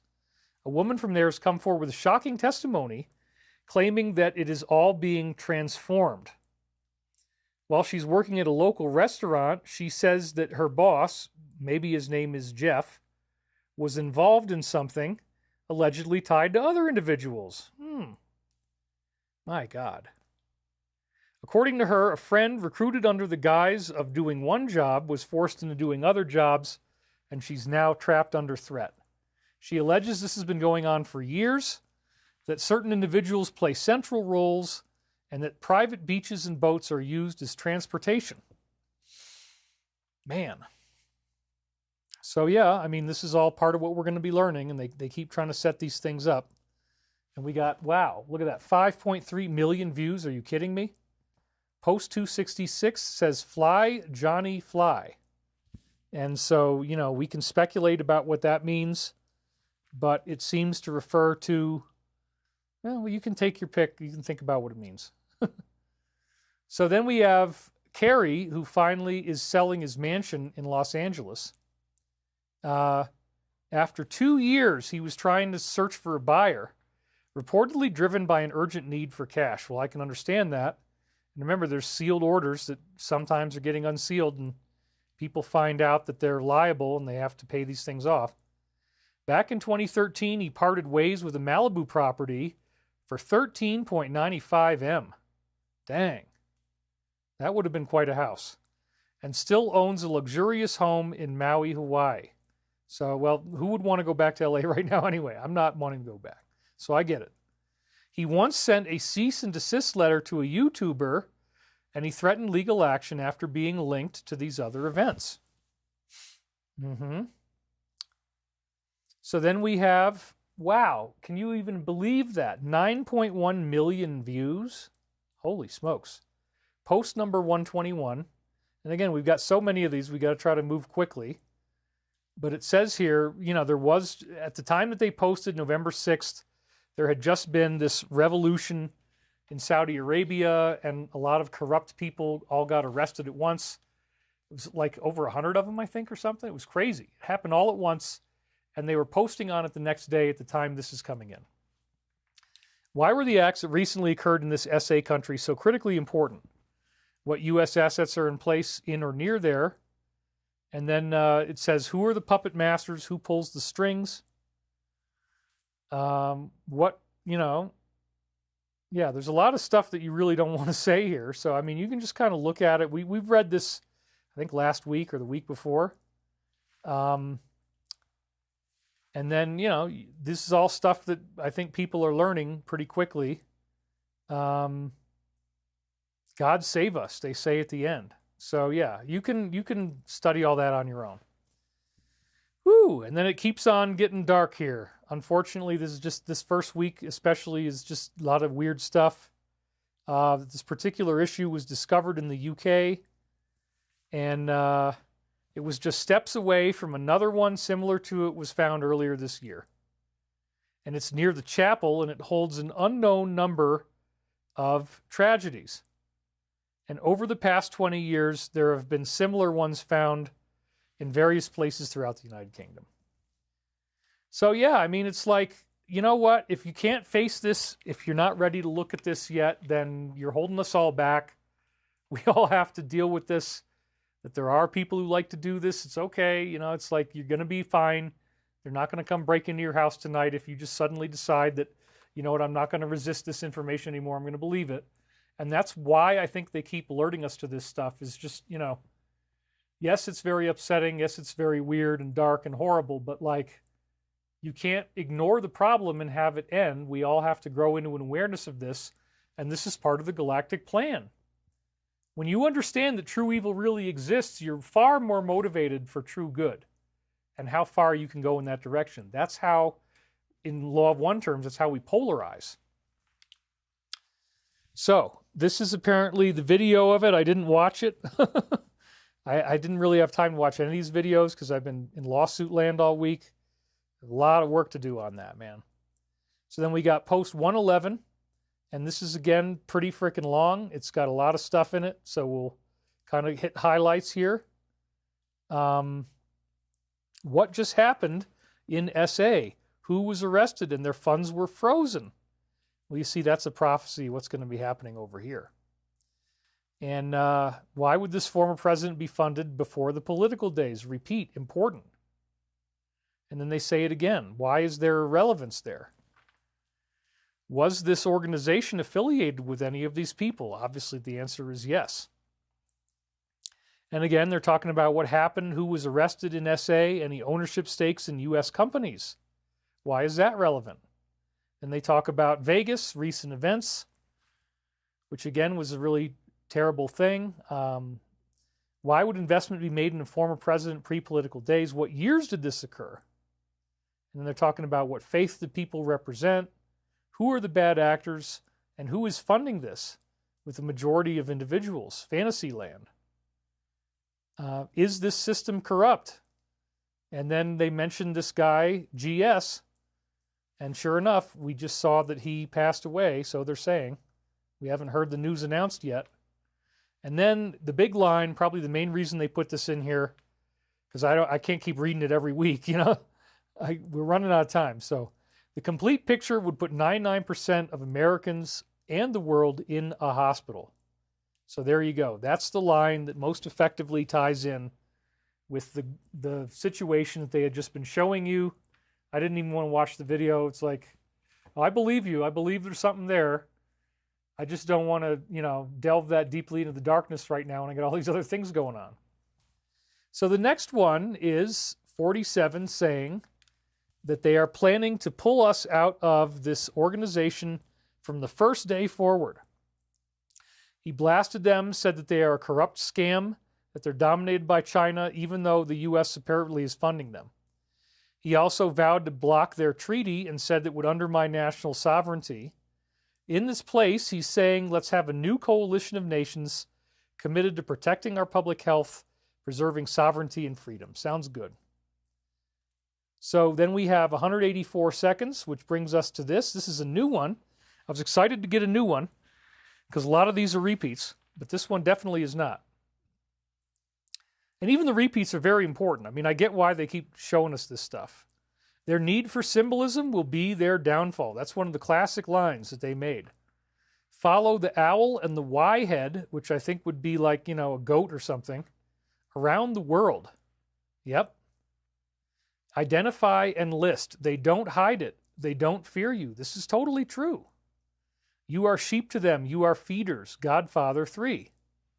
And again, this is interesting because in the last dream that I had from the last show when we were on Maldek, there was the beheaded beaver rat type creature or hippo camel type creature, and she had the beheaded head there, and it was like the Godfather movie where there's the beheaded horse, and it says Godfather. So that could have been partly intended. I mean, the Godfather keeps showing up, so maybe they did that partly for me, who knows. But they don't hide it, they don't fear you. Well, now they do. This was disturbing. I actually did watch the whole thing. I was kind of wish afterward I didn't. Santa Baby, this music video where she's mocking Christianity and Jesus. It's provocative. It is packed with occult symbolism and behavior. And it shows her crawling through a house as chaotic, surreal, and religiously charged scenes unfold around her. Directed by Nadia Lee Cohen, who earlier this year worked with Rihanna on a magazine shoot that also was mocking and had a provocative nun portrayal. So yeah, there's an inside club and they're making it obvious. This was quite disturbing. There was some really weird, disturbing, terrifying imagery in this stuff. But anyway, post number 284, once again, they got the fly and fly. Remember last time it was Fly Johnny. Well, now they're using that again. AL back in the news. Al, I don't know who that is. I'd have to think about it. Maybe if you guys have any idea who Al is, drop me a comment in the sidebar here, and I'll take a look. I don't even know, dude. I mean, maybe somebody knows. So anyway, I'll look over there, see if anybody knows who Al is. The Fly Al Fly, that may be a reference to passing away. I'm not sure. Another coincidence? Follow the news. Merry Christmas. And then this somehow also tied in with two... Oh, I put this one in there too, because it's a similar thing where they say, goodbye, Al, add to list, and then it says fly Sid Fly. So maybe there's some guy named Sid, I don't know. Nobody's really guessed who... Oh, Al Gore. That could be, or Alabama. Adelaide. It's probably not Adelaide. Hello, David. Somebody says Al Sharpton. Could be Abraham Lincoln. Weird Al Yankovic. The video was on the creepy side for sure. So anyway, yeah, these are interesting comments. Thank you guys for writing. Glad that you're here. We still have 5,700 people watching. It's an incredibly big number. And it would be cool to see you trans-channeling live sometime. No, we're not going to do that. I'm not going to be doing that. But we have a lot of good time loop material to go through. So again, this is all part of our Alliance download. And the next one also just is really, really odious. This commutation that occurred. And, you know, I really can't even read this to you. You just have to kind of read it for yourself. I pretty much looked at this. Merry Christmas, it says at the end. But, you know, this is really, really weird. That's definitely an abuse of the power of office. And I doubt that this guy is going to be allowed to keep walking around once, you know, we go through the rest of January. So we have 39 seconds on the video. And we actually already saw this one where, you know, this is one we've read many times. And they're, again, talking about the same thing, small devices that could cause problems, miniaturized technology to payload delivery in the U.S. This, again, I think is talking about the drones. And it's all that stuff that this administration that's leaving doesn't want this stuff coming out. That's what the drone campaign is about. So that's how I read that one. Then we see that Faust has had his security withdrawn from the U.S. Marshals just days before this were to happen, despite he earlier admitted that he harbors a deep fear of things happening to him, and he's now transitioned to using private security. So we have, you know, 688,000 views there. It's amazing. And then these children are now at risk once again. And so you can read the first sentence there. There's now a new threat. There's new activity, people forcing their way into the compound. Members of the original group are lingering near the site. They're looking for opportunities. Backup has been deployed to secure the area, but it is an escalating situation. And please pray for them. And yes, we do. I don't know where this went, but this was on December the 23rd. And then we got 123 seconds. It says, nothing is random. Everything has meaning. Plus, plus, plus. And we saw pluses before. They might indicate crosshairs. So, yeah, a lot of stuff going on. Isn't that something? Everything has meaning. Then we have this extremely bad parenting situation reported about in Georgia.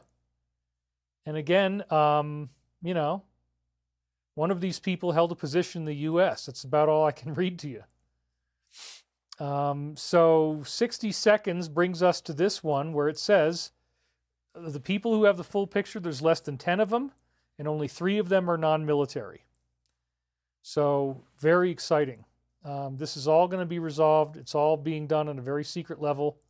Then we have another individual who has constant trembling hands, and fans are expressing concern because he was on Saturday Night Live and his hands were shaking.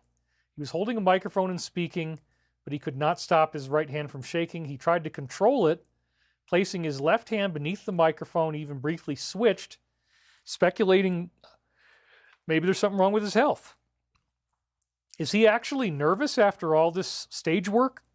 That's not likely. Or Is this a sign of a health concern? Well, as has been said, when the human body is exposed to certain toxins in the course of certain, things that people do that are very, very sad and dark, eventually over time, if you keep exposing yourself to those prions and toxins and so forth, then you will start to develop this nervous shaking, trembling condition. And so maybe that's because of overindulgence that this is happening. That's what they're implying. And then we have 30 seconds leading us to post number 30, which we've read many times before. Again, the device in the White House that's hidden and could cause harm to people in the room. When he was elected, you can't possibly imagine the steps that they had to take prior to losing power in the effort to try to ensure their future safety and control. So again, this is talking about how there's bugging going on. They had to take the bugging out. And they can hint and point, but cannot give away too many things. Next, we see that his manslaughter case was dropped. Oh, how convenient. Officially came to an end. The special prosecutor says she's dropping the appeal against the dismissal.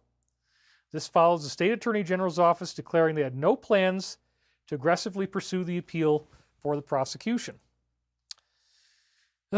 Okay, well, that's the life we're in right now. If it makes you mad, well, then do something about it. And we're all doing that. We're all working together, and you listening is a very valuable part of that process. So next we see that the U.S. is being accused of using Africa as a testing ground. A stark warning saying that medical experiments are going on, and he also mentions drugs. And he says that there's a deliberate thing going on that they're doing with their network. Well, that's probably true. Part of the DS, this is all stuff we know.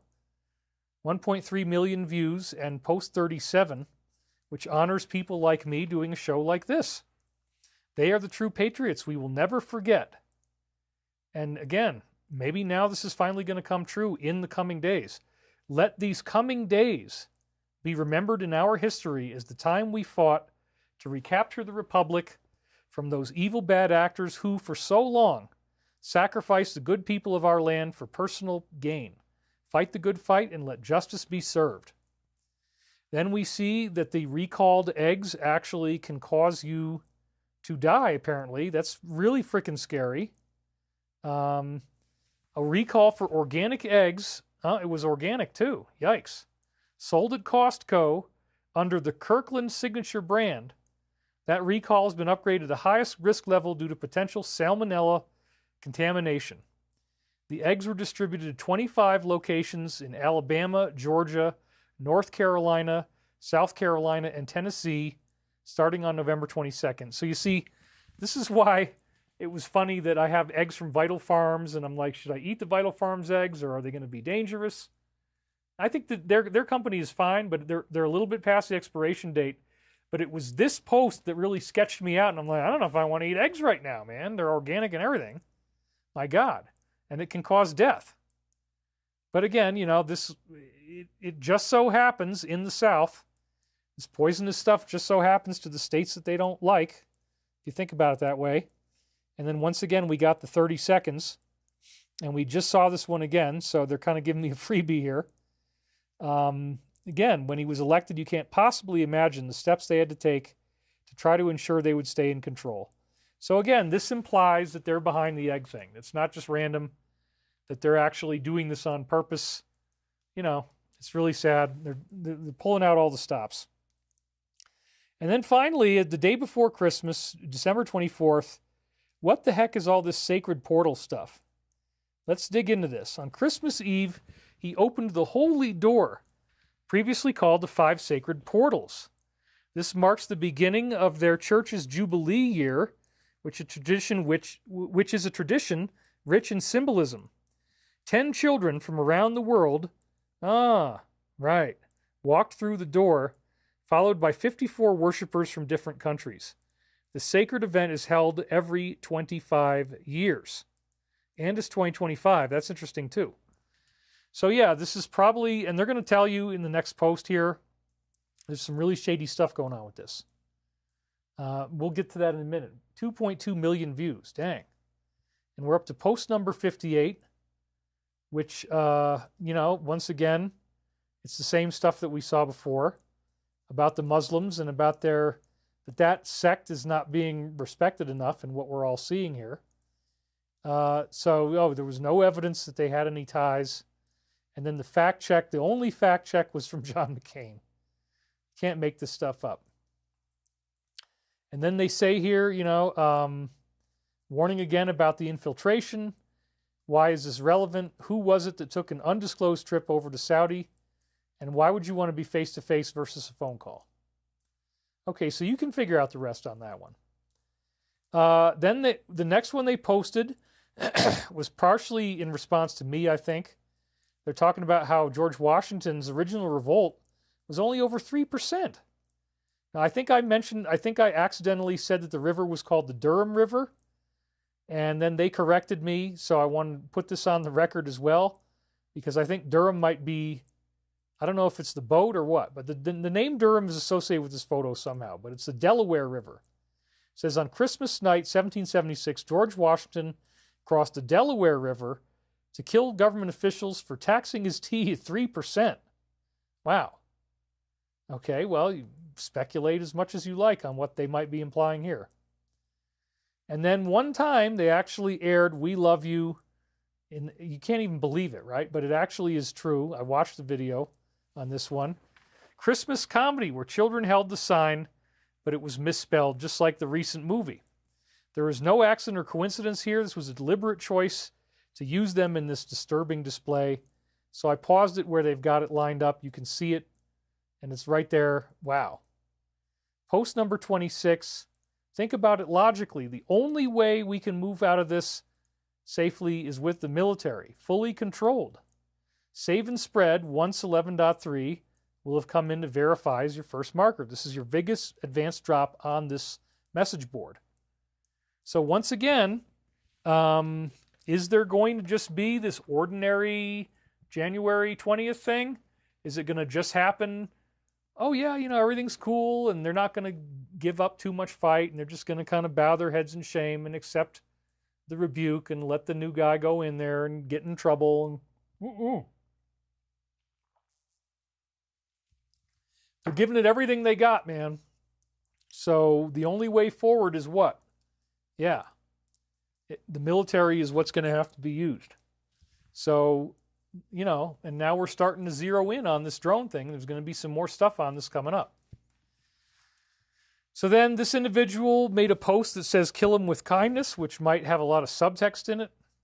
Cryptic Christmas video, kill him with kindness, or KTWK, shortly after all these people that were on his case had no longer become a problem for him. He reflected on what he called a pretty good year, his restored health, personal changes, intention to vote for more good in the world. And he ended with an ominous suggestion. If somebody goes on the attack, do the unexpected and kill him with kindness. Well, you can believe this if you want to. It's pretty outrageous, but there you go. I don't know what to say about this one. If you do stuff like that and you really mean it, it's very stupid, but maybe he did. Who knows? I don't know. 5.8 million views. That's very significant. Post 60. Again, the full picture is only known to less than 10 people and only 3 of them are non-military. Now we're getting into it. When you look at the 5 portals, they form a symbol. 5 places where you had to open the doors and walk the children through. When they connect together, these 5 locations, it forms something called the sigil or the seal. This ominous emblem is deeply rooted in occult practices and is a magical symbol widely used by various individuals. The sigil appears as a chalice, symbolizing creation and the dark potential that is full of endless possibilities. And you know what's in the chalice. It's, stuff that they're drinking. Oh my God. I don't want to talk about this, but I have to because I'm working with the Alliance and this is my job, everybody, so just hang with me. And they talk about these 5 different locations. So here they are. They've got the coordinates. And when you add up the coordinates on the map, as you can see on the bottom, you put the 5 dots together and you draw the lines. Yep, there you go. There's your sigil. Turn it around, and it's perfect. So the 5 locations Apparently they did this on purpose. It's like working with the ley lines in the earth, creating geomancy, trying to harness magical power. Gosh, I mean, they really do believe this stuff. They really are doing this stuff. It's a big adjustment to make. It's a magical symbol that they sometimes use. It says it's believed to have originated from a magic square. The origins are unknown. It was first recorded in the 18th century True Grimoire, which is like an evil book, and it is used in rituals to invoke good old Uncle Lou. And they got us this on Christmas. You can see there's an implied pentagram. If you connect the dots together, connect the two lines in the middle, give them a line through the middle, and that makes you see this upside down pentagram, among other things. So then we have this preacher who is now worth $300 million, and he's speculating that he's going to live to be 120. Well, you know, if we get the Ascension this year, he may very well be right. He may live a lot longer than that. You know, we're all going to live longer once we get the light body activation. If he's done a good job for humanity, then maybe he'll get that. I have no idea. He's a funny guy. I've seen him before. He makes me laugh. Kenneth Copeland with an estimated net worth. I had no idea that guy was so rich. He got $300 million from being a Christian, getting people to give him money. That just seems crazy. He claims that God revealed he will die on December 6th, 2056 at the age of 120. So I want you, as you're looking at this, to burn into your brain $300 million. Because the Alliance is communicating with us, folks. They specifically mentioned that amount of money, and in last week's show, I mentioned that I had a time loop about $300 million, but I didn't actually read it. I just said that it existed, and that one of the things that was so weird about it is that one of the first deals that Stavati is looking at is for $300 million. And we've got signed contracts, and we're lining the whole thing up, and we got, production facilities, and everything is getting lined up. But this is one of the deals, it was literally like our first really legitimate deal with signed paperwork and all this stuff. $300 million. And it showed up in the time loop right as I was unsealing this time loop is when I found out about the deal. And it's the same exact number, the 300 million. And then they mentioned it. So in honor of them mentioning, I'm going to skip ahead to February 21st, and I'm going to read you the actual prophecy. This is coming later in the show, but we're getting through it now.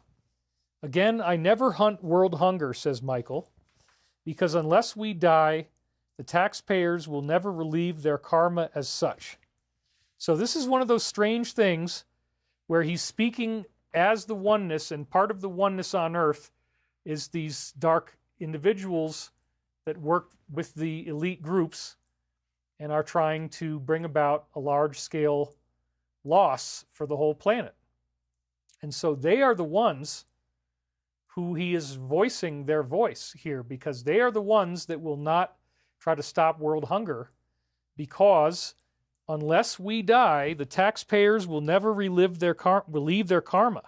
So this is exposing the opinions of the elite and how they want starvation and they want death, because they believe they're fulfilling the karma of humanity and that more of us need to disappear, and they think that's their responsibility. So then I think this is now talking back, for everybody. This is Archangel Michael speaking on the positive now.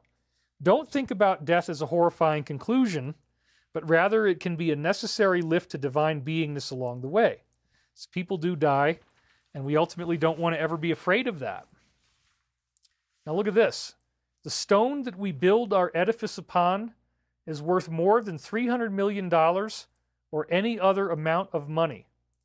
And I have to say, the stone that we build the edifice upon is actually a pyramid reference, and they just referenced everlasting rock in the other one, which is, again, a pyramid building reference. So the stone that we build our edifice upon is the pyramid, and that supposedly, if you follow the Casey thing, I was supposedly this being called Ra-Ptah 12,500 years ago. If I was Edgar Casey's reincarnation, his reading said he had also been this individual who built the Great Pyramid with the extraterrestrial group known as Ra, which is the same group as it's called Archangel Michael, spoke in the Law of One. So you have all these dots connecting together. You have the reference to the pyramid, which would be my former life. And then, an anti-gravity project. How did you get those blocks in place? If I was responsible for building this, we needed some type of anti-gravity drone technology. Well, now in the present, I'm helping to build this company that's actually going to do hover cars. And really, really exciting things are going on. Just in the middle of all this other stuff that's happening, we picked up another gigantic deal. And this was just from somebody asking for a business plan, and then they found out there was a bigger one. They said, let us see the bigger one. We showed it to them, and they're like, we want to do this. Like, yeah, that's cool. So we're going to be very, very busy. This is a really exciting thing that's happening. And so the first deal that we get is the $300 million deal. And I'm all excited about it, as you can imagine. And then Michael kind of humiliated me because he said, the stone that we build our edifice upon, which I think references the Michael Prophecies, these words that we're reading in the time loop, is worth more than any amount of money, $300 million or otherwise. And this really, really shocked me because we had just gotten this $300 million order. And Michael's like, yeah, don't even worry about that. The work that we're doing with you, these Michael Prophecies are worth way more than any amount of money. And I see that. Because imagine if this works. Imagine if this leads to a first contact scenario and humanity's ascension. No pressure, right? Like, wow. I mean, all of this is so surreal that, like, when people troll me, I just kind of have to laugh because I really do feel sort of as if I've just gotten caught in the middle of this. I didn't know I had these 7 books that I dictated in the 1990s. I didn't start unsealing them until 2022. I didn't know I was going to be doing Alliance slides every week. I didn't know that there was going to be a new time loop after I come back from Canada that's got 21 tapes in it and that it's going to carry me through week after week. And they just keep freaking hitting it. And so this 300 million thing, like right after I found out about the deal, I unsealed this and it says, what we're giving you is worth way more than that. And that's what we're all inheriting. What we're all inheriting with this ascension is better than being a billionaire. It's better than any amount of money. You're going to be able, if you get enough progress on your ascension, if you've been a nice enough person, then you're going to be able to do hands-on healing. You're going to have telekinesis. Your body is going to glow. You're going to be able to control lightning with your hands and feet. You're going to be able to levitate. You make other things levitate, other people levitate. You'll be able to manifest objects out of thin air, push your hands or feet into rocks and leave a handprint or a footprint. All of these things will become easy to do if you've done the grade. And what they keep saying is, you're not going to have earth changes. You're going to have it's going to be scary. You're going to have an end of the world kind of scare. But 2025, we come back to see you. And there's a species evolution that occurs after you guys do the homework and bring the guilty to justice. So when I read this, I could not believe it. It was like such an amazing prophecy. And it fit in perfectly with the first deal that we're getting. And it says, don't even worry about your stinking $300 million. We don't even care. So then they actually said that this guy was worth $300 million. So the Alliance was clearly paying attention. And I wanted to honor them for that shout out. So thank you guys. So here it is up close. Kenneth Copeland, with an estimated worth of $300 million, claims that he will die at the age of 120. Well, if we get the first wave, it might be a lot longer than that. Hopefully people want him around. Because he's going to be around. If he can make it till later this year. Okay, so then we got post number 36. And again, a lot of these are very complex, so we're just going to do highlights. And it's again talking about George and transferring his funds to a nonprofit organization. So it's talking about hiding money, that kind of stuff. Who owes a lot to very bad actors? And who could she repay? How could she actually find this money if the payment was made with the guarantee that, don't worry about it, we're going to be fine? Yep, well, they got to scramble for it then. And then they're talking about all these other payments, cash payments, slush funds. How did they net so much money? How did they keep making so much money? And what if the Wizards and Warlocks tipped off local reporters to this undisclosed stop, negotiating on the tarmac? This is strange. I don't really know what they're talking about here. And they, had this meeting miscategorized on purpose, used false identities to prevent bad actors from locating it. Ah, so maybe it's a good deal. While also verifying to players that all was clear, no logs.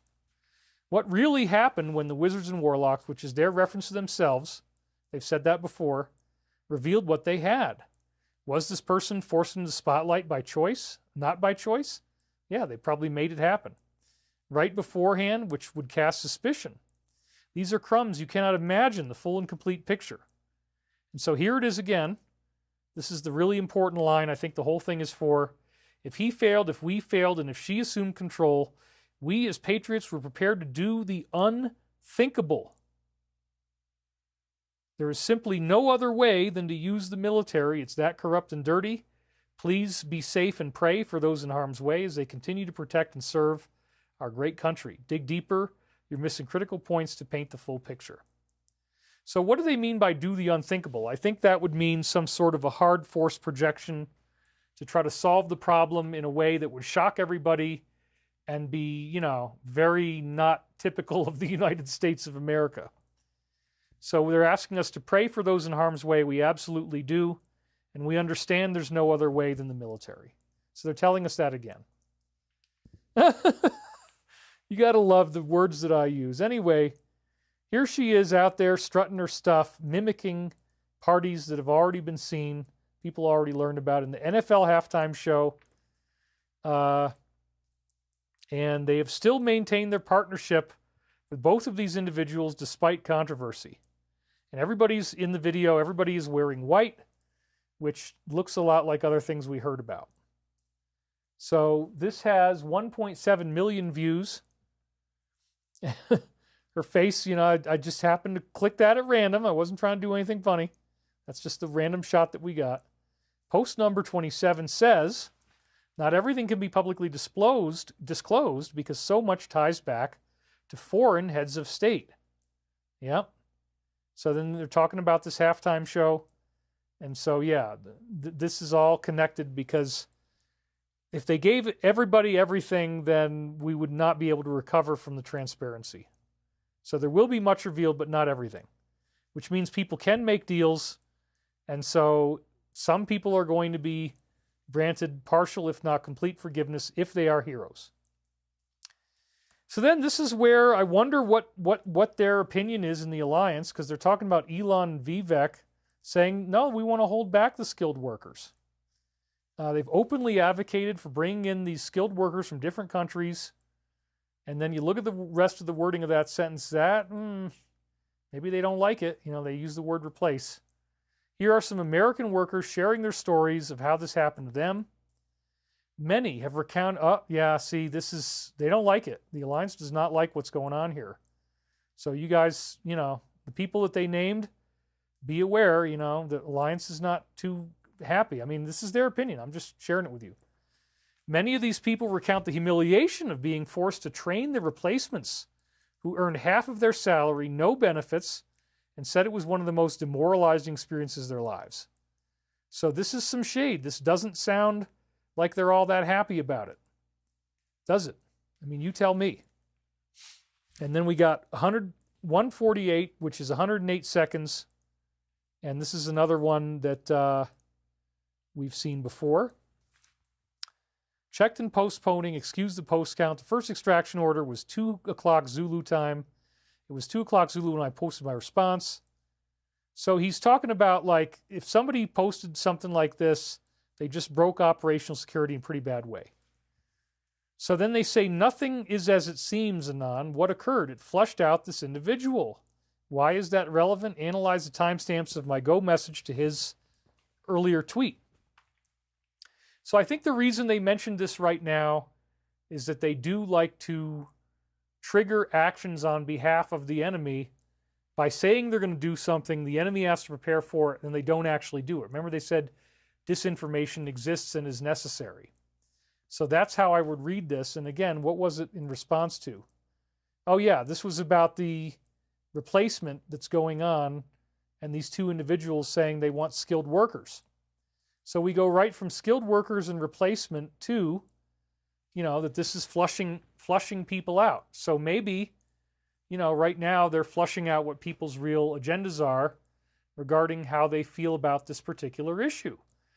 Our goal with Stavati is to create jobs here in America. Now, if, there is legal immigration, and that's fine. I mean, I think that we don't want to throw the baby out with the bathwater. I know people who got green cards, and they worked really hard for it, and they earned their way in, and we're not going to go back into some isolationist mentality and not let anybody in.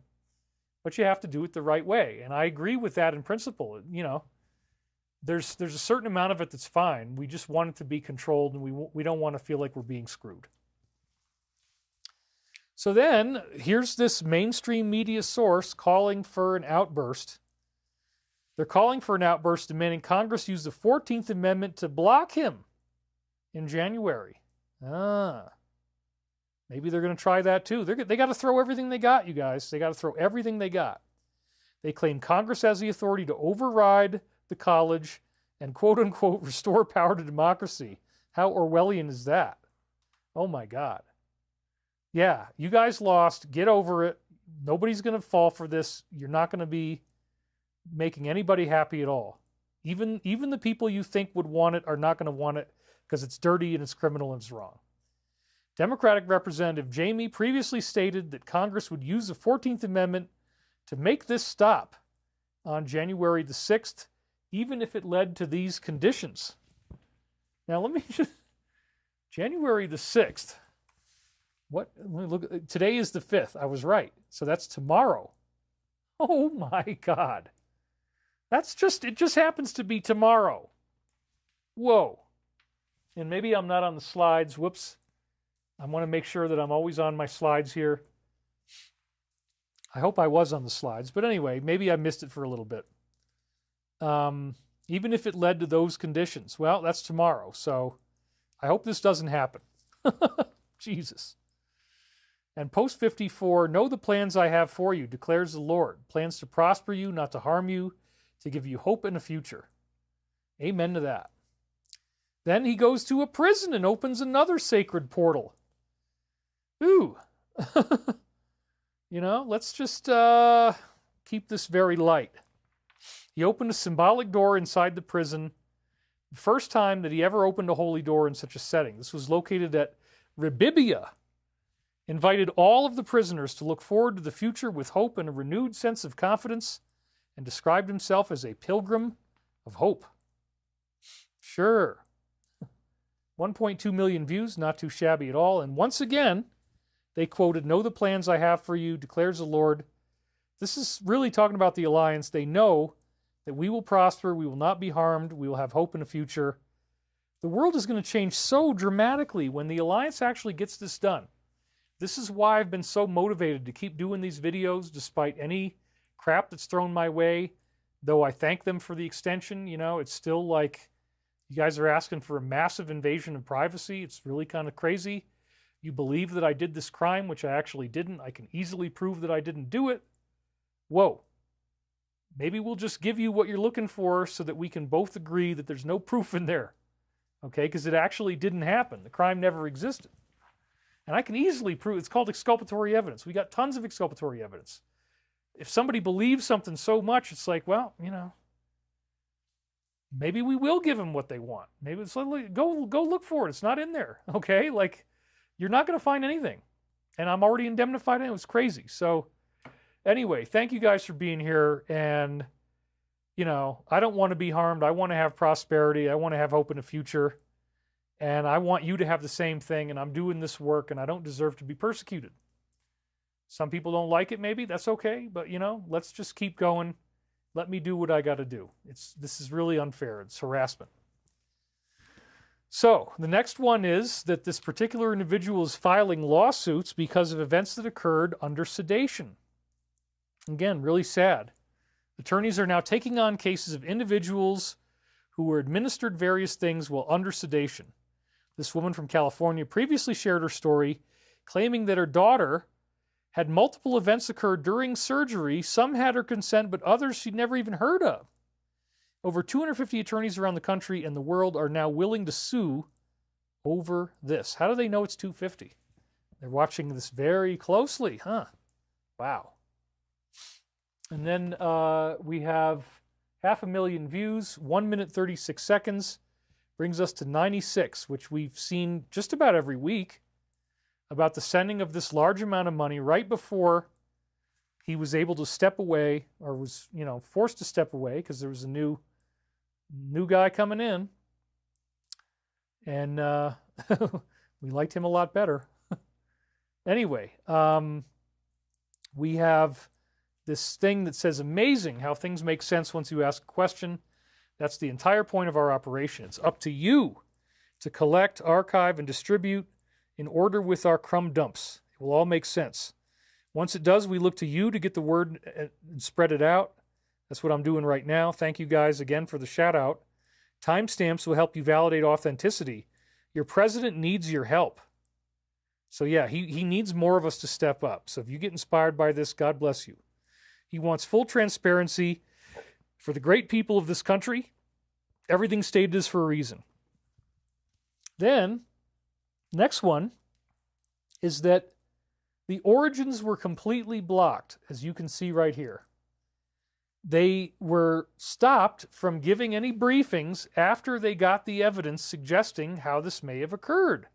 So they wanted him in the dark. His own intelligence could not come in. This former FBI scientist has expertise in various things and revealed that both he and his organization were intentionally excluded from a National Intelligence Council briefing. My gosh.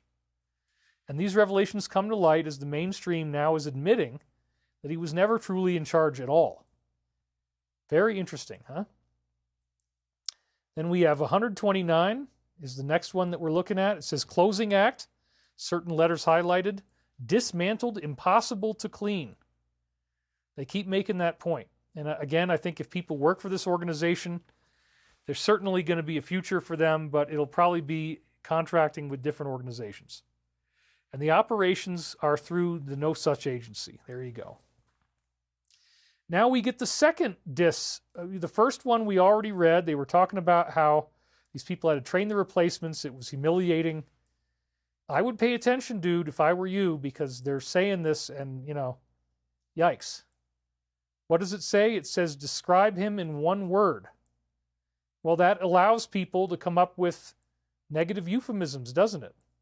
And then when you look at the face, it's kind of like a scheming, like a greedy, wipe your hands together, I want the money, I want the... It's like a golem. I'm sorry, man. I really don't want him to hate me, and now he's probably going to hate me, but I could have pictures that look like this too. Why did the Alliance pick this picture with this kind of grimacy, strange, creepy expression? Well, because they're creating a bias. Describe him with one word. The only other thing we're going to show you is the face, and a lot of the words were negative. So again, the Alliance is giving him a heads up. There's some issues here that they are not so happy about, and I think it can all be remediated. But if they did this for me, I would definitely want to listen to it and not ignore it. And then they do another one later on, too. So it's, whoa, okay. Be careful that you're not stepping out of the lines of what you agreed on. So now they reveal, whoa, once again, they hit him again. He's banning anybody who criticizes him. This is from the general. It says that several accounts that criticized him and the proposal to bring in all these various ideas, that several accounts have been suspended. So they are not happy. The Alliance is not happy. If there's somebody you can call, please call them and find out how you can clean this up, dude. I'm begging you, please call them and find out how you can fix this. Because this probably wasn't a good idea either. Let's even zoom in closer. He says, the reason he's in America along with so many critical people who built these hundreds of companies is because of this one thing. Take a big step back and blank yourself in the face. Ouch. I don't actually think I could do that. I tried to do that when I was, right out of college, and I really hurt my back and my neck, but I wouldn't even want to try it now, so I can't really take that advice. But again, we're making American jobs anyway. Yikes. Okay. A little bit lacking in decorum and politeness. I will go to war on this issue, the likes of which you cannot possibly comprehend. And he says his opponents can go F themselves, and he's prepared to go to war in order to fight for this. And then again, you know, why did they choose this particular face? Well, again, they posted this on the general, so I don't think they like the sass. I don't think you want to use words like that and tell people that kind of stuff, and I don't think you want to block people who disagree with you. You know, it's sad and crazy, but here you get it all, man. I'm not omitting any of the slides. We still got 6,000 people watching, dude. And we're at 4 hours, 44 minutes, and 44 seconds. I looked at it right as it went 4:44:44. That is freaking crazy. Okay, well, the next thing they do is favorable. They mention Nostradamus in a favorable way, that there is a living Nostradamus, and he has prophecies for 2025.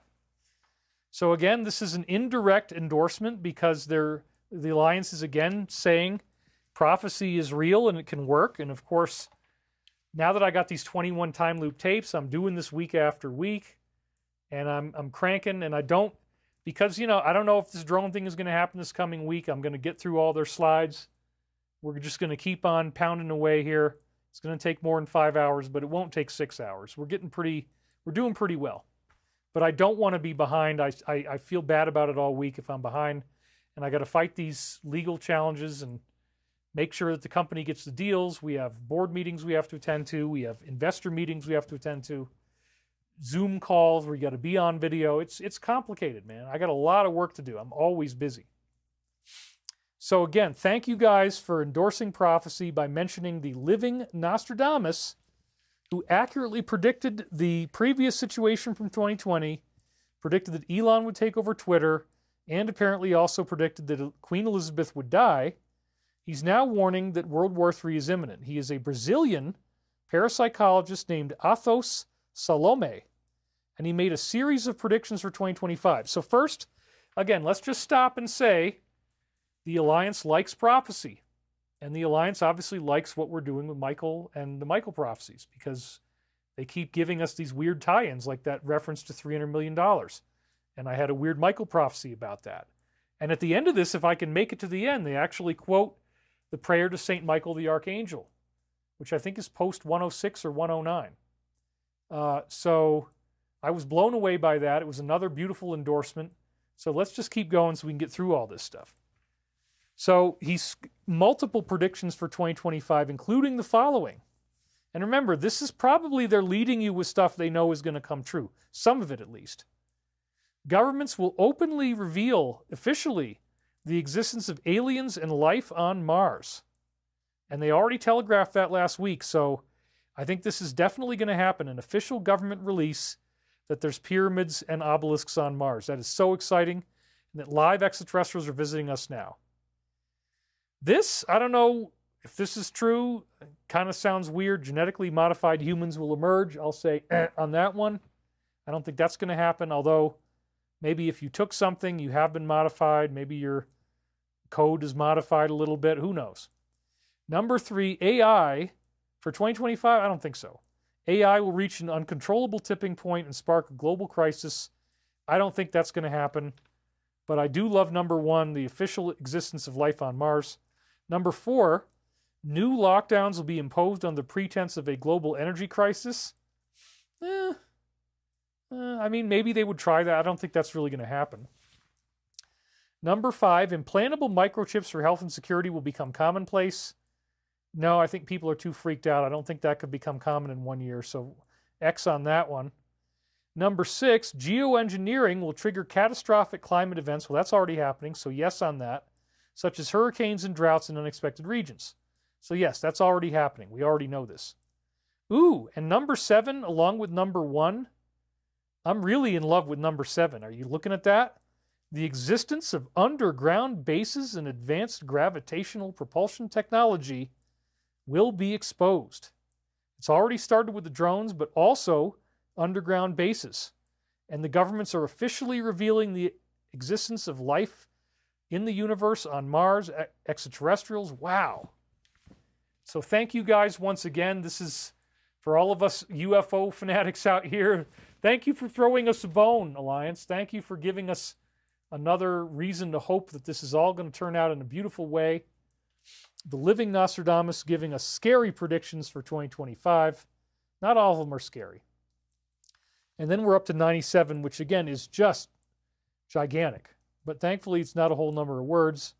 So I'm just going to kind of have to leave this to you to look at about moves and counter moves. Who is the enemy? And so they're talking about something that just happened. So the coordination with 97 is good because they mentioned that 4 times in a row. And what is his race and background? And they're talking about General Flynn. Who knows where the bodies are buried? Maybe he does.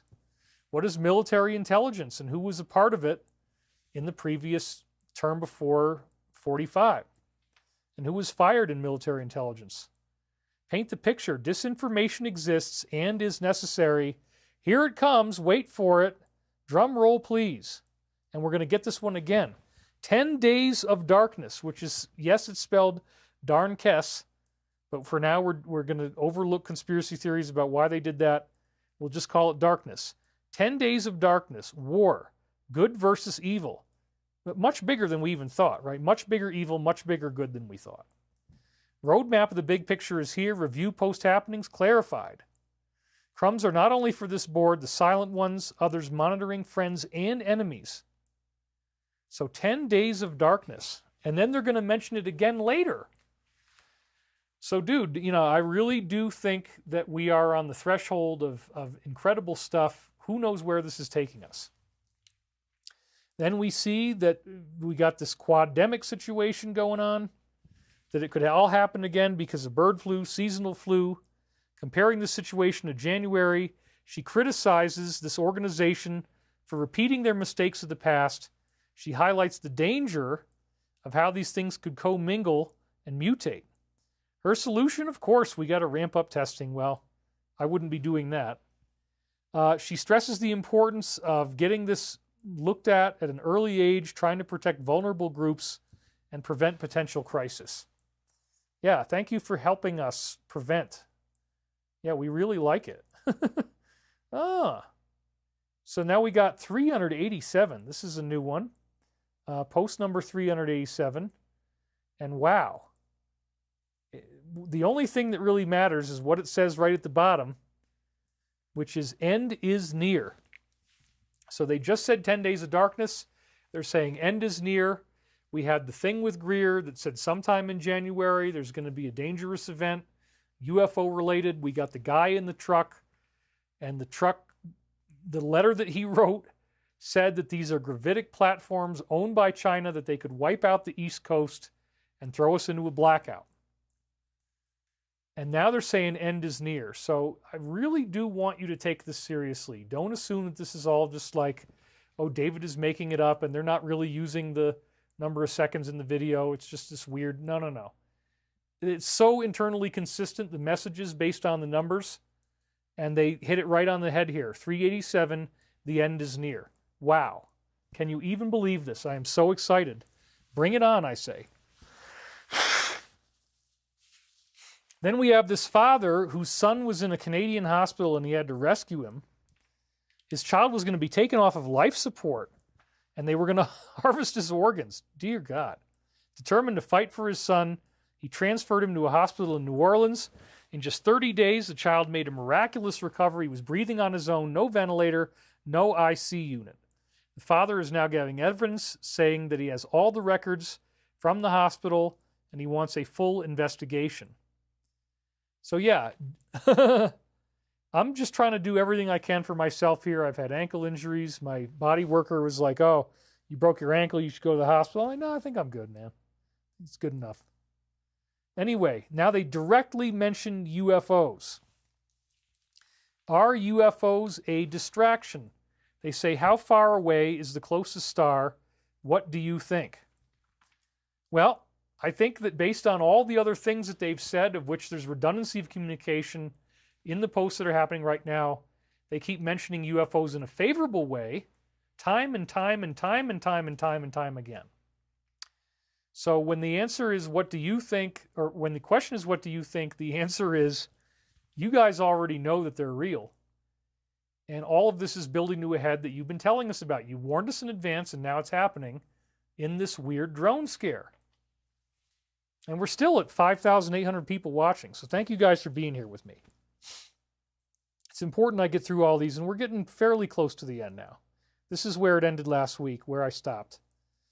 The good old Gebra Jesus, which sounds like Jesus, doesn't it? But this is definitely nothing like Jesus, man. Nothing like Jesus, this guy. He narrowly escaped death during an airstrike when he was in Yemen. Woo! That would be nasty. He was at an airport in the capital. He found himself just meters away from a strike that devastated the terminal. Can you even believe that? He had admitted that he wasn't sure if he was going to survive. Right, because if one hits, how do you know you're not about to get hit by another one that follows up the first one? This close call comes as he continues to warn the world about the inevitability of what might come next. So maybe somebody's after him. Maybe that's what this was about. Who knows who that is? 66 is another one that we've seen a bunch of times. POTUS is currently under attack by our own agencies. Yep. They just attacked him, and it was immediately detected by military intelligence, and he was alerted about it. Re-review all the crumbs today, yesterday, and the weekend. What does this mean? What actions are immediately occurring? If this leaks, or if you see immediate action ongoing at their headquarters, you'll get verified ahead of schedule. So yeah, this is showing we're right against the edge of immediate action, you guys. They're already attacking him. They're already trying to take him out of the game. Even my father said, isn't it strange how quiet he's been? He's not really talking. Shouldn't there be a lot for him to talk about right now? There's so much stuff going on. Nope. He's been very, very quiet. This says that he's actually being attacked, and that you may even see immediate action at their headquarters. So that's some heavy, heavy stuff. Now, to a certain degree, again, people who are highly intelligent, there's a certain amount of legal green cards that everybody gets, and that's what I think is being talked about here. Even though the Alliance had just thrown shade before about it, now they say this. He's voiced his support for the proposal to expand this. In a phone interview with New York Post, he expressed approval, admitted he's a fan of the program, and has frequently utilized such visas on his own properties.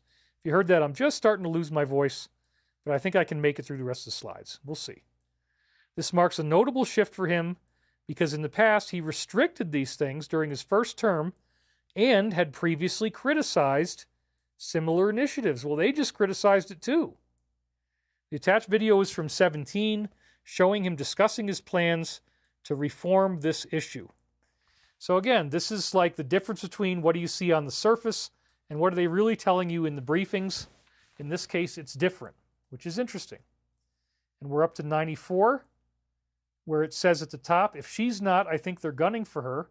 How can she repay the money that was sent to her foundation because people were trying to buy her influence? Do they have her friend? And it says, review my other threads. That's why complete graphics are so important. He had to pay the debt before he left office. She is not currently in SA. Her husband wants a deal. He's playing the former president card. Watch the cookie quickly crumble. And then where does S fit in? Well, they just told us he's gone. So the cookie is going to crumble. The deal is not going to be granted. We've already heard all this stuff. It's very interesting how all these things connect, and every number they throw out corresponds to a very relevant post. So now he's going to have to come at a price to get freedom. He's going to have to sell people out. They want the full network of individuals exposed. Celebrities, athletes, studio heads, agents, influential business figures. And the offer is clear that he can, in fact, be able to walk away and be free on bail in the process. So, is he going to do it? Yeah, he probably will. He probably will. So, that's interesting, huh? And look at how many views. 2.1 million? My goodness. Then they're talking about these tornadoes ripping through the south. The tornadoes terrify me, and here I am in a high wind zone. I have to deal with it all the time, high winds. Devastating tornadoes tearing through the southern U.S. over the past 24 hours. Through the south from Texas to Mississippi. Well, this is probably the result of tampering. It's probably, again, punishing the south. We got fog. We got tornadoes. They're just doing whatever nasty stuff they can find in the time that they still have. Despite the massive destruction these have caused, it's had minimal media coverage. Yeah, because they don't want you to have sympathy. They really don't. Post number 16, Get the Popcorn. Friday and Saturday, which I think would be this coming week, will deliver on this promise. We have to clean house in order to free up, demonstrating who has authority to pass important laws. This was a priority. If you think that he's not in control, you are kidding yourselves. He is 100% insulated and has zero risk of ever being impeached. Woo! Let's see what happens on Friday and Saturday, man. This is a nice promise. I'm glad they did that. And then we see that there's already 66 cases of bird flu. Isn't that interesting? Good old Dr. Leanne is once again raising the alarm, saying that there's been mutations that have occurred in Louisiana and that it's now a growing threat. She said there's already 66 confirmations that this is urgent, and she says the number is underestimated due to insufficient testing. There goes that number again. Yep, this is what they do. They got to put symbols in. They got to put signals in so that the certain number of awake people say, oh my God, and everybody else just laughs and says, oh, you're a conspiracy theory. No, it's true. 105. Wow, because they're stopping the next big release. They're going in and blowing up these labs, I'm sure of it. Please pray operators are in harm's way, high risk, high value targets. Please pause and give thanks to those who would die to save our republic. Let's do that right now for just a moment.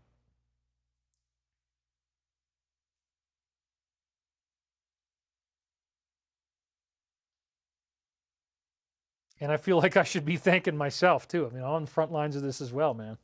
It's like, dang. I'm always in high risk. When am I ever not? Okay.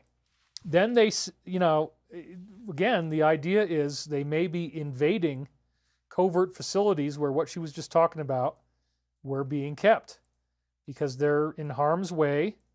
And these are, they're off the books, so nobody can say, hey, you blew up my secret lab. But, yep, it's still happening right now. Then the very next thing, they talk about a lovely new simulation of Sears for 2025. And I had to laugh because, one of the most famous Edgar Cayce books is called Seer Out of Season. I'm Edgar Cayce reincarnated. And so they're literally trying to name the next one Sears. So again, look at the spelling of it. And then here's Seer Out of Season. And so there would be more than one psychic. That would be Seers, plural, which is exactly what they're calling this thing. Look at that. Severe Epidemic Enterovirus Respiratory Syndrome 2025. So again, they're tying in weird David themes. It's the David fetish, as I call it. It seems to keep happening. It's in Hollywood too. I just don't really talk about it because I get too many trolls. I don't want them to be given fuel, but it's absolutely happening. I don't need to talk about it. I can see it. This foundation, in collaboration with Johns Hopkins and other organizations, ran a simulation about catastrophe, and they imagined something happening this year. And this time it's called Sears, and it would be even worse than the last one, disproportionately affecting certain populations. They examine lessons from the last crisis, discussing topics like societal control, propaganda, and the controversial closure of churches. So they would really love to get something going. And again, it's got this weird David fetish as well, the Seer Out of Season. So now we're up to post 150, which is another real holy smokes here. Like, wow, you guys, because LDR is Lord Roth, and they highlight those letters. And here they are, getting ready to try to make Sears, right? Distress calls to others will do you and your family no good at this stage. My goodness. Okay, we know where you and your family are at all times. We can hear you breathing. Pretty freaking crazy, you guys. Then they actually mentioned that Carter was one of the good guys. I'm honestly not surprised. I knew he was doing a lot of good. He might have helped the Alliance to some degree in the past. Who knows? He's now been announced as dead. He openly exposed various things that were going on. And he mentioned how many people are missing. And he did not receive one of the mysterious envelopes from the funeral. So he was on it. He knew what was going on. He never could say what really happened. Maybe they got videotape of him saying some stuff. I wouldn't at all be surprised. I don't know that for a fact, but I would love it if it's true. I would love it. 3.3 million views. Get him on camera before he died and he spills the whole thing. That would be incredible. 3.3 million is a lot. Post number 149, and they give him the American flag. And so isn't that interesting that in my dream there was a former president, it time loops with the present. The former president, it wasn't a former president in the dream, but it was a coffin that had the American flag on it, which they showed us right here, and it was totally tied in with Carter. So once again, the Alliance is tying in with my own dreams in a very interesting way. Thank you guys for doing that. Next, we have fear-mongering on this mega event that would be a Category 6. Nothing we've ever seen before. A major warning about the potential arrival. Then they say it's theoretically the year 2100. That's 75 years away. Okay, you got to read the end first. But this global team of over 60 episodes says, yes, it'll be ultra intense, mark the beginning of a new era of mega hurricanes, winds exceeding 192 miles an hour, seawater surges over 25 feet for Hurricane Danielle, which I guess might still be coming. I don't know. Oh, it's a theoretical storm slated for the year 2100, devastating the New York area. Well, again, they mess with the weather. They're trying to get stuff like this to happen. The negative is, doesn't mean it will, but we do have to be ready for all kinds of upheaval right now in our lives. 15 seconds on that, and this is one of the classic ones that we've seen that's really provocative. The Wizards and Warlocks, an inside term, will not allow another one of these evil POSs to be in control. There's more good people than bad. And all of these other players are controlled by 3 families, one of which, as they said, would be SA. They keep mentioning that. And we see these indictments occurring, as we've seen that before. The corruption that will come out is so serious that deals must be cut. Otherwise, you're going to see 70% of people in jail. Unbelievable, right? A deep cleaning is occurring, and we are, of course, defending and preventing pure evil on a daily basis. They never thought they would lose control, and they thought they had it after making past mistakes. So again, this is one of the really very intense ones that predicts all sorts of big events. We are not going to let another one of these people in to do this. They never thought they would lose control, and many deals are being cut so people can walk away. Then there was an appeals ruling against him in this case, and the decision was reached in just 3 hours and concluded that he did, in fact, do this, which, again, has been wildly disputed. The whole story is completely bogus, sounds like to me, because she based it on this show that she loved, and then later defamed her by dismissing the claims as lies. Well, man, you just can't get away from this. This is double jeopardy, being prosecuted twice for more or less the same thing. Fifth Amendment's supposed to prevent that, so I feel for him. And this is the same one who made various disclosures on television. 37 says, they are the true patriots. We will never forget. Let these coming days be remembered in our history as the time we fought to recapture the Republic from evil bad actors. Fight the good fight, let justice be served. So this is pretty heavy. The coming days are going to be when the fight happens. You see how everything is lining up? I mean, I'm just dazzled by this. Then we have a whistleblower who appears to have been hit by some type of beam. Very sad, alleging that her career and the careers of others were cut short due to injuries inflicted by this foreign-directed weapon. It is covert and invisible. It can target the human nervous system and deliver devastating effects that will kill you instantly or, depending on how they do it, cause gradual damage. They use microwaves, and they're small enough to be concealed in a backpack. Yikes. See, this is why I don't want to do public events right now. It's like, yeah, I don't really need somebody aiming their backpack at me in the audience, man. It doesn't sound good. The administration coordination is now actively working to conceal this. Right? They don't want this knowledge going public, but it's going to. And it's very sad. So 56 brings us once again, we read this one already about Muslims. So this is something we already saw. Let's keep the flow going. Maybe they're giving me some time. I can get done faster. Thank you, guys. So then we see that this individual is now being named. And, whoops. I guess I didn't do the right, I had the wrong title on this one because that's not what this is. That hardly ever happens. But anyway, that's not the post that we got. That's the next one. I guess I didn't change the text properly. This is about the air. And reports around the globe are surfacing of mysterious problems linked to encounters with these airborne substances. It's like a thick, lingering blanket, and people are getting sick, experiencing sudden cold or flu-like symptoms after only a brief exposure. That may have happened to me. I've had weird nausea for like the whole week. So, you know, I'm taking my magic pace, and that'll help you, as somebody said. Dubbed the fog of 24, some victims have also reported unexplained loss of energy. Well, yeah, I've had that too. So I think I'm one of the team who got this, had to go through this experience. Sorry that the text was wrong. It's very sad. I mean, you know, but I'm getting better, and I'm feeling better. So 2.7 million views. Once again, we got post number 66, which we just saw before, that he is under attack by our own. And they say immediate action could be occurring, so they're flagging this twice. So again, this is why I'm getting through all these slides now, because immediate is a very strong word, and that might mean sooner than next Sunday. And then we have post number 70, which is talking about SA being a safe harbor, port of transfer. They have the biggest donations, and the timing of a smear campaign. And they talk about, again, the martial law that was declared there. These people got thrown out who were donating money to all these various groups here. And they say who is good and what information might be gained by detaining people. And then they say, have faith. These crumbs in time will equate to the biggest drops ever disclosed. And remember, disinformation is real. Alice in Wonderland, once again.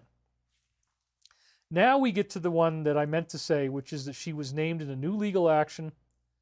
And here it is right here. She's been officially named. And, yeah, that's about all we can read there. She's not currently being accused of anything, but she's been having crisis management meetings with her team a few months ago. Probably right up to the present. 4.6 million views is astounding. And post 95, again, what happened over there, and they just talked about this in the last post, the revolution that occurred, it will happen here, Asia and EU. So that's your 10 days of darkness. Keep digging and keep organizing the info into graphics. This is critical. God bless you. And again, they mention all these other things.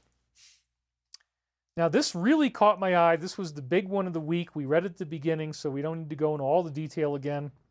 He confirmed the existence of various weapons, and then this Harvard guy took it a step further, said there's a sinister agenda that these weapons are going to work in conjunction with this holographic technology, creating atmospheric ionization and manipulate the radar to make people believe that extraterrestrial craft are in the sky.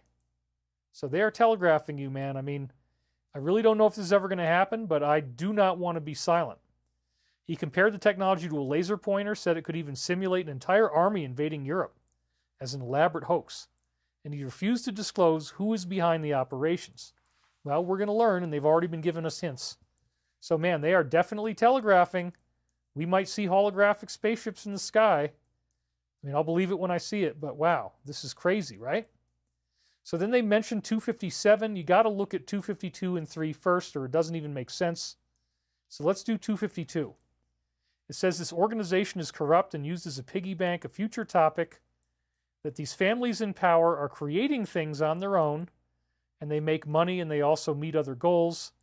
Think this as a future topic. It's relevant.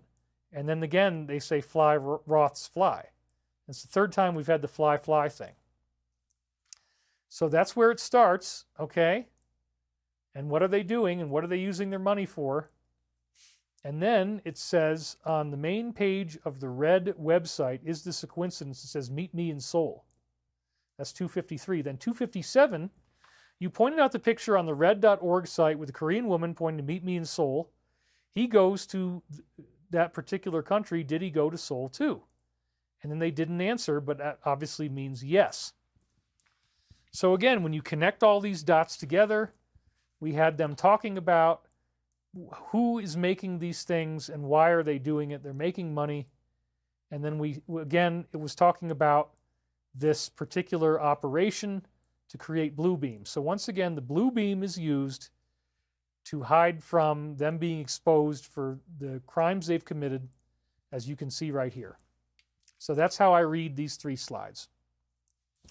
Next, we see a third of the entire American population has been exposed to this thing. So, you're probably going to be sick this year. If you smell anything funny, stay inside. It's so disturbing. And we read this already, but bizarre odors, unexplained illnesses. And who can we trust in this situation? Our own eyes and senses?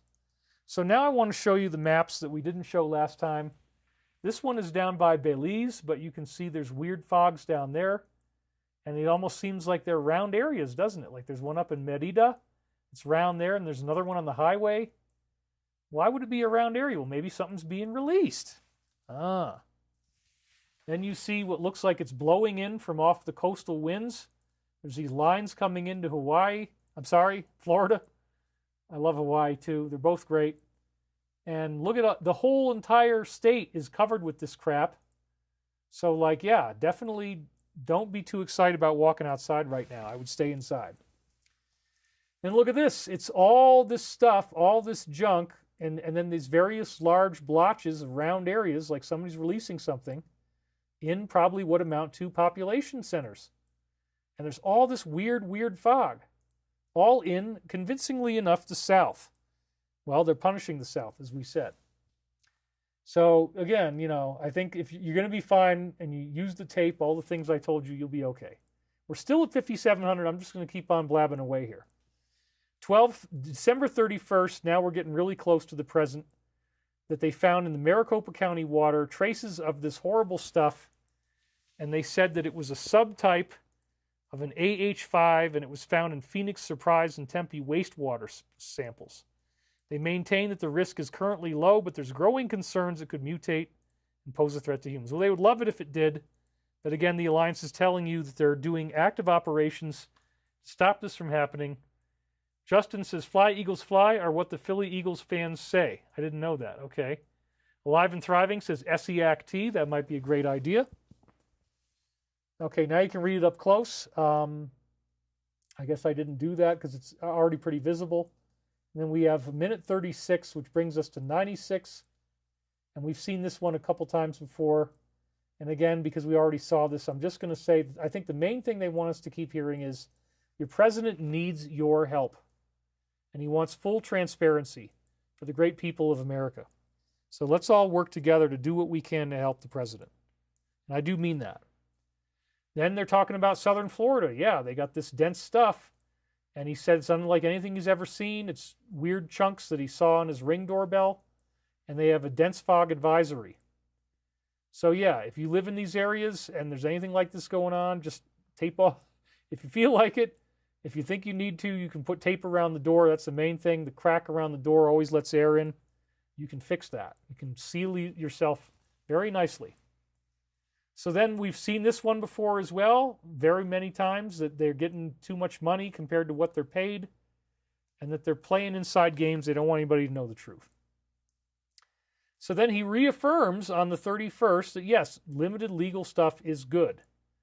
He says we want to welcome a large number legally because we need the brightest minds to succeed, and we're going to have jobs like we've never had before. I think my company is very much going to be a part of that. We got a brand new deal that's huge on top of all the other ones that are also moving forward. It's just freaking insane. We're going to be making thousands and thousands of jobs as time goes on. And then we got post number 20, where it says, who did he meet with yesterday?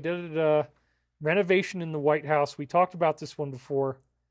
And again, I think the principle here is that people are listening, and he's got to say this right now. He can't say anything else. That would be my guess. Because remember, they threw shade about this same opinion before. Oh, and this is something I've talked about many times, what I call a geosynchronicity, when you get like a lightning strike or something that has very interesting symbolic meaning. This was the U.S. Capitol, and on New Year's, it got hit And and they say this is the perfect way to end 2024. And then they say may all be in 2025. Well, they already said some people are getting deals, so that isn't exactly true. And I think there are mitigating circumstances. Again, Michael has warned me over and over again against rigid thinking. You know, we don't know every situation, so I personally would not say something like this, but I understand the theme and the spirit of the statement. It's just as a public figure. It's you know, I'm not going to actually agree with that because it's not something that would be a good idea. And people are making deals. I mean, you know, but anyway, I understand what they're doing. The main thing here, again, is that it was the lightning strike right on New Year's Eve. Very symbolic, angelic message showing the lightning of karma is coming your way, and it says Happy New Year's. Then, all of a sudden, we have the Bourbon Street disaster, these New Year's disasters, very sad stuff. And Bourbon Street was mysteriously left vulnerable. Metal barricades were left down as a result of, you know, something they were planning on doing. They had to fix them, I guess. It was usually secured with steel beams and barriers, but now it was left vulnerable. And they also say this guy may have had a flag in his car, but they're still not calling it what it was. And then we got 96 once again. I mean, they love this one. They keep giving it to us. Your president needs your help. Okay, so let's hear that. And they say it appears to be an inside job. No surprise. It has all the characteristics of something that was actually done by the government. He was in full military gear, and he had all these other accessories. He rented a vehicle, and it was deliberately chosen for maximum effect. And he obtained the rental through a car-sharing app, which they're going to tell us was Turo. And it crossed the border on the 16th of November. And these barriers were removed for maintenance in November. How convenient. Timing, sophistication, and execution suggest this was calculated and intentionally carried out just before the new year. And I happen to get 3333. 12 seconds says military intelligence referred to above is absolutely the biggest inside drop you will ever receive here. Think about why other groups play into the plan. We are always ahead, and the good guys are winning. So these are sad things, but it pushes their agendas. It makes people sad. It messes up the new year. And it turns out that this guy worked for human resources in the military. And they say infiltration instead of invasion. He was a U.S. citizen. Post number 25.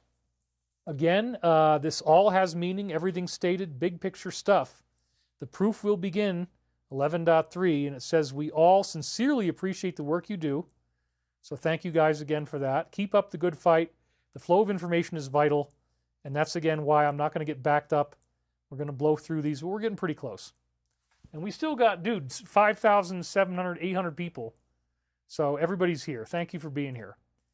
So then we see he was flying this flag, but why? He exits his crashed vehicle, And now he's believed to be part of a larger group. And he had donated to Act Blue, served 10 years in the military in HR and IT. And he was recently working in real estate in Houston, which is a huge real estate market. They suspect that something may be going on. They're actively investigating it, and they postponed the Sugar Bowl.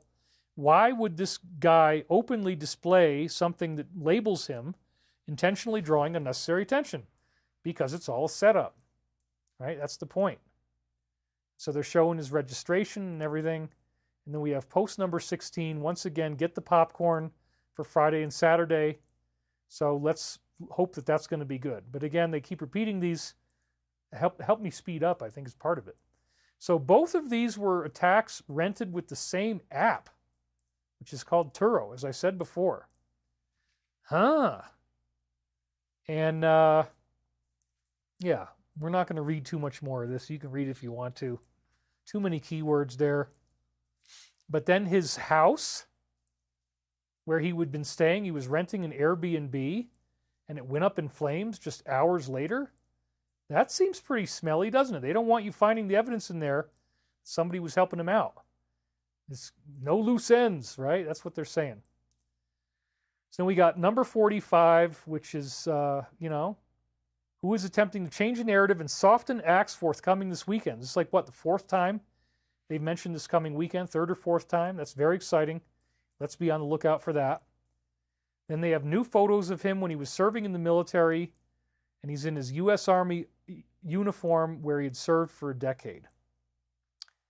And then what we see is that this person is actually identified, the guy that did it in front of the hotel now. Another very sad event. He was from Colorado Springs, right south of me, identified as the one responsible. And they searched his home in Colorado. He has a military background, reminiscent of the other guy. Heavily armed law enforcement were surrounding his neighborhood, as you can see there. And this is bringing it up even closer. So again, look at the timing and the symbolism. It's in front of his hotel with his car right before they're about to get in there. And then the so-called manifesto is actually saying these gravitic craft are so threatening and they're going to wipe out the East Coast, and they've got so much worse stuff than we have. Dude, if you believe that, you haven't been studying UFOs enough. You haven't been studying reverse engineering enough. There's no way they're more powerful than we are. And Eva says, David, why don't we consider doing the Archangel Michael prayer? Praying together helps to strengthen its impact, offering a greater sense of protection, spiritual unity. Yes, we are going to read the Archangel Michael prayer within a few minutes here. And you can read it with me. So let's read it together when I get it up on the screen. Please answer this, dear David. Can the Dalai Lama be trusted? You know, I've heard some really weird, crazy stuff about him. I have no idea if it's true, but I wouldn't intrinsically trust him just based on the data. But, you know, I also don't want to say anything bad about anybody. So I was sick for 9 days, as Kristen Klein never gets sick. My screen is spinning a little bit, but anyway, I've got 5 hours, 25 minutes, so we're almost at the 5.5 hour mark, but I do want to get through these because the Alliance says it's really important, and I'm not going to hold them back. So it's a 6 hour show. Sorry. Might turn into 6 hours. Maybe we'll get it done in the next few minutes. Who knows? Let's try. So again, this was a very strong message. The car, the hotel, and it's like gangsters, and they say, oh, we're going to blow up the East Coast, and we're going to blame it on China. I don't think that's going to happen. They might try, but it won't work.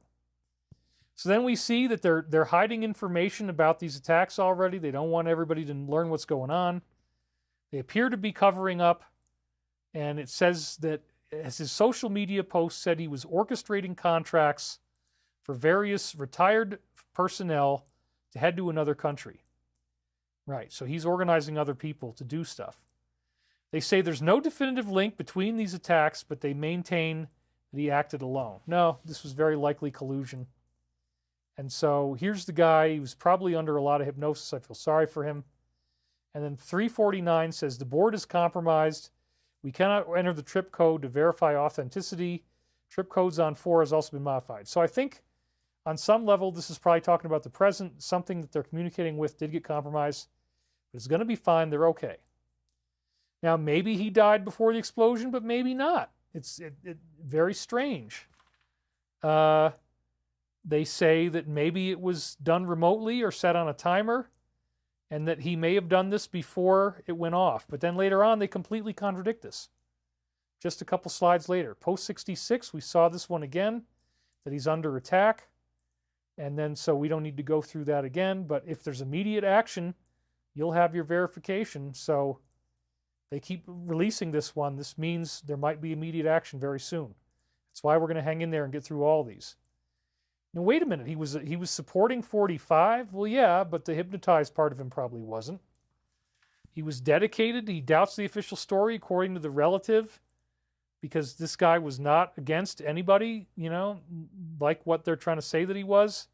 He had the expertise to have done something if that was his intention. Nothing here makes sense. It's ex-military guy. And then we start to find out the truth. Post 74, they say, oh, that magic letter is Alice. We need to remember this as we keep reading these.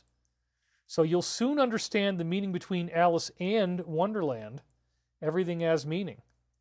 So I don't know what this is really saying, but we're going to learn, we're going to find out. Again, they keep telling us imminent stuff is about to happen. They linked to this documentary. I wanted to watch it. I haven't had the time yet. I've been too busy. And this guy is saying he worked hard on the video. It tackles issues that matter deeply.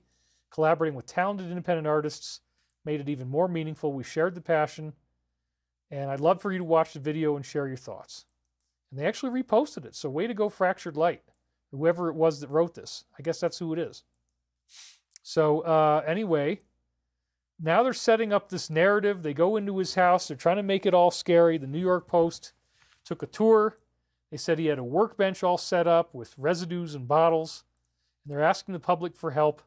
And remember, his manifesto says, oh, by the way, or no, it wasn't that one. It was the Cybertruck guy.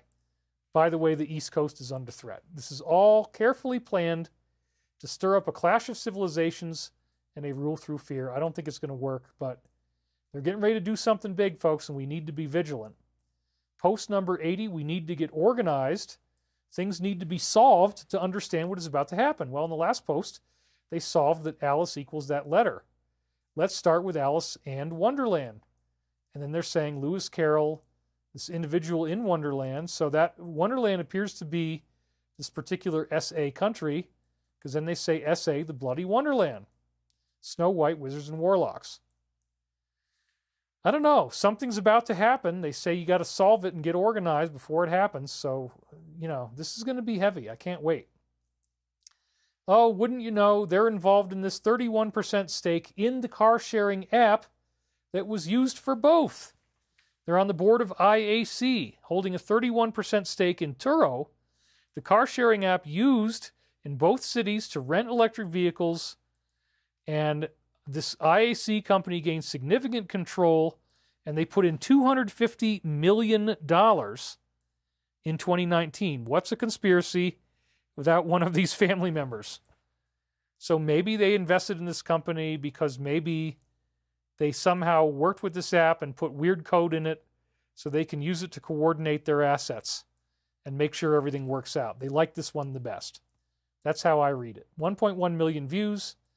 And this is all of that stuff. I would, again, leave everybody alone unless you're an idiot. The fog is bad. I've been through it. You might have been through it. Take your magic stuff. It's sweeping across the U.S. Multiple states are saying that they're having this weird burning smell that's also like a chemical enveloping them in their communities. They say they may be getting health symptoms like some kind of weird breathing problem, respiratory. Florida resident said that he stopped at a gas station. In 10 minutes, he started to feel unwell. And fog alerts are in Texas, Wisconsin, Iowa, Maryland, Virginia, West Virginia, Nebraska, Kansas, Oklahoma, North Dakota, Florida, and Minnesota. If you're not on this list, you're probably like, oh, thank God my state isn't on the list. That's kind of how I feel, I have to say. Like, okay, well, I'm not on a fog state. But yikes. I mean, I would definitely be staying in the house if you see or smell anything weird. Similar unsettling experiences have also been reported in Canada and the UK, and there's all kinds of theories. Now, what is it really? Well, I don't think that it would be allowed to happen if it was truly that bad. But definitely it could make you ill, and so if you smell something funny, just like there's a fire, go inside, stay inside. That's my recommendation. Then we have post number 30, the 30 seconds. And again, they're talking about this device in the White House. You can't possibly imagine the steps they took to try to ensure their own future safety and control. Now it gets even weirder because they all went to the same military facility. The common denominator is this particular place that we don't want to brag about. Headquarters of the 4th Operations Group. Oh, specializing in that stuff. Their operations are aimed at shaping perceptions, influencing behavior, and often described as mind-altering, metaphorically. Elite Green Berets from the U.S. Army were based there. They have to go through rigorous training that pushes the limits of their psychological endurance. Yikes. Survival skills and unconventional warfare tactics. The exercises are so intense and realistic that the participants often find themselves questioning the boundaries of simulation and reality. A testament to the transformative, that's the word, and mentally taxing nature of their preparation. They are being transformed in these simulations. They are being programmed. They are being hypnotized. They're telling you this is the common denominator among all three of these guys. The Cybertruck guy, there he was. It's circled right there. Then the next guy, he ended up there in North Carolina. And then here's this other guy. And he visited there 147 times and even hung out overnight on 29 occasions. He may not remember any of it. So this is all going to come out in the open, that these operations are being conducted there. People are being programmed there. Now we have new details about certain rooms. And these are shocking revelations, disturbing pictures. And if there was a red light on, then this meant that you cannot go in there. And a woman also alleged that she was, being treated unfairly. So then we have 109 seconds here. And this, just like you were asking for on request, here it comes, is the prayer to Saint Michael the Archangel. Woo! So you asked for the Michael prayer, and the Alliance has delivered it to us. So thank you, Alliance. We're going to actually now read the prayer together. And I want you to pray it with me if you feel like it, but let's do this, because I'm going to read it in narrator voice. Let's really put some cosmic energy into this. Here we go. First, you see the sword of light. That's his thing, like the Jedi. That might have come from these legends. Saint Michael the Archangel, defend us in battle. Be our protection against the wickedness and snares of the devil. May God rebuke him, we humbly pray. And do thou, Prince of the heavenly hosts, by the power of God, cast down to hell Satan and all his evil spirits who prowl about the world seeking the ruin of souls. Amen. Woo! That is a high octane channeled directly from Universal Consciousness. Beautiful prayer. Somebody asked for it, and I already had it in the show. The Alliance already had it in the show, which was a really wonderful happenstance. We're just about done. We're at 5.5. It's not going to take 6 hours. We're just about done. Hang with me a few more minutes, and we're going to be good.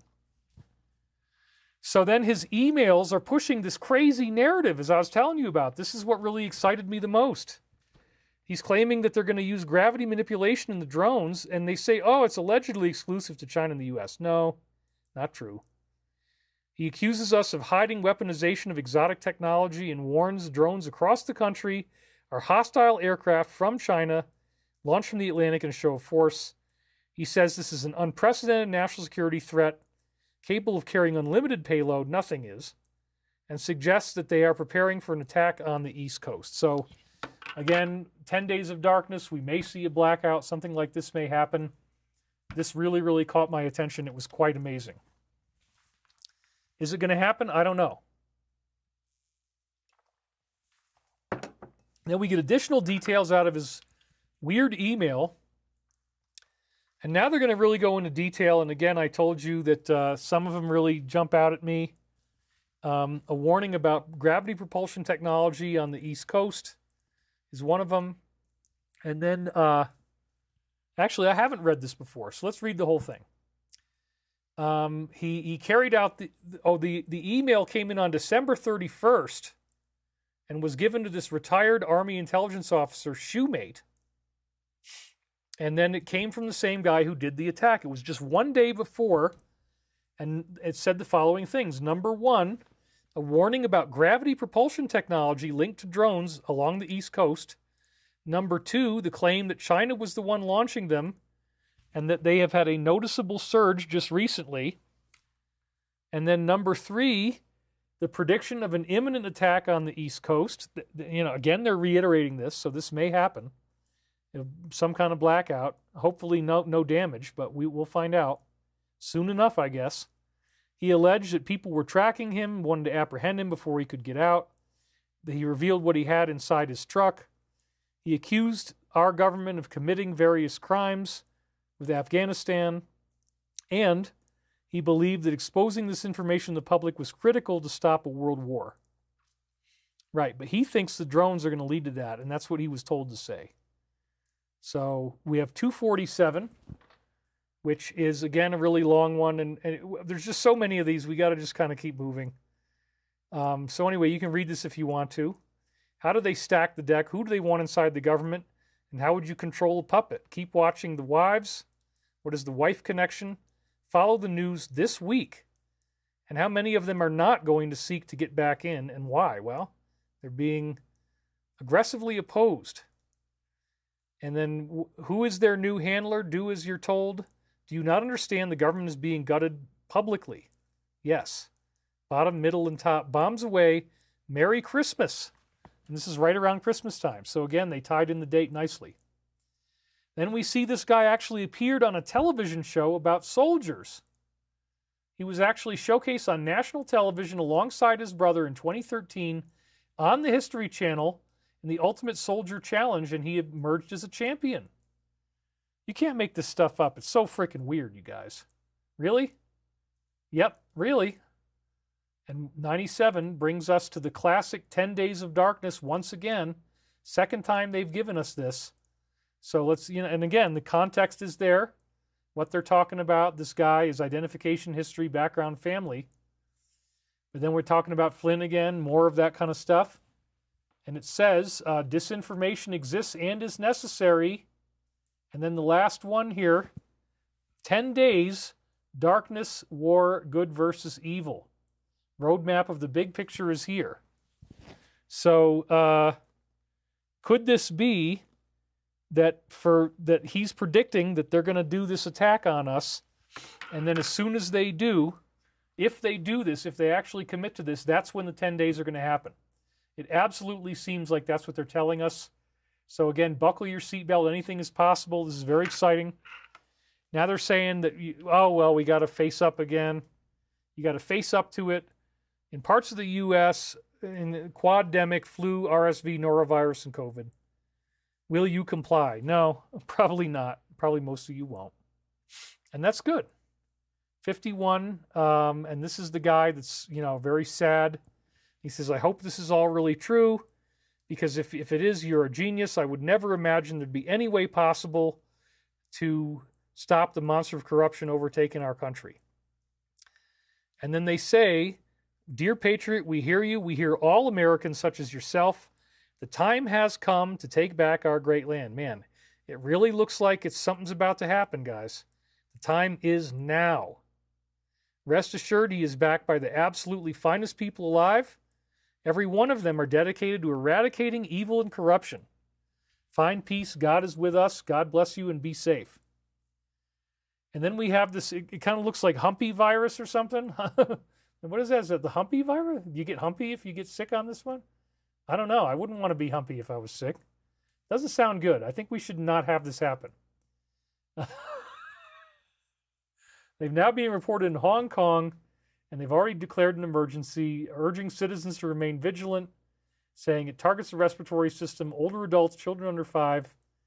So, yeah, there's probably going to be a lot of strikes done on facilities that might be involved in this so that we never have to deal with this. They keep telling us they're doing that. And we also get as a bonus 25, which again, big picture stuff. Few positions are out for direct knowledge. The proof is about to begin. We sincerely appreciate you. Keep up the good fight. This flow of information is vital. Then there's a new conspiracy theory making the rounds. Oh my gosh. I hope this is not true. Prominent social media influencer has claimed that she will retain her position even if he goes through in January, alleging that recent photos have coded communications in them. I don't know if I believe this. If they tried this, they would be so opposed by everybody, including the military, and concludes her theory by stating he has been completely out of the picture. This sure sounds familiar to me. They're not going to be able to do it. They're not going to be able to do it. So we got 62 seconds brings us to this one. Again, he says, please put it all into a single dump, and this will become the biggest inside-approved dump in American history. Attorneys have just been notified. All the dumps are being recorded. Alice, which is them, and Wonderland. Now we know that Alice equals their letter of the alphabet. And then they got all pissed off about this. I can see why. They say this is one of the darkest moments in American history after she receives his highest civilian award that's available. So yeah, we don't like that. But it's not real. So we just have to kind of grimace and go through these things. Anyway, 26, think about it logically. The only way forward is the military because it's fully controlled. And this is your biggest advanced drop. There you go. I believe that too. Now, did somebody else actually take him out? Because, and I took one of the pictures where he's actually lit up in there. I don't know if he's smoking, if it's like a lighter, if he's trying to light a fuse, or what the hell it is.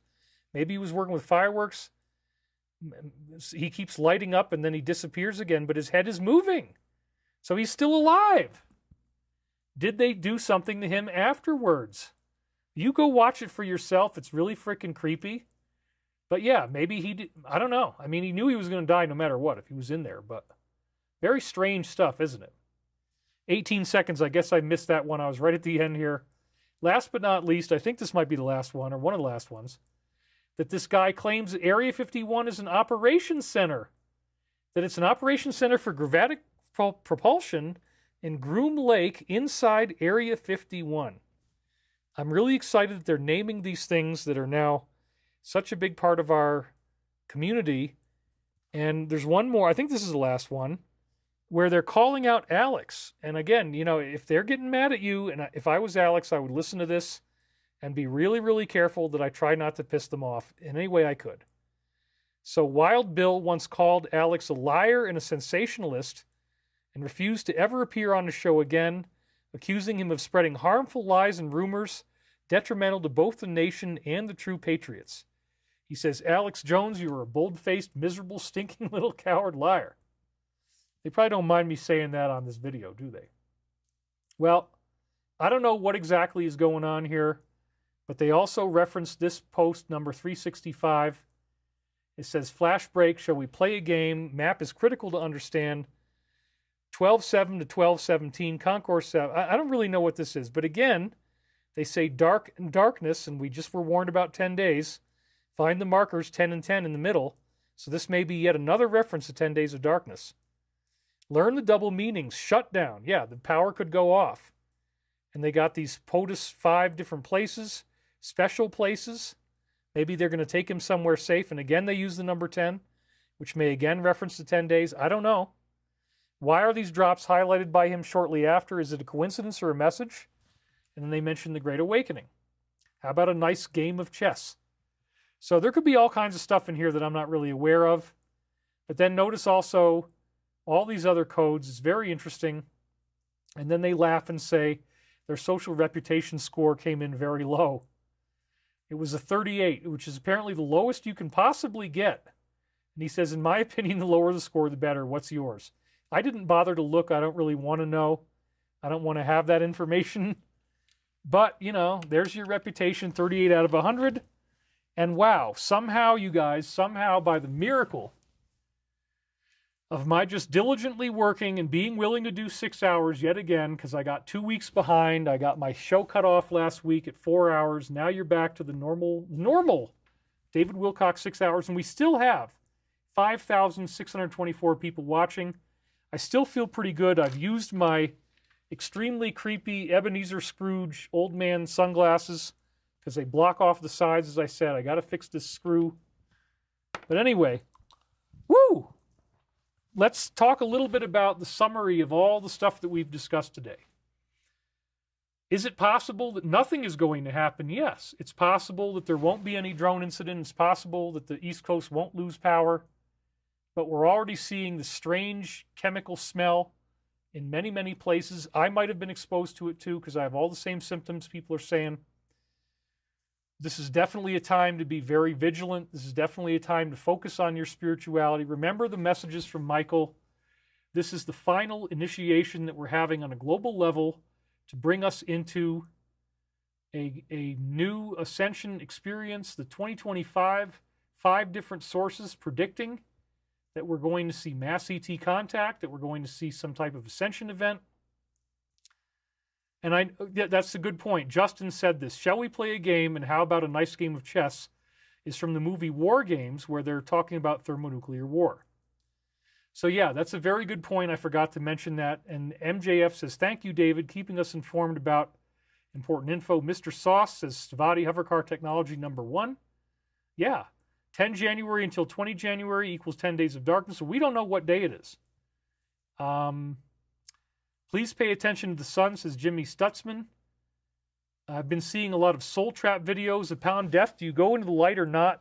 I've been hearing conflicting things. Well, again, the soul trap concept is, in my view, a negative concept, that if you die, that you shouldn't go to the light because it's a trap. It's just ridiculous.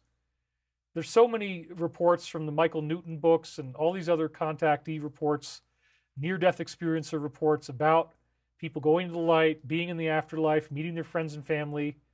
If you want to hide out from the light for a while and be a ghost, go ahead, but you're going to end up going there anyway, once you finally do transition, whatever that is. And we all go through this.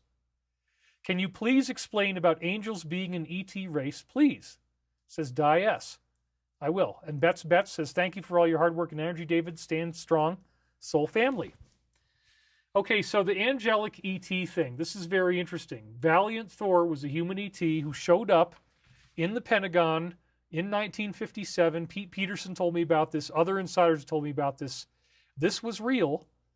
And what they found out over the course of interviewing Valiant Thor is that his people naturally exist as what we would see as orbs of light, and they live inside the planet Venus. It's a comfortable habitat for them. For whatever reason, that planet supports their life in its native form, but they can project themselves into a fully authentic looking, smelling and feeling human body.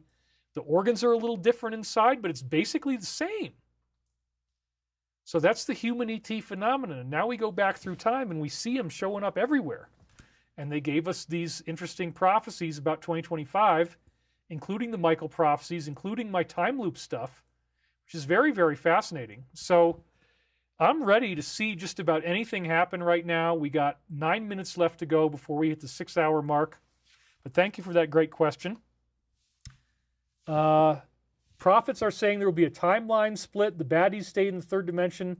The rest go to the fourth. Nah, I don't think anybody's leaving the third dimension. I think that all of us are going to be here in the newly upgraded Earth life that becomes fourth dimensional, but there's going to be varieties of how far people make it in the Ascension based upon what they're up to. Count Ku and Blessing says, I keep getting blocked from typing even when I have not typed for 30, 60 minutes. Why? I don't know. Other people seem to be typing fine. Thank you, David, says Emanuela Opperman. Kevin Alt says, I'm a wackadoo. And we have 5556 viewers right now. Yeah, somebody says this talk about the Great White Brotherhood. I wouldn't use that term anymore. That's a term from the early 20th century. It was commonly used in things like, I think it was in the Godfrey Ray King books.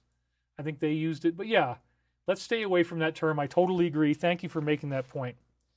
So without further ado, let me, get on to my next trip to the bathroom. Because it's been 6 hours, man. I only took 2 bathroom breaks. That's pretty freaking good. And I'm really excited about this. But again, we're not going to see any big disaster. Please don't fall into fear right now. That's what the time loops were all telling you about. They know exactly what's going on. It is scary. I get that. We're all under attack in various ways. But just hold the light. Keep your confidence up. If you need to go inside and put tape on the door, go ahead. Maybe if I smell something funny, I'll do that here. And make sure you have your magic pace. But without further ado, I think now is a good time as any to do our global meditation. So let's launch right into that, you guys, because this is where soul evolution really can happen the fastest. As you start to meditate, as you start to learn about your higher self, you're opening up all these dormant abilities. So let's now, with me, go ahead, close your eyes, put both feet flat on the floor, if they aren't already, and just let yourself take a nice deep breath. And breathe in, and let it go. Follow the path of your breath like you were walking on a trail through the forest. And you see all the green leaves, and you hear the intriguing sounds of the forest, the screeching, calling, all of the different animals and their bustle and what they're doing. Breathing deeply into the enchanted forest of the soul. Breathing in the natural energy that surrounds us, clean, fresh air. We're visualizing clean, beautiful forest air with no toxins, no pollutants. Michael in his messages did tell us they're going to be here to clean everything up. So we're imagining that beautiful air. We're breathing it in, going through this beautiful meditative breathing process, following that line of light deeper and deeper and deeper, going into the place of pure peace, stillness, and silence, feeling ever more invigorated by the changes that are occurring.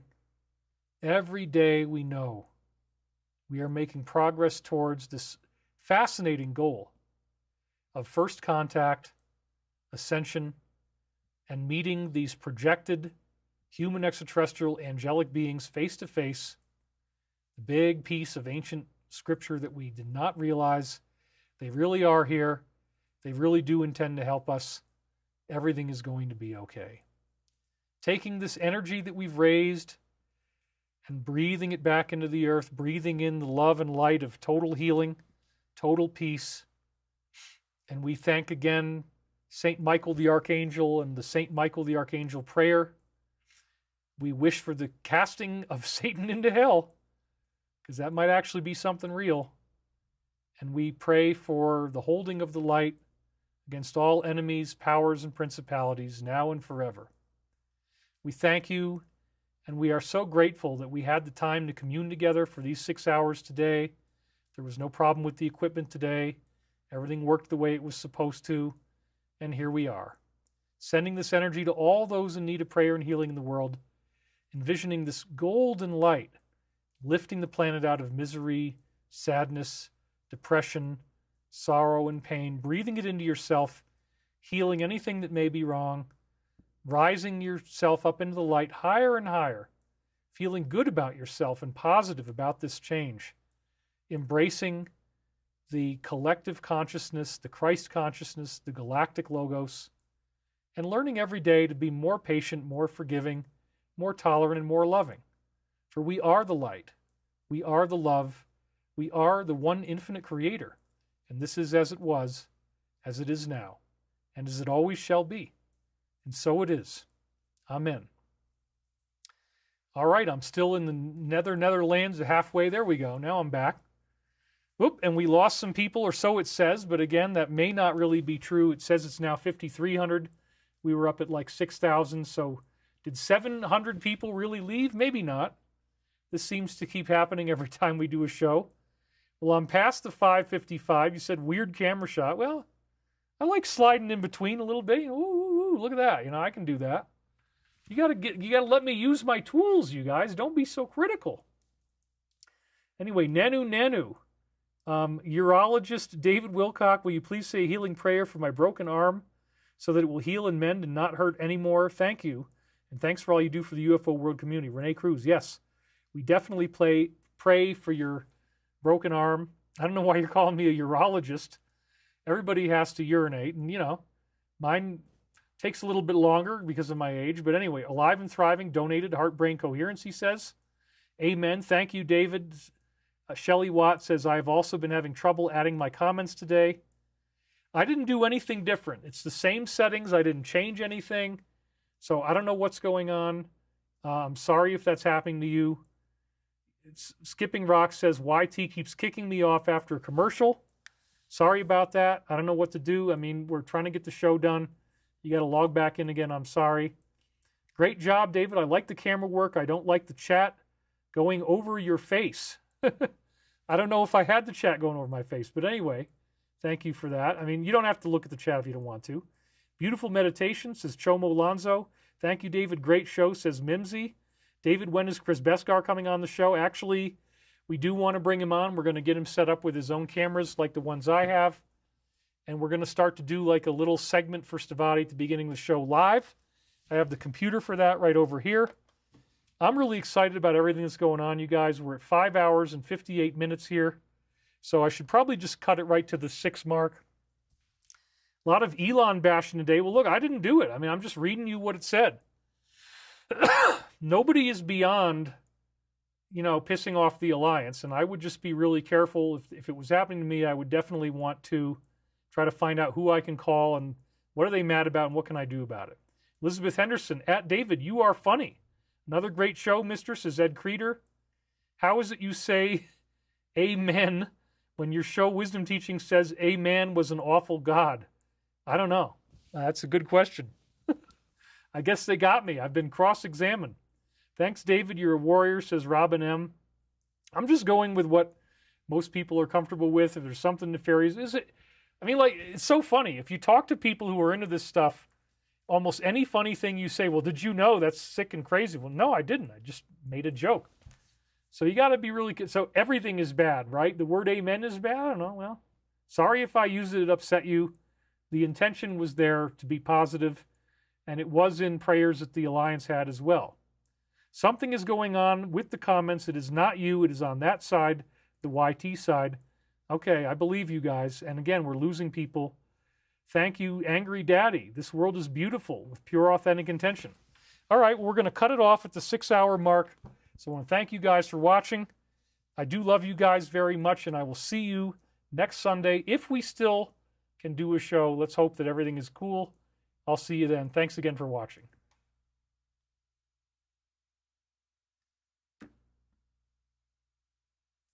All right.